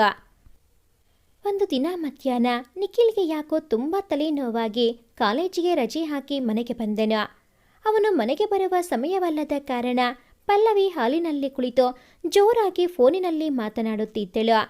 ಪಲ್ಲವಿ ಮಾತುಗಳು ನಿಖಿಲ್ನ ಕಿವಿಯ ಮೇಲೆ ಬೀಳತೊಡಗಿದವು. ಅವಳು ಯಾರೊಂದಿಗೋ ಮಾತನಾಡುತ್ತಾ ಅಳುತ್ತಿದ್ದಳು. ಅಯ್ಯೋ, ಪಲ್ಲವಿ ಯಾಕೆ ಅಳುತ್ತಿದ್ದಾಳೆ ಎಂದು ಒಳಹೋಗೋಣ ಎಂದುಕೊಂಡವನಿಗೆ ಅವಳ ಮಾತುಗಳು ಕಿವಿಯ ಮೇಲೆ ಬಿದ್ದು ಅಲ್ಲೇ ನಿಂತು ಬಿಟ್ಟನು. ನಾನು ಮಾಡಿದ ತಪ್ಪನ್ನು ನೀನು ಮಾಡಬೇಡ. ನನ್ನ ಜೀವನವೇ ನಿನಗೆ ಒಂದು ಉದಾಹರಣೆ. ದಯವಿಟ್ಟು ನನ್ನಂತೆ ನಿನ್ನ ಜೀವನವನ್ನು ಮಾಡಿಕೊಳ್ಳಲು ಹೋಗಬೇಡ. ನಾನೀಗ ಅನುಭವಿಸುತ್ತಿಲ್ವಾ, ಹಾಗೆ ನೀನು ಅನುಭವಿಸುವುದು ಬೇಡ. ದಯವಿಟ್ಟು ಅವರ ಮಾತನ್ನು ಕೇಳು. ಒಳ್ಳೆಯ ಹುಡುಗ ಸಿಗುವುದಕ್ಕೂ ಪುಣ್ಯ ಮಾಡಿರಬೇಕು. ಪ್ಲೀಸ್, ದುಡುಕಿ ಏನೇನೋ ನಿರ್ಧಾರ ತೆಗೆದುಕೊಳ್ಳಬೇಡ. ಯೋಚನೆ ಮಾಡು. ನನ್ನನ್ನೇ ನೋಡು, ದಿನ ಹೀಗೆ ಒಬ್ಬಳೇ ಕುಳಿತು ಅಳುವಂತಾಗಿದೆ. ನೀನೀಗೆ ನನ್ನಂತೆ ಒಂಟಿಯಾಗಬೇಡ ಎಂದು ಹೇಳುತ್ತಾ ಅಳುತ್ತಿದ್ದಳು. ಆ ಮಾತುಗಳು ಕಿವಿಯ ಮೇಲೆ ಬಿದ್ದ ತಕ್ಷಣ ನಿಖಿಲ್ಗೆ ಆಘಾತವಾಯಿತು. ಇತ್ತೀಚೆಗೆ ಅವಳು ಬದಲಾಗುತ್ತಿದ್ದಾಳೆ ಎಂದು ಅವನು ತುಂಬ ಖುಷಿಪಟ್ಟಿದ್ದನು. ಆದರೆ ಇಂದು ಅವಳ ಮಾತು ಕೇಳಿ ತನ್ನನ್ನು ಮದುವೆಯಾಗಿರುವುದರ ಬಗ್ಗೆಯೇ ಮಾತನಾಡುತ್ತಿದ್ದಾಳೆ. ನನ್ನ ಜೀವನ ಹಾಳಾದಂತೆ ನೀನು ನಿನ್ನ ಜೀವನ ಹಾಳು ಮಾಡಿಕೊಳ್ಳಬೇಡ ಎಂದು ಯಾರಿಗೂ ಹೇಳುತ್ತಿದ್ದಾಳೆ ಎಂದು ಭಾವಿಸಿದ್ದನು. ಯಾಕೋ ಮತ್ತೆ ಒಳಗೆ ಹೋಗಲು ಅವನ ಮನಸ್ಸು ಒಪ್ಪಲಿಲ್ಲ. ಹಾಗೆ ಹೊರಗೆ ಹೊರಟು ಬಿಟ್ಟನು. ಹೊರಗೆ ಹೋಗುತ್ತಿದ್ದ ನಿಖಿಲ್ಗೆ ಯಾರೋ ತನ್ನ ಹೃದಯಕ್ಕೆ ಸೂಜಿಯಿಂದ ಚುಚ್ಚುತ್ತಿರುವಂತಹ ಭಾವ. ಇಷ್ಟು ದಿನ ಅವನು ಕಟ್ಟಿಕೊಂಡಿದ್ದ ಆಶಾಗೋಪುರ ಕುಸಿಯುತ್ತಿರುವಂತೆ ಅನಿಸಿತು ಅವನಿಗೆ. ಇತ್ತೀಚಿನ ಪಲ್ಲವಿಳ ಬದಲಾವಣೆಯನ್ನು ನೋಡಿ ಎಲ್ಲ ಸರಿಯಾಗುತ್ತದೆ ಎಂದುಕೊಂಡಿದ್ದವನಿಗೆ ಅವಳ ಮಾತು ಮತ್ತು ಅಳು ಅವನ ಕನಸನ್ನು ನುಚ್ಚುನೂರು ಮಾಡಿದ್ದು. ಆ ಕ್ಷಣಕ್ಕೆ ಅವನಿಗೆ ಇಂದು ಕಾಲೇಜಿನಲ್ಲಿ ಅವರ ಪ್ರಿನ್ಸಿಪಾಲ್ ಹೇಳಿದ ಮಾತುಗಳು ನೆನಪಿಗೆ ಬರತೊಡಗಿದವು. ನಿಖಿಲ್, ನಿಮಗೆ ಬೇರೆ ಕಡೆ ಟ್ರಾನ್ಸ್ಫರ್ ಆರ್ಡರ್ ಬಂದಿದೆ. ಆದರೆ ನಿಮ್ಮನ್ನು ಇಲ್ಲಿಂದ ಬಿಟ್ಟುಕೊಡಲು ನಮಗೆ ಇಷ್ಟವಿಲ್ಲ. ವಿದ್ಯಾರ್ಥಿಗಳು ಸಹ ನಿಮ್ಮನ್ನು ತುಂಬ ಇಷ್ಟಪಡುತ್ತಾರೆ. ಹಾಗಾಗಿ ನಾನು ನಿಮ್ಮ ಟ್ರಾನ್ಸ್ಫರ್ ಆರ್ಡರ್ ಕ್ಯಾನ್ಸಲ್ ಮಾಡಿಸೋಣ ಎಂದುಕೊಳ್ಳುತ್ತಿದ್ದೇನೆ. ಆದರೂ ನಿಮ್ಮ ಅಭಿಪ್ರಾಯವನ್ನು ಕೇಳಬೇಕು ಅಲ್ವಾ, ಅದಕ್ಕೆ ಕೇಳಿದೆ. ನಿಮಗೆ ಇಲ್ಲೇ ಇರುವುದಕ್ಕೆ ಇಷ್ಟ ಅಲ್ವಾ ಎಂದು ಕೇಳಿದರು. ಅದಕ್ಕೆ ನಿಖಿಲ್, ಸರಿ ಸರ್, ನನಗೂ ಇಲ್ಲಿ ಬಿಟ್ಟು ಹೋಗುವುದಕ್ಕೆ ಇಷ್ಟವಿಲ್ಲ. ನನ್ನ ಮೇಲೆ ನೀವು ಇಷ್ಟೊಂದು ನಂಬಿಕೆ ಇಟ್ಟಿರುವುದಕ್ಕೆ ತುಂಬ ಥ್ಯಾಂಕ್ಸ್. ನಿಮ್ಮಿಷ್ಟದಂತೆ ನಾನು ಇಲ್ಲೇ ಇರುತ್ತೇನೆ ಎಂದು ಹೇಳಿ ಬಂದಿದ್ದನು. ಈಗ ಪಲ್ಲವಿಳ ಮಾತುಗಳನ್ನು ಕೇಳಿಸಿಕೊಂಡ ಮೇಲೆ, ಇಲ್ಲ, ನಾನು ಇಲ್ಲಿರುವುದರಿಂದ ಏನೂ ಪ್ರಯೋಜನವೂ ಇಲ್ಲ. ನನ್ನಿಂದ ಪಲ್ಲವಿ ಸಫರ್ ಆಗುತ್ತಿದ್ದಾಳೆ. ನಾನು ಅವಳಿಂದ ದೂರ ಹೋದರೆ ಅವಳು ನೆಮ್ಮದಿಯಿಂದ ಇರುತ್ತಾಳೆ. ನನ್ನಿಂದ ಅವಳಿಗೆ ಬಿಡುಗಡೆ ಅಂತೂ ಕೊಡಲಾಗುವುದಿಲ್ಲ. ಏಕೆಂದರೆ ಅವರ ತಂದೆಗೆ ನಾನು ಮಾತು ಕೊಟ್ಟಿದ್ದೇನೆ. ಆದರೆ ಹೀಗೆ ಕೆಲಸದ ನೆಪ ಹೇಳಿ ಅವಳಿಂದ ದೂರ ಹೋಗಬಹುದು. ನಾನವಳಿಂದ ದೂರವಾದರೆ ಅವಳು ಖುಷಿಯಿಂದ ಇರುತ್ತಾಳೆ. ಹಾಗೆ ಅವಳಿಗೆ ಇಷ್ಟವಿದ್ದರೆ ಅವಳಿಗಿಷ್ಟವಾದವರನ್ನು ಮದುವೆಯಾಗಿ ಬೇರೊಂದು ಜೀವನವನ್ನು ಕಟ್ಟಿಕೊಳ್ಳಲಿ. ಇಷ್ಟು ದಿನ ಅವಳು ಬದಲಾಗುತ್ತಾಳೆ, ನನ್ನನ್ನು ಒಪ್ಪಿಕೊಳ್ಳುತ್ತಾಳೆ ಎಂದು ಭ್ರಮೆಯಲ್ಲಿ ಇದ್ದೆ. ಆದರೆ ಅದು ಈ ಜನ್ಮದಲ್ಲಿ ಸಾಧ್ಯವಿಲ್ಲ. ಅವಳೆಂದೂ ನನ್ನನ್ನು ಒಪ್ಪಿಕೊಳ್ಳುವುದಿಲ್ಲ. ನನ್ನಿಂದ ಅವಳಿಗೆ ತೊಂದರೆಯಾಗುವುದು ಬೇಡ ಎಂದು ತೀರ್ಮಾನಿಸಿ ತನ್ನ ಪ್ರಾಂಶುಪಾಲರಿಗೆ ಫೋನ್ ಮಾಡಿ, ಸರ್, ದಯವಿಟ್ಟು ಕ್ಷಮಿಸಿ, ನನ್ನ ನಿರ್ಧಾರವನ್ನು ಬದಲಾಯಿಸಿದ್ದೇನೆ. ನಾನು ಬೇರೆ ಕಡೆ ಹೋಗಲು ನಿರ್ಧಾರ ಮಾಡಿದ್ದೇನೆ. ದಯವಿಟ್ಟು ನನ್ನ ಟ್ರಾನ್ಸ್ಫರ್ ಆರ್ಡರ್ ಅನ್ನು ಕ್ಯಾನ್ಸಲ್ ಮಾಡಬೇಡಿ ಎಂದು ಕೇಳಿಕೊಂಡನು. ಪಲ್ಲವಿಳ ಪೂರ್ತಿ ಮಾತುಗಳನ್ನು ಕೇಳಿಸಿಕೊಂಡಿದ್ದರೆ ನಿಖಿಲ್ ಈ ನಿರ್ಧಾರವನ್ನು ಮಾಡುತ್ತಿರಲಿಲ್ಲ ಅನಿಸುತ್ತದೆ. ಆದರೆ ಅವಳು ಆಡಿದ ಅರ್ಧ ಮಾತುಗಳನ್ನಷ್ಟೇ ಕೇಳಿಕೊಂಡು ಅವಳಿಂದ ದೂರ ಹೋಗುವ ನಿರ್ಧಾರವನ್ನು ಮಾಡಿದ್ದಾನೆ. ಪಲ್ಲವಿ ಒಂದೇ ಉಸಿರಿಗೆ ರೈಲ್ವೆ ನಿಲ್ದಾಣದ ಮೆಟ್ಟಿಲುಗಳನ್ನು ಹತ್ತುತ್ತಿದ್ದಾಳೆ. ಅವಳಿಗೆ ನಿಖಿಲ್ನನ್ನು ಮತ್ತೆ ಎಲ್ಲಿ ಕಳೆದುಕೊಂಡು ಬಿಡುತ್ತೇನೋ ಎಂಬ ಆತಂಕ. ಅವಳ ತಲೆಯಲ್ಲಿ ನಿಖಿಲ್ ಬರೆದಿಟ್ಟು ಹೋಗಿದ್ದ ಪತ್ರದ ಸಾಲುಗಳೇ ಓಡುತ್ತಿವೆ. ಪ್ರೀತಿಯ ಪಲ್ಲು, ಹೀಗೆ ಕರೆದರೆ ನಿನಗೆ ಇಷ್ಟವಾಗುವುದಿಲ್ಲ ಎಂದು ನನಗೆ ಗೊತ್ತು. ಆದರೆ ಯಾಕೋ ನಿನ್ನನ್ನು ಹೀಗೆ ಕರೆಯಲು ನನಗೆ ತುಂಬ ಇಷ್ಟ. ಕೊನೆಯ ಬಾರಿ ಹೀಗೆ ಕರೆಯುತ್ತಿದ್ದೇನೆ. ದಯವಿಟ್ಟು ನನ್ನನ್ನು ಕ್ಷಮಿಸಿಬಿಡು. ಪಲ್ಲು, ನೀನು ಅಂದರೆ ನನಗೆ ತುಂಬ ಇಷ್ಟ. ನಿನ್ನನ್ನು ತುಂಬ ಪ್ರೀತಿಸುತ್ತೇನೆ ನಾನು. ಆದರೆ ನಿನಗೆ ನನ್ನನ್ನು ಕಂಡರೆ ಸ್ವಲ್ಪವೂ ಇಷ್ಟವಿಲ್ಲ ಎಂಬುದು ನನಗೆ ಗೊತ್ತಿತ್ತು. ಆದರೆ ಇತ್ತೀಚೆಗೆ ನೀನು ಸ್ವಲ್ಪ ಸ್ವಲ್ಪವೇ ಬದಲಾಗುತ್ತಿದ್ದೆ. ಯಾವತ್ತಾದರೂ ಒಮ್ಮೆ ನನ್ನ ಕಡೆ ಪ್ರೀತಿಯ ನೋಟ ಬೀರುತ್ತೀಯ ಎಂದು ನಾನು ಕಾಯುತ್ತಿದ್ದೆ. ಆದರೆ ನಿನ್ನೆ ನೀನು ಯಾರ ಜೊತೆಗೋ ಫೋನಿನಲ್ಲಿ ಮಾತನಾಡುತ್ತಿದ್ದ ಮಾತುಗಳನ್ನು ಕೇಳಿದ ಮೇಲೆ ನನ್ನಿಂದ ನಿನಗೆ ತುಂಬ ನೋವಾಗಿದೆ. ನೀನು ಯಾವತ್ತಿಗೂ ನನ್ನನ್ನು ಕ್ಷಮಿಸುವುದಿಲ್ಲ ಎಂದು ಅರ್ಥವಾಯಿತು. ಇಷ್ಟಾದ ಮೇಲೂ ಮತ್ತೆ ನಿನಗೆ ತೊಂದರೆ ಕೊಡಲು ನನಗೆ ಇಷ್ಟವಿಲ್ಲ. ನಾನು ನಿನ್ನಿಂದ ದೂರ ಹೋಗುತ್ತಿದ್ದೇನೆ. ದಯವಿಟ್ಟು ನನ್ನನ್ನು ಕ್ಷಮಿಸು. ನಿನ್ನನ್ನು ಒಂಟಿಯಾಗಿ ಬಿಟ್ಟು ಹೋಗುತ್ತಿದ್ದೇನೆ ಅಂದುಕೊಳ್ಳಬೇಡ. ನಿನಗೂ ಆ ಜೀವನ ಇಷ್ಟ ಅಲ್ಲವಾ? ನೀನು ಮದುವೆಯಾದ ಮೊದಲ ದಿನವೇ ಅದನ್ನೇ ತಾನೇ ನನ್ನ ಹತ್ತಿರ ಕೇಳಿದ್ದು, ನನ್ನನ್ನು ಒಂಟಿಯಾಗಿ ಬಿಟ್ಟು ಬಿಡು ಎಂದು. ಅದಕ್ಕಾಗಿಯೇ ನಿನ್ನನ್ನು ಬಿಟ್ಟು ನಾನು ದೂರ ಹೋಗುತ್ತಿದ್ದೇನೆ. ಹಾಗೆ ಸಾಧ್ಯವಾದರೆ ನಿಮ್ಮ ತಂದೆ ತಾಯಿಯನ್ನು ಕ್ಷಮಿಸಿಬಿಡು. ಇದರಲ್ಲಿ ಅವರದೇನೂ ತಪ್ಪಿಲ್ಲ. ನಾನೇ ಅವರನ್ನು ತುಂಬ ಬಲವಂತಪಡಿಸಿ ನಿನ್ನನ್ನು ಪಡೆದುಕೊಂಡಿದ್ದು. ಆದರೆ ಪಡೆದುಕೊಂಡಿದ್ದೀನಿ ಎಂದುಕೊಂಡಿದ್ದೆ. ಸುಳ್ಳು. ನೀನು ನನಗೆ ಯಾವತ್ತೂ ಸಿಗಲಿಲ್ಲ, ಮುಂದೆ ಸಿಕ್ಕುವುದೂ ಇಲ್ಲ ಎಂಬುದು ನನಗೆ ಅರ್ಥವಾಗಿದೆ. ಹಾಗಾಗಿಯೇ ನಿನ್ನಿಂದ ದೂರ, ಬಹುದೂರ ಹೋಗುವ ನಿರ್ಧಾರ ಮಾಡಿದ್ದೇನೆ. ನೀನು ಜೀವನ ಪೂರ್ತಿ ಹೀಗೆ ಒಂಟಿಯಾಗಿರೋದು ನನ್ನಿಂದ ನೋಡಲು ಸಾಧ್ಯವಿಲ್ಲ. ನೀನು ಯಾವುದಾದರೂ ನಿನಗೆ ಸರಿಹೊಂದುವ ಹುಡುಗನನ್ನು ನೋಡಿ ಮದುವೆ ಮಾಡಿಕೋ. ನನ್ನದೇನೂ ಅಭ್ಯಂತರವಿಲ್ಲ. ನನ್ನ ಕಾರು, ಮನೆ ಎಲ್ಲ ನಿನ್ನ ಹೆಸರಿಗೆ ಮಾಡಿದ್ದೇನೆ. ಅದು ಈಗ ಮಾಡಿದ್ದಲ್ಲ. ಮದುವೆ ಮಾಡಿಕೊಂಡು ಬಂದ ದಿನವೇ ನನ್ನ ಮನೆ, ನನ್ನ ಕಾರು ಎಲ್ಲ ನಿನ್ನ ಹೆಸರಿಗೆ ಮಾಡಿಸಿಬಿಟ್ಟಿದ್ದೆ. ಯಾಕೆಂದರೆ ನೀನು ನನ್ನವಳು, ನನ್ನದೆಲ್ಲ ನಿನ್ನದು ಎಂಬ ನನ್ನ ಭಾವನೆಗೆ ಅದು ಸಾಕ್ಷಿಯಾಗಿತ್ತು. ನನಗೇನು ಒಂಟಿ ಜೀವ, ಹೇಗೋ ಕಳೆದು ಬಿಡುತ್ತೇನೆ. ನಿಶಾಂತ್ ಚೆನ್ನಾಗಿ ಓದುತ್ತಾನೆ, ಅವನಿಗೂ ಒಂದು ದಾರಿ ನಾನು ಮಾಡಿಕೊಡುತ್ತೇನೆ. ನಿನ್ನ ಬಗ್ಗೆಯೇ ನನಗೆ ಯೋಚನೆಯಾಗಿದೆ. ನೀನು ಜೀವನ ಪೂರ್ತಿ ಕೊರಗುತ್ತಾ ನನ್ನನ್ನು ನೋಡಲಾಗದೆ, ನನ್ನ ಜೊತೆ ಇರಲು ಆಗದೆ ಒದ್ದಾಡುವುದನ್ನು ನನ್ನಿಂದ ನೋಡಲಾಗುತ್ತಿಲ್ಲ. ಹಾಗಾಗಿ ನಿನ್ನಿಂದ ನಾನು ತುಂಬ ದೂರ ಹೋಗುತ್ತಿದ್ದೇನೆ. ನೀನು ಇನ್ನು ಮುಂದೆಯಾದರೂ ಜೀವನದಲ್ಲಿ ಸುಖವಾಗಿರಬೇಕು. ನಿನ್ನ ತಂದೆ ತಾಯಿಯನ್ನು ನನ್ನಿಂದ ಆಗಿ ನೀನು ದೂರ ಮಾಡಿಕೊಂಡೆ. ಈಗ ನಾನೇ ನಿನ್ನಿಂದ ದೂರ ಹೋಗುತ್ತಿದ್ದೇನಲ್ಲ. ಅವರ ಜೊತೆ ಚೆನ್ನಾಗಿರಲು ಪ್ರಯತ್ನ ಮಾಡಿ ಅವರ ಜೊತೆ ಹೋಗು. ನೀನು ಮದುವೆಯ ಮೊದಲ ದಿನವೇ ನನಗೆ ಡಿವೋರ್ಸ್ ಕೊಡು ಎಂದು ಕೇಳಿದ್ದೆ. ಆದರೆ ಅದೊಂದನ್ನು ಕೊಡಲು ನನ್ನಿಂದ ಸಾಧ್ಯವಿಲ್ಲ. ಏಕೆಂದರೆ ನಿನ್ನ ತಂದೆಗೆ ನಾನು ಮಾತು ಕೊಟ್ಟಿದ್ದೆ, ನಿನಗೆ ಯಾವುದೇ ಕಾರಣಕ್ಕೂ ಡಿವೋರ್ಸ್ ಕೊಡುವುದಿಲ್ಲ, ದೂರ ಮಾಡಿಕೊಳ್ಳುವುದಿಲ್ಲ ಎಂದು. ಆದ ಕಾರಣ ಡಿವೋರ್ಸ್ ನಾನು ಕೊಡುತ್ತಿಲ್ಲ. ಹಾಗಂತ ನೀನು ನನ್ನ ಹೆಂಡತಿಯಾಗಿ ಕೊನೆಯ ತನಕ ಇರಲಿ ಎಂದು ನಾನು ಬಯಸುವುದಿಲ್ಲ. ನಿನ್ನ ಇಷ್ಟ ಬಂದವರನ್ನು ನೀನು ಮದುವೆ ಮಾಡಿಕೊಳ್ಳಬಹುದು. ಅದಕ್ಕೆ ನನ್ನ ಯಾವುದೇ ಅಭ್ಯಂತರವಿಲ್ಲ. ಮತ್ತೆ ಎಂದೂ ನಾನು ನಿನ್ನ ಬಾಳಿಗೆ ಬರುವುದಿಲ್ಲ. ಬರುವ ಸಣ್ಣ ಪ್ರಯತ್ನವನ್ನು ಸಹ ಮಾಡುವುದಿಲ್ಲ. ಇನ್ನೆಂದೂ ನಿನಗಿಷ್ಟವಿಲ್ಲದ ಈ ನಿಖಿಲ್ ನಿನ್ನ ಜೀವನಕ್ಕೆ ಬರುವುದಿಲ್ಲ. ಚಿಂತಿಸಬೇಡ. ನೀನು ಖುಷಿಯಾಗಿರುವುದಾದರೆ ನನಗೂ ಅದೇ ಖುಷಿ. ನೀನು ಒಮ್ಮೆ ಹೇಳಿದ್ದೆ, ನೀನು ಭೂಮಿ, ನಾನು ಆಕಾಶ, ಎರಡೂ ಒಟ್ಟಿಗೆ ಸೇರಲು ಸಾಧ್ಯವೇ ಇಲ್ಲ ಅಂತ. ಆದರೆ ನಾನೇ ಅವೆರಡನ್ನೂ ಒಟ್ಟಿಗೆ ಸೇರಿಸುವ ವ್ಯರ್ಥ ಪ್ರಯತ್ನ ಮಾಡಿದೆ. ಅದು ಸಾಧ್ಯವೇ ಇಲ್ಲ ಎಂದು ನನಗೆ ಅರ್ಥವಾಗಿದೆ. ದಯವಿಟ್ಟು ನಿನ್ನ ತಂದೆ ತಾಯಿಯನ್ನು ಚೆನ್ನಾಗಿ ನೋಡಿಕೋ. ನಾನು ಹೊರಡುತ್ತಿದ್ದೇನೆ. ಸಾಧ್ಯವಾದರೆ ಒಮ್ಮೆ ನನ್ನನ್ನು ಕ್ಷಮಿಸು. ಇನ್ನೆಂದಿಗೂ ನಿನ್ನ ಜೀವನಕ್ಕೆ ಬಾರದ ಗೆಳೆಯನಲ್ಲದ ಗೆಳೆಯ ನಿಖಿಲ್ ಎಂದು ಬರೆದು ಅವಳ ಹಾಸಿಗೆಯ ದಿಂಬಿನ ಮೇಲೆ ಇಟ್ಟು ಹೊರಟು ಬಂದಿದ್ದೆನು ನಿಖಿಲ್. ಬೆಳಗ್ಗೆ ಎದ್ದ ತಕ್ಷಣ ಅದನ್ನು ನೋಡಿದ ಪಲ್ಲವಿಗೆ ಹೃದಯವೇ ಬಾಯಿಗೆ ಬಂದಂತಾಗಿತ್ತು. ನನ್ನ ಮಾತುಗಳನ್ನು ಸರಿಯಾಗಿ ಕೇಳಿಸಿಕೊಳ್ಳದೆ ತಪ್ಪು ತಿಳಿದುಕೊಂಡು ನನ್ನನ್ನು ಬಿಟ್ಟು ಹೊರಟು ಹೋಗುತ್ತಿದ್ದೀರಾ? ಇಲ್ಲ, ನೀವು ತಿಳಿದುಕೊಂಡಿರುವುದು ತಪ್ಪು. ನಾನು ಬದಲಾಗಿದ್ದೇನೆ. ಅದನ್ನೇ ನಿಮಗೆ ಅರ್ಥ ಮಾಡಿಸಲು ನಾನು ಪ್ರಯತ್ನಿಸುತ್ತಿದ್ದೆ. ಆದರೆ ಅದನ್ನು ನಿಮಗೆ ಹೇಗೆ ತಿಳಿಸುವುದು ಎಂಬುದು ಗೊತ್ತಾಗದೆ ಪ್ರತಿ ಸಾರಿ ಸೋಲುತ್ತಿದ್ದೆ. ನೀವು ಹೀಗೆ ನನ್ನನ್ನು ಏಕಾಏಕಿ ಬಿಟ್ಟು ಹೋಗುತ್ತೀರಾ ಅಂತ ನಾನು ಕನಸಿನಲ್ಲೂ ಅಂದುಕೊಂಡಿರಲಿಲ್ಲ. ಆ ದಿನ ನಿಮ್ಮ ಮೇಲಿನ ಸಿಟ್ಟಿಗೆ ನನ್ನ ಪ್ರಾಣಕ್ಕಿಂತ ಹೆಚ್ಚು ಪ್ರೀತಿಸುತ್ತಿದ್ದ ಅಪ್ಪ ಅಮ್ಮನನ್ನು ಬಿಟ್ಟು ಒಂಟಿಯಾದೆ. ಆದರೆ ಹೋಗುತ್ತಾ ಹೋಗುತ್ತಾ ನೀವು ನನ್ನ ಜೊತೆಯಲ್ಲಿ ಇದ್ದೀರಾ ಎಂಬ ಭರವಸೆ ಬಂದುಬಿಟ್ಟಿತ್ತು. ಆದರೆ ಇಂದು ನೀವು ನನ್ನೊಬ್ಬಳನ್ನೇ ಬಿಟ್ಟು ಹೋಗುತ್ತಿದ್ದೀರಾ. ಮತ್ತೆ ನಾನು ಒಂಟಿ ಎಂದು ಅಳತೊಡಗಿದಳು. ನಂತರ ಅವನು ಎಲ್ಲಿ ಹೋಗಿರಬಹುದು, ಯಾರಿಗೆ ಕೇಳಿದರೆ ಗೊತ್ತಾಗುತ್ತದೆ ಎಂದು ಯೋಚಿಸಿದವಳಿಗೆ ತಕ್ಷಣಕ್ಕೆ ನೆನಪಿಗೆ ಬಂದವರು ಅವರ ಪ್ರಿನ್ಸಿಪಾಲ್. ತಕ್ಷಣ ಅವಳ ಫೋನ್ ತೆಗೆದುಕೊಂಡು ಪ್ರಿನ್ಸಿಪಾಲ್ಗೆ ಕಾಲ್ ಮಾಡಿದಳು.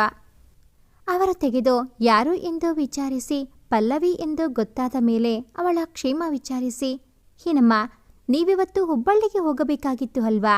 ಯಾಕೆ ನೀನು ಹೋಗಲಿಲ್ವಾ ಎಂದರು. ಹುಬ್ಬಳ್ಳಿಗ? ಯಾಕೆ ಸರ್? ಆಶ್ಚರ್ಯವಾಗಿ ಕೇಳಿದಳು ಪಲ್ಲವಿ. ಯಾಕಮ್ಮ ಹೀಗೆ ಕೇಳ್ತಾ ಇದೀಯಾ? ನಿಖಿಲ್ ಸರ್ಗೆ ಹುಬ್ಬಳ್ಳಿಗೆ ಟ್ರಾನ್ಸ್ಫರ್ ಆಗಿದೆಯಲ್ಲ. ಇವತ್ತೇ ಬೆಳಗ್ಗೆ 10 ಗಂಟೆ ಟ್ರೈನ್ಗೆ ಹೋಗುತ್ತೇವೆ ಎಂದು ಹೇಳಿದ್ದರು. ಯಾಕೆ ನಿನಗೆ ಗೊತ್ತಿಲ್ವಾ ಎಂದರು ಅನುಮಾನದಲ್ಲಿ. ಹಾಂ ಗೊತ್ತು ಸರ್, ಇವತ್ತು ಅವರು ಹೊರಟರು. ಅಲ್ಲಿ ಎಲ್ಲ ವ್ಯವಸ್ಥೆ ಮಾಡಿ ನನ್ನನ್ನು ಕರೆದುಕೊಂಡು ಹೋಗುತ್ತೇನೆ ಎಂದು ಹೇಳಿದ್ದಾರೆ. ಸರಿ, ನಾನು ನಿಮಗೆ ಆಮೇಲೆ ಫೋನ್ ಮಾಡುತ್ತೇನೆ ಎಂದು ಅವರ ಉತ್ತರಕ್ಕೂ ಕಾಯದೆ ಫೋನ್ ಕಟ್ ಮಾಡಿ ಅಲ್ಲಿಂದ ಹೊರಟಳು. ಅವನನ್ನು ತಡೆಯಲು ಅವಳೇ ರೈಲ್ವೆ ಸ್ಟೇಷನ್ ಹೋಗಿದ್ದಳು.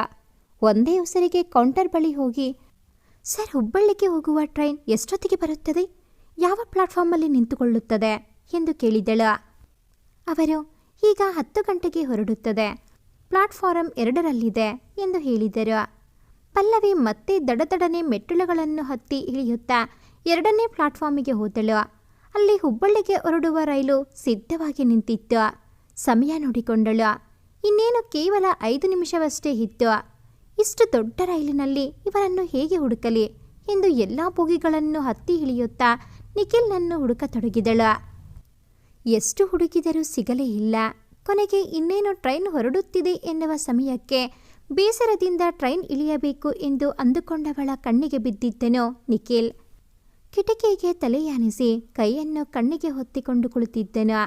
ಅವನನ್ನು ನೋಡಿದ ಅವಳು ಖುಷಿಯಿಂದ ಒಂದೇ ಉಸಿರಿಗೆ ಅವನ ಹತ್ತಿರ ಹೋದವಳೆ ಮೇಲಿದ್ದ ಅವನ ಲಗೇಜ್ಗಳನ್ನು ಕೆಳಗೆ ತೆಗೆದುಕೊಂಡು ಅವನ ಕೈ ಹಿಡಿದಳು. ತನ್ನ ಕೈಯನ್ನು ಯಾರೋ ಹಿಡಿದಿದ್ದನ್ನು ನೋಡಿ ಕಣ್ತೆರೆದ ನಿಖಿಲ್ಗೆ ಆಶ್ಚರ್ಯ. ಇದರಿಗೆ ಪಲ್ಲವಿ ನಿಂತಿದ್ದಾಳೆ. ಅವನು ಪ್ರಶ್ನಾರ್ಥಕವಾಗಿ ಅವಳ ಮುಖ ನೋಡಿದನು. ಬನ್ನಿ ಎಂದಷ್ಟೇ ಹೇಳಿ ಅವನ ಲಗೇಜನ್ನು ಹಿಡಿದು ಅವನ ಕೈಯನ್ನು ಹಿಡಿದು ಇಳಿಯಲು ಹೊರಟಳು. ಪಲ್ಲವಿ, ಏನು ಮಾಡ್ತಾ ಇದೀಯಾ? ನನ್ನ ಮಾತು ಕೇಳು ಪಲ್ಲವಿ ಎಂದು ಅವನು ಕೇಳುತ್ತಿದ್ದರೂ ಮಾತಾಡದೆ ನನ್ನ ಜೊತೆ ಬನ್ನಿ ಎಂದಷ್ಟೇ ಹೇಳಿ ಇನ್ನೇನು ಹೊರಡುತ್ತಿದ್ದ ಟ್ರೈನ್ನಿಂದ ಅವನನ್ನು ಇಳಿಸಿಕೊಂಡು ತಾನು ಕೆಳಗಿಳಿದಳು.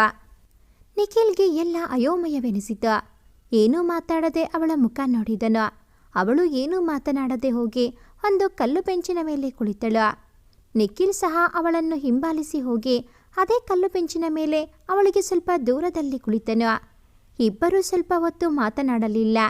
ಸುಮ್ಮನೆ ಕುಳಿತಿದ್ದವಳ ಕಡೆ ನೋಡಿದ ನಿಖಿಲ್. ಪಲ್ಲವಿ, ಏನಿದು?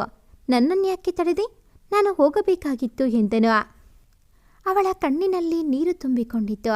ಅವಳು ಏನೂ ಮಾತನಾಡಲಿಲ್ಲ. ಅವಳ ಕಣ್ಣೀರನ್ನು ನೋಡಿ ಒಂದು ಕ್ಷಣ ಗಾಬರಿಯಾದನು ನಿಖಿಲ್. ಪಲ್ಲು, ಓ ಸಾರಿ ಪಲ್ಲವಿ, ಯಾಕೆ ಅಳುತ್ತಿದ್ದೀಯಾ? ಏನಾಯ್ತು ಎಂದನು ಅವಳ ಮುಖವನ್ನೇ ನೋಡುತ್ತಾ.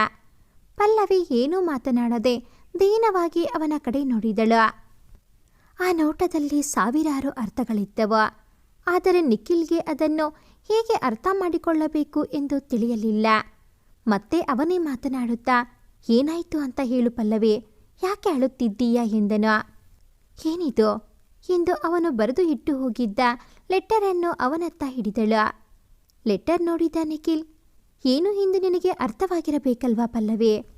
ಅದನ್ನು ನಿನಗೆ ಎಂದೇ ಬರೆದಿಟ್ಟು ಬಂದಿದ್ದ ಲೆಟರ್, ನೀನು ಓದಲಿಲ್ವಾ ಎಂದನು. ಇದು ಲೆಟರ್ ಎಂದು ನನಗೂ ಗೊತ್ತು, ನಾನದನ್ನು ಓದಿದೆ. ಆದರೆ ನೀವು ಹೀಗೆ ಮಾಡಿದ್ದು ಸರಿ ಅಂತ ನಿಮಗೆ ಅನಿಸುತ್ತಾ ಅಂತ ಕೇಳ್ತಾ ಇರೋದು ಎಂದಳು ಮುಖ ದಪ್ಪ ಮಾಡಿಕೊಂಡು. ನೀನು ಕೇಳಿದ್ದ ಸ್ವಾತಂತ್ರ್ಯನ ನಿನಗೆ ಕೊಟ್ಟು ನಾನು ನನ್ನ ಪಾಡಿಗೆ ಹೋಗ್ತಾ ಇದ್ದೆ. ಅದು ನೀನೇ ಆಸೆ ಪಟ್ಟಿದ್ದು ಅಲ್ವಾ? ಸಾರಿ ರೀ, ನನ್ನಿಂದ ತುಂಬ ದೊಡ್ಡ ತಪ್ಪಾಯಿತು. ದಯವಿಟ್ಟು ನನ್ನನ್ನು ಕ್ಷಮಿಸಿಬಿಡಿ ಎಂದಳು ಕೈ ಮುಗಿಯುತ್ತಾ ಪಲ್ಲವಿ. ಅವಳು ರೀ ಎಂದು ಮಾತನಾಡಿಸಿದ್ದು ನಿಖಿಲ್ಗೆ ಎಲ್ಲಿಲ್ಲದ ಆಶ್ಚರ್ಯ. ಏನು, ಇಷ್ಟೊಂದು ಪ್ರೀತಿಯಿಂದ ಮಾತನಾಡಿಸುತ್ತಿದ್ದಾಳೆ? ಅದೂ ಅಲ್ಲದೆ ರೀ ಎಂದು ಬೇರೆ ಕರೆಯುತ್ತಿದ್ದಾಳೆ ಎಂದು ಮನಸ್ಸಿನೊಳಗೆ ಖುಷಿಪಟ್ಟನು. ಆದರೂ ಮುಖದಲ್ಲಿ ಏನೂ ತೋರಿಸಿಕೊಳ್ಳದೆ, ನಿನ್ನನ್ನು ಕ್ಷಮಿಸಲು ನಾನ್ಯಾರೋ? ನೀನು ಏನು ತಪ್ಪು ಮಾಡಿದ್ದೀಯಾ ಎಂದು ನಿನ್ನನ್ನು ನಾನು ಕ್ಷಮಿಸಬೇಕು ಎಂದೆನು. ನನಗೆ ಗೊತ್ತು, ನನ್ನಿಂದ ನಿಮಗೆ ತುಂಬ ನೋವಾಗಿದೆ ಎಂದು. ಅದಕ್ಕೆ ನನ್ನನ್ನು ಹೀಗೆ ಒಂಟಿಯಾಗಿ ಬಿಟ್ಟು ನೀವೊಬ್ಬರೇ ಹೊರಟು ಬಿಟ್ಟರೆ ನಾನೊಬ್ಬಳು ಇಲ್ಲಿ ಏನು ಮಾಡಲಿ? ನಿಮ್ಮನ್ನೇ ನಂಬಿಕೊಂಡು ನಿಮ್ಮ ಜೊತೆಯಲ್ಲಿದ್ದೇನೆ. ಹೀಗೆ ಏಕಾಏಕಿ ನನ್ನನ್ನು ಬಿಟ್ಟು ಹೋಗಿಬಿಟ್ಟರೆ ನಾನು ಒಂಟಿಯಾಗುವುದಿಲ್ಲವೇ? ನಿಮ್ಮನ್ನು ಬಿಟ್ಟು ನಾನು ಹೇಗೆ ಬದುಕಲಿ ಎಂದಳು ಪಲ್ಲವಿ. ಒಂದು ಕ್ಷಣ ನಿಖಿಲ್ಗೆ ಏನೂ ಅರ್ಥವಾಗಲಿಲ್ಲ. ಪಲ್ಲವಿ ಏನು ಹೇಳುತ್ತಿದ್ದಾಳೆ ಎಂದು ಅರ್ಥ ಮಾಡಿಕೊಳ್ಳಲು ಅವನಿಗೆ ಸ್ವಲ್ಪ ಸಮಯವೇ ಹಿಡಿಯಿತು. ಅವನು ನಿಧಾನವಾಗಿ ಅವಳ ಮಾತನ್ನು ಅರ್ಥೈಸಿಕೊಂಡು ಆಶ್ಚರ್ಯದಿಂದ ಮತ್ತು ಅನುಮಾನದಿಂದ ಅವಳ ಮುಖ ನೋಡಿದನು. ಅವನ ಅನುಮಾನದ ಮುಖ ನೋಡಿದ ಪಲ್ಲವಿ ಅವನ ಹತ್ತಿರಕ್ಕೆ ಬರುತ್ತಾ, ಹೌದು ನಿಜ, ನೀವು ಕೇಳಿಸಿಕೊಂಡಿದ್ದು. ನಿಮ್ಮನ್ನು ಬಿಟ್ಟು ಬದುಕಲು ನನ್ನಿಂದ ಸಾಧ್ಯವಿಲ್ಲ. ನನ್ನ ತಪ್ಪಿನ ಅರಿವು ನನಗಾಗಿದೆ. ನಿಮ್ಮನ್ನು ದೂರ ಮಾಡಿಕೊಳ್ಳಲು ನಾನು ಇಷ್ಟಪಡುವುದಿಲ್ಲ. ಬಾಹ್ಯ ಸೌಂದರ್ಯಕ್ಕಿಂತ ಆಂತರಿಕ ಸೌಂದರ್ಯ ಮುಖ್ಯ ಅನ್ನೋದು ನನಗೆ ತುಂಬ ಚೆನ್ನಾಗಿ ಅರ್ಥ ಆಗಿದೆ. ನನ್ನ ಎಲ್ಲ ತಪ್ಪಿಗೂ ನಾನು ನಿಮ್ಮಲ್ಲಿ ಕ್ಷಮೆ ಕೇಳುತ್ತಿದ್ದೇನೆ. ದಯವಿಟ್ಟು ನನ್ನನ್ನು ಕ್ಷಮಿಸಿ ಮನೆಗೆ ತಿರುಗು ಬನ್ನಿ. ನಿಮ್ಮ ಕೈ ಮುಗಿಯುತ್ತೇನೆ. ನನ್ನೊಬ್ಬಳನ್ನೇ ಬಿಟ್ಟು ನೀವು ಎಲ್ಲಿಗೂ ಹೋಗಬೇಡಿ. ಇನ್ಯಾವತ್ತಿಗೂ ನಿಮಗೆ ಬೇಸರವಾಗುವ ಹಾಗೆ ನಾನು ನಡೆದುಕೊಳ್ಳುವುದಿಲ್ಲ. ಈ ಪಲ್ಲವಿ ಬದಲಾಗಿದ್ದಾಳೆ. ಅವಳನ್ನು ಅರ್ಥ ಮಾಡಿಕೊಳ್ಳಿ ಪ್ಲೀಸ್ ಎಂದಳು ಅಳುತ್ತಾ. ನಿಖಿಲ್ಗಂತೂ ಅವಳ ಒಂದೊಂದು ಮಾತುಗಳು ಆಶ್ಚರ್ಯವೆನಿಸತೊಡಗಿತು. ಪಲ್ಲವಿನ ಹೀಗೆ ಮಾತಾಡುತ್ತಿರುವುದು ಎಂಬುದನ್ನು ನಂಬಲು ಅವನಿಂದ ಆಗಲಿಲ್ಲ. ಸರಿ, ಈಗ ಮನೆಗೆ ಹೋಗೋಣ, ನಡೆಯಿರಿ. ಅಲ್ಲಿ ನಮಗೋಸ್ಕರ ಯಾರೋ ಕಾಯುತ್ತಿದ್ದಾರೆ ಎಂದಳು ಪಲ್ಲವಿ. ಮನೆಯಲ್ಲಿ ನಮಗೋಸ್ಕರ ಕಾಯುವವರು ಯಾರಿದ್ದಾರೆ? ಅನುಮಾನದಲ್ಲಿ ಕೇಳಿದನು ನಿಖಿಲ್. ಎಲ್ಲ ಇಲ್ಲೇ ತಿಳಿದುಕೊಂಡರೆ ಆಮೇಲೆ ಸರ್ಪ್ರೈಸ್ ಮಿಸ್ ಆಗುತ್ತದೆ. ಬನ್ನಿ, ನಾವು ಮನೆಗೆ ಹೋಗಿ ನೋಡೋಣ ಎಂದು ಅವನ ಲಗೇಜ್ ತೆಗೆದುಕೊಂಡಳು. ಪರವಾಗಿಲ್ಲ, ನಾನೇ ತೆಗೆದುಕೊಳ್ಳುತ್ತೇನೆ ಎಂದು ಲಗೇಜನ್ನು ಹಿಡಿದವನಿಗೆ, ಇನ್ನು ಜೀವನದಲ್ಲಿ ಎಲ್ಲವನ್ನೂ ಹಂಚಿಕೊಂಡು ಬದುಕೋಣ. ಕಷ್ಟ, ಸುಖ, ನೋವು, ನಲಿವು ಎಲ್ಲದರಲ್ಲೂ ನಿಮ್ಮ ಜೊತೆ ನಾನಿರುತ್ತೇನೆ ಎಂದ ಪಲ್ಲವಿ ಮಾತುಗಳನ್ನು ಪದೇ ಪದೇ ನಂಬಲಾಗುತ್ತಿಲ್ಲ ನಿಖಿಲ್ಗೆ. ಅವನು ಏನೂ ಮಾತನಾಡದೆ ಅವಳೊಟ್ಟಿಗೆ ಹೆಜ್ಜೆ ಹಾಕತೊಡಗಿದನು. ಅವನಿಗೆ ಆಕಾಶದಲ್ಲಿ ತೇಲುತ್ತಿರುವಂತಹ ಅನುಭವ. ನಿಜವಾಗಿಯೂ ನನ್ನ ಪಲ್ಲವಿ ಇಷ್ಟು ಬದಲಾಗಿದ್ದಾಳಾ? ನನ್ನನ್ನು ಇಷ್ಟಪಡುತ್ತಿದ್ದಾಳಾ ಎಂಬುದನ್ನು ಅವನಿಗೆ ನಂಬಲೇ ಆಗುತ್ತಿಲ್ಲ. ಅವನ ಮನಸ್ಸು ಅವನಿಗೆ ಹೌದು, ಇದೆಲ್ಲ ನಿಜ ಎಂದು ಹೇಳಿದರೂ ಅದನ್ನು ಅವನ ಬುದ್ಧಿ ಒಪ್ಪಿಕೊಳ್ಳುವ ಪ್ರಯತ್ನ ಮಾಡುತ್ತಿಲ್ಲ. ಹಾಗಾಗಿ ಏನೂ ಮಾತನಾಡದೆ ಅವಳೊಟ್ಟಿಗೆ ಹೆಜ್ಜೆ ಹಾಕಿದನು. ಕಾರಿನ ಹತ್ತಿರ ಬಂದ ಪಲ್ಲವಿ ಅವನ ಲಗೇಜನ್ನು ಕಾರಿಗೆ ಹಾಕಿ ತಾನೇ ಡ್ರೈವರ್ ಸೀಟಿನಲ್ಲಿ ಕುಳಿತಳು. ನಿಖಿಲ್ ಹೋಗಿ ಅವಳ ಪಕ್ಕ ಕುಳಿತನು. ಕಾರು ಚಲಾಯಿಸಿದ ಪಲ್ಲವಿ ಏನೂ ಮಾತನಾಡಲಿಲ್ಲ. ನಿಖಿಲ್ಗೂ ಏನು ಮಾತಾಡಬೇಕು ತಿಳಿಯಲಿಲ್ಲ. ಅವನು ಸುಮ್ಮನೆ ಕುಳಿತನು. ಮನೆಯ ಹತ್ತಿರ ಬಂದ ಪಲ್ಲವಿ ಕಾರು ನಿಲ್ಲಿಸಿ ಕಾರಿನ ಹಾರನ್ ಮಾಡಿ ಕೆಳಗಿಳಿದಳು. ಪಲ್ಲವಿ ಜೊತೆಗೆ ನಿಖಿಲ್ನೂ ಕೆಳಗಿಳಿದನು. ಅವರಿಬ್ಬರು ಮನೆಯ ಬಾಗಿಲಿಗೆ ಬಂದರು. ಅಷ್ಟರಲ್ಲಿ ಅಲ್ಲೇ ನಿಲ್ಲಿ, ಒಳಗೆ ಬರಬೇಡಿ ಎಂಬ ಧ್ವನಿಯನ್ನು ಕೇಳಿ ಆಶ್ಚರ್ಯವಾಗಿ ಮನೆಯೊಳಗೆ ನೋಡಿದನು ನಿಖಿಲ್. ಮನೆಯ ಒಳಗೆ ನಾಗರಾಜ್ ನಿಂತಿದ್ದರು. ಅವರನ್ನು ನೋಡಿ ನಿಖಿಲ್ಗೆ ತುಂಬ ಖುಷಿ ಆಯಿತು. ಅಷ್ಟರಲ್ಲಿ ಒಳಗಿಂದ ಕಲ್ಯಾಣಿ ಅವರು ಆರತಿ ತಟ್ಟೆ ಹಿಡಿದು ಅಲ್ಲೇ ಇರಿ, ಇಬ್ಬರಿಗೂ ಆರತಿ ಮಾಡಿ ಒಳಗೆ ಕರೆದುಕೊಳ್ಳುತ್ತೇನೆ ಎಂದರು. ಅವರಿಬ್ಬರನ್ನು ಅಲ್ಲಿ ನೋಡಿ ನಿಖಿಲ್ಗಂತೂ ತುಂಬ ಸಂತೋಷವಾಗಿತ್ತು. ಅತ್ತೆ, ಮಾವ, ನೀವಿಲ್ಲಿ? ಇದೆಲ್ಲ ಹೀಗೆ ಸಾಧ್ಯ ಎಂದನು ಆಶ್ಚರ್ಯದಿಂದ. ಅವರು ನಗುತ್ತಾ ಅವರಿಬ್ಬರಿಗೂ ಆರತಿ ಎತ್ತಿ ಒಳಗೆ ಕರೆದುಕೊಂಡು, ಇದೆಲ್ಲ ನನ್ನ ಮಗಳಿಂದ ಸಾಧ್ಯವಾಯಿತು ಎಂದು ತಮ್ಮ ಮಗಳ ಕೈ ಹಿಡಿದರು ನಾಗರಾಜ್. ನಿಜವಾಗಿಯೂ ಇಲ್ಲಿ ಏನು ನಡೆಯುತ್ತಿದೆ ಎಂದು ನನಗೆ ಅರ್ಥವೇ ಆಗುತ್ತಿಲ್ಲ. ಎಲ್ಲವೂ ಅಯೋಮಯ ಎನಿಸುತ್ತಿದೆ. ಪಲ್ಲವಿ ನಿಜವಾಗಿಯೂ ನಿಮ್ಮನ್ನು ಕ್ಷಮಿಸಿದ್ದಾಳಾ? ನೀವು ನನ್ನ ಮನೆಯಲ್ಲಿದ್ದೀರಾ? ಇದೆಲ್ಲವನ್ನು ನನಗೆ ನಂಬಲು ಸಾಧ್ಯವಾಗುತ್ತಿಲ್ಲ. ಇಷ್ಟೊಂದು ಖುಷಿ ಒಟ್ಟಿಗೆ ಆದರೆ ತಡೆದುಕೊಳ್ಳುವುದಾದರೂ ಹೇಗೆ ಎಂದನು ನಗುತ್ತಾ ನಿಖಿಲ್.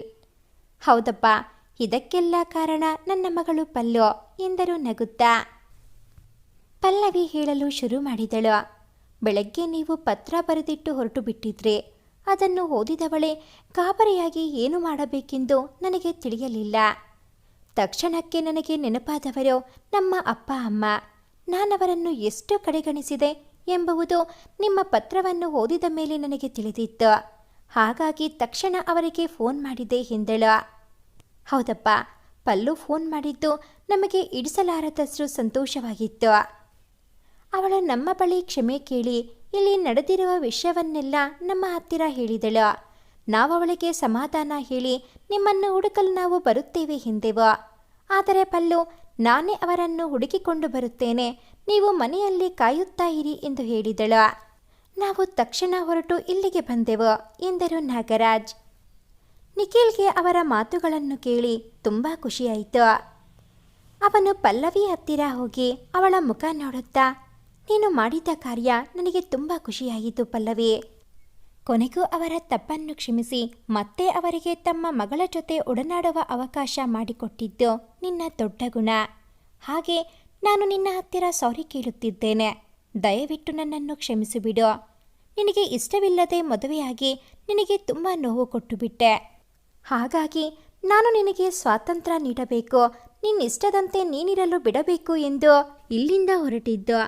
ಆದರೆ ನೀನು ಎಂದು ಮಾತನಾಡುತ್ತಿರುವಾಗಲೇ ಅವನ ಮಾತನ್ನು ಅರ್ಧಕ್ಕೆ ತಡೆದ ಪಲ್ಲವಿ, ಹಿಂದೆ ಹಾಕಿದ್ದನ್ನೆಲ್ಲ ಮರೆತುಬಿಡಿ, ಇನ್ನು ಮುಂದೆ ಒಟ್ಟಿಗೆ ಜೀವನ ನಡೆಸೋಣ.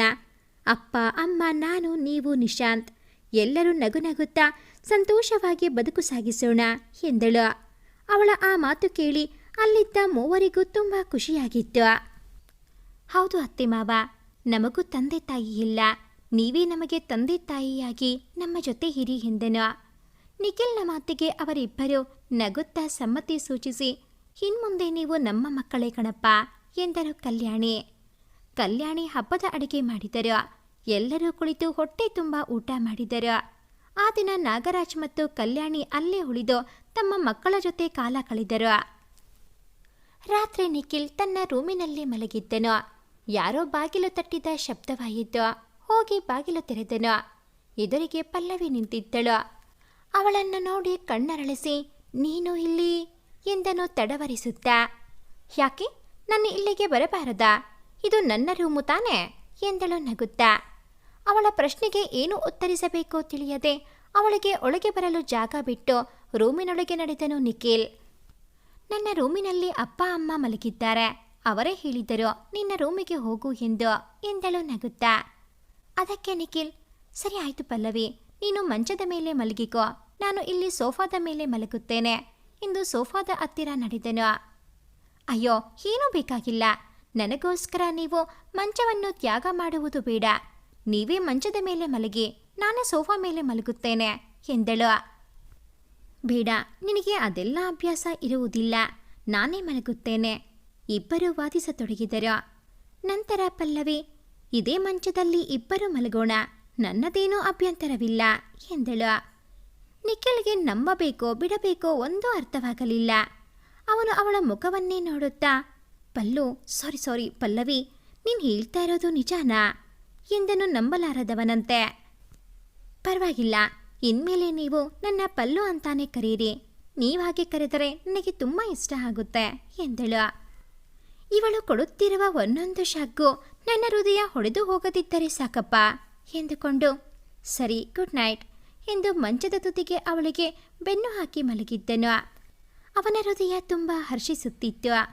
ಕನಸಿನಲ್ಲಿ ಕಂಡ ನಿಧಿ ಇಂದು ತನ್ನ ಮಂಚದಲ್ಲಿ ಮಲಗಿರುವುದನ್ನು ನೆನೆದ ಅವನ ಸಂತೋಷಕ್ಕೆ ಪಾರವೇ ಇರಲಿಲ್ಲ.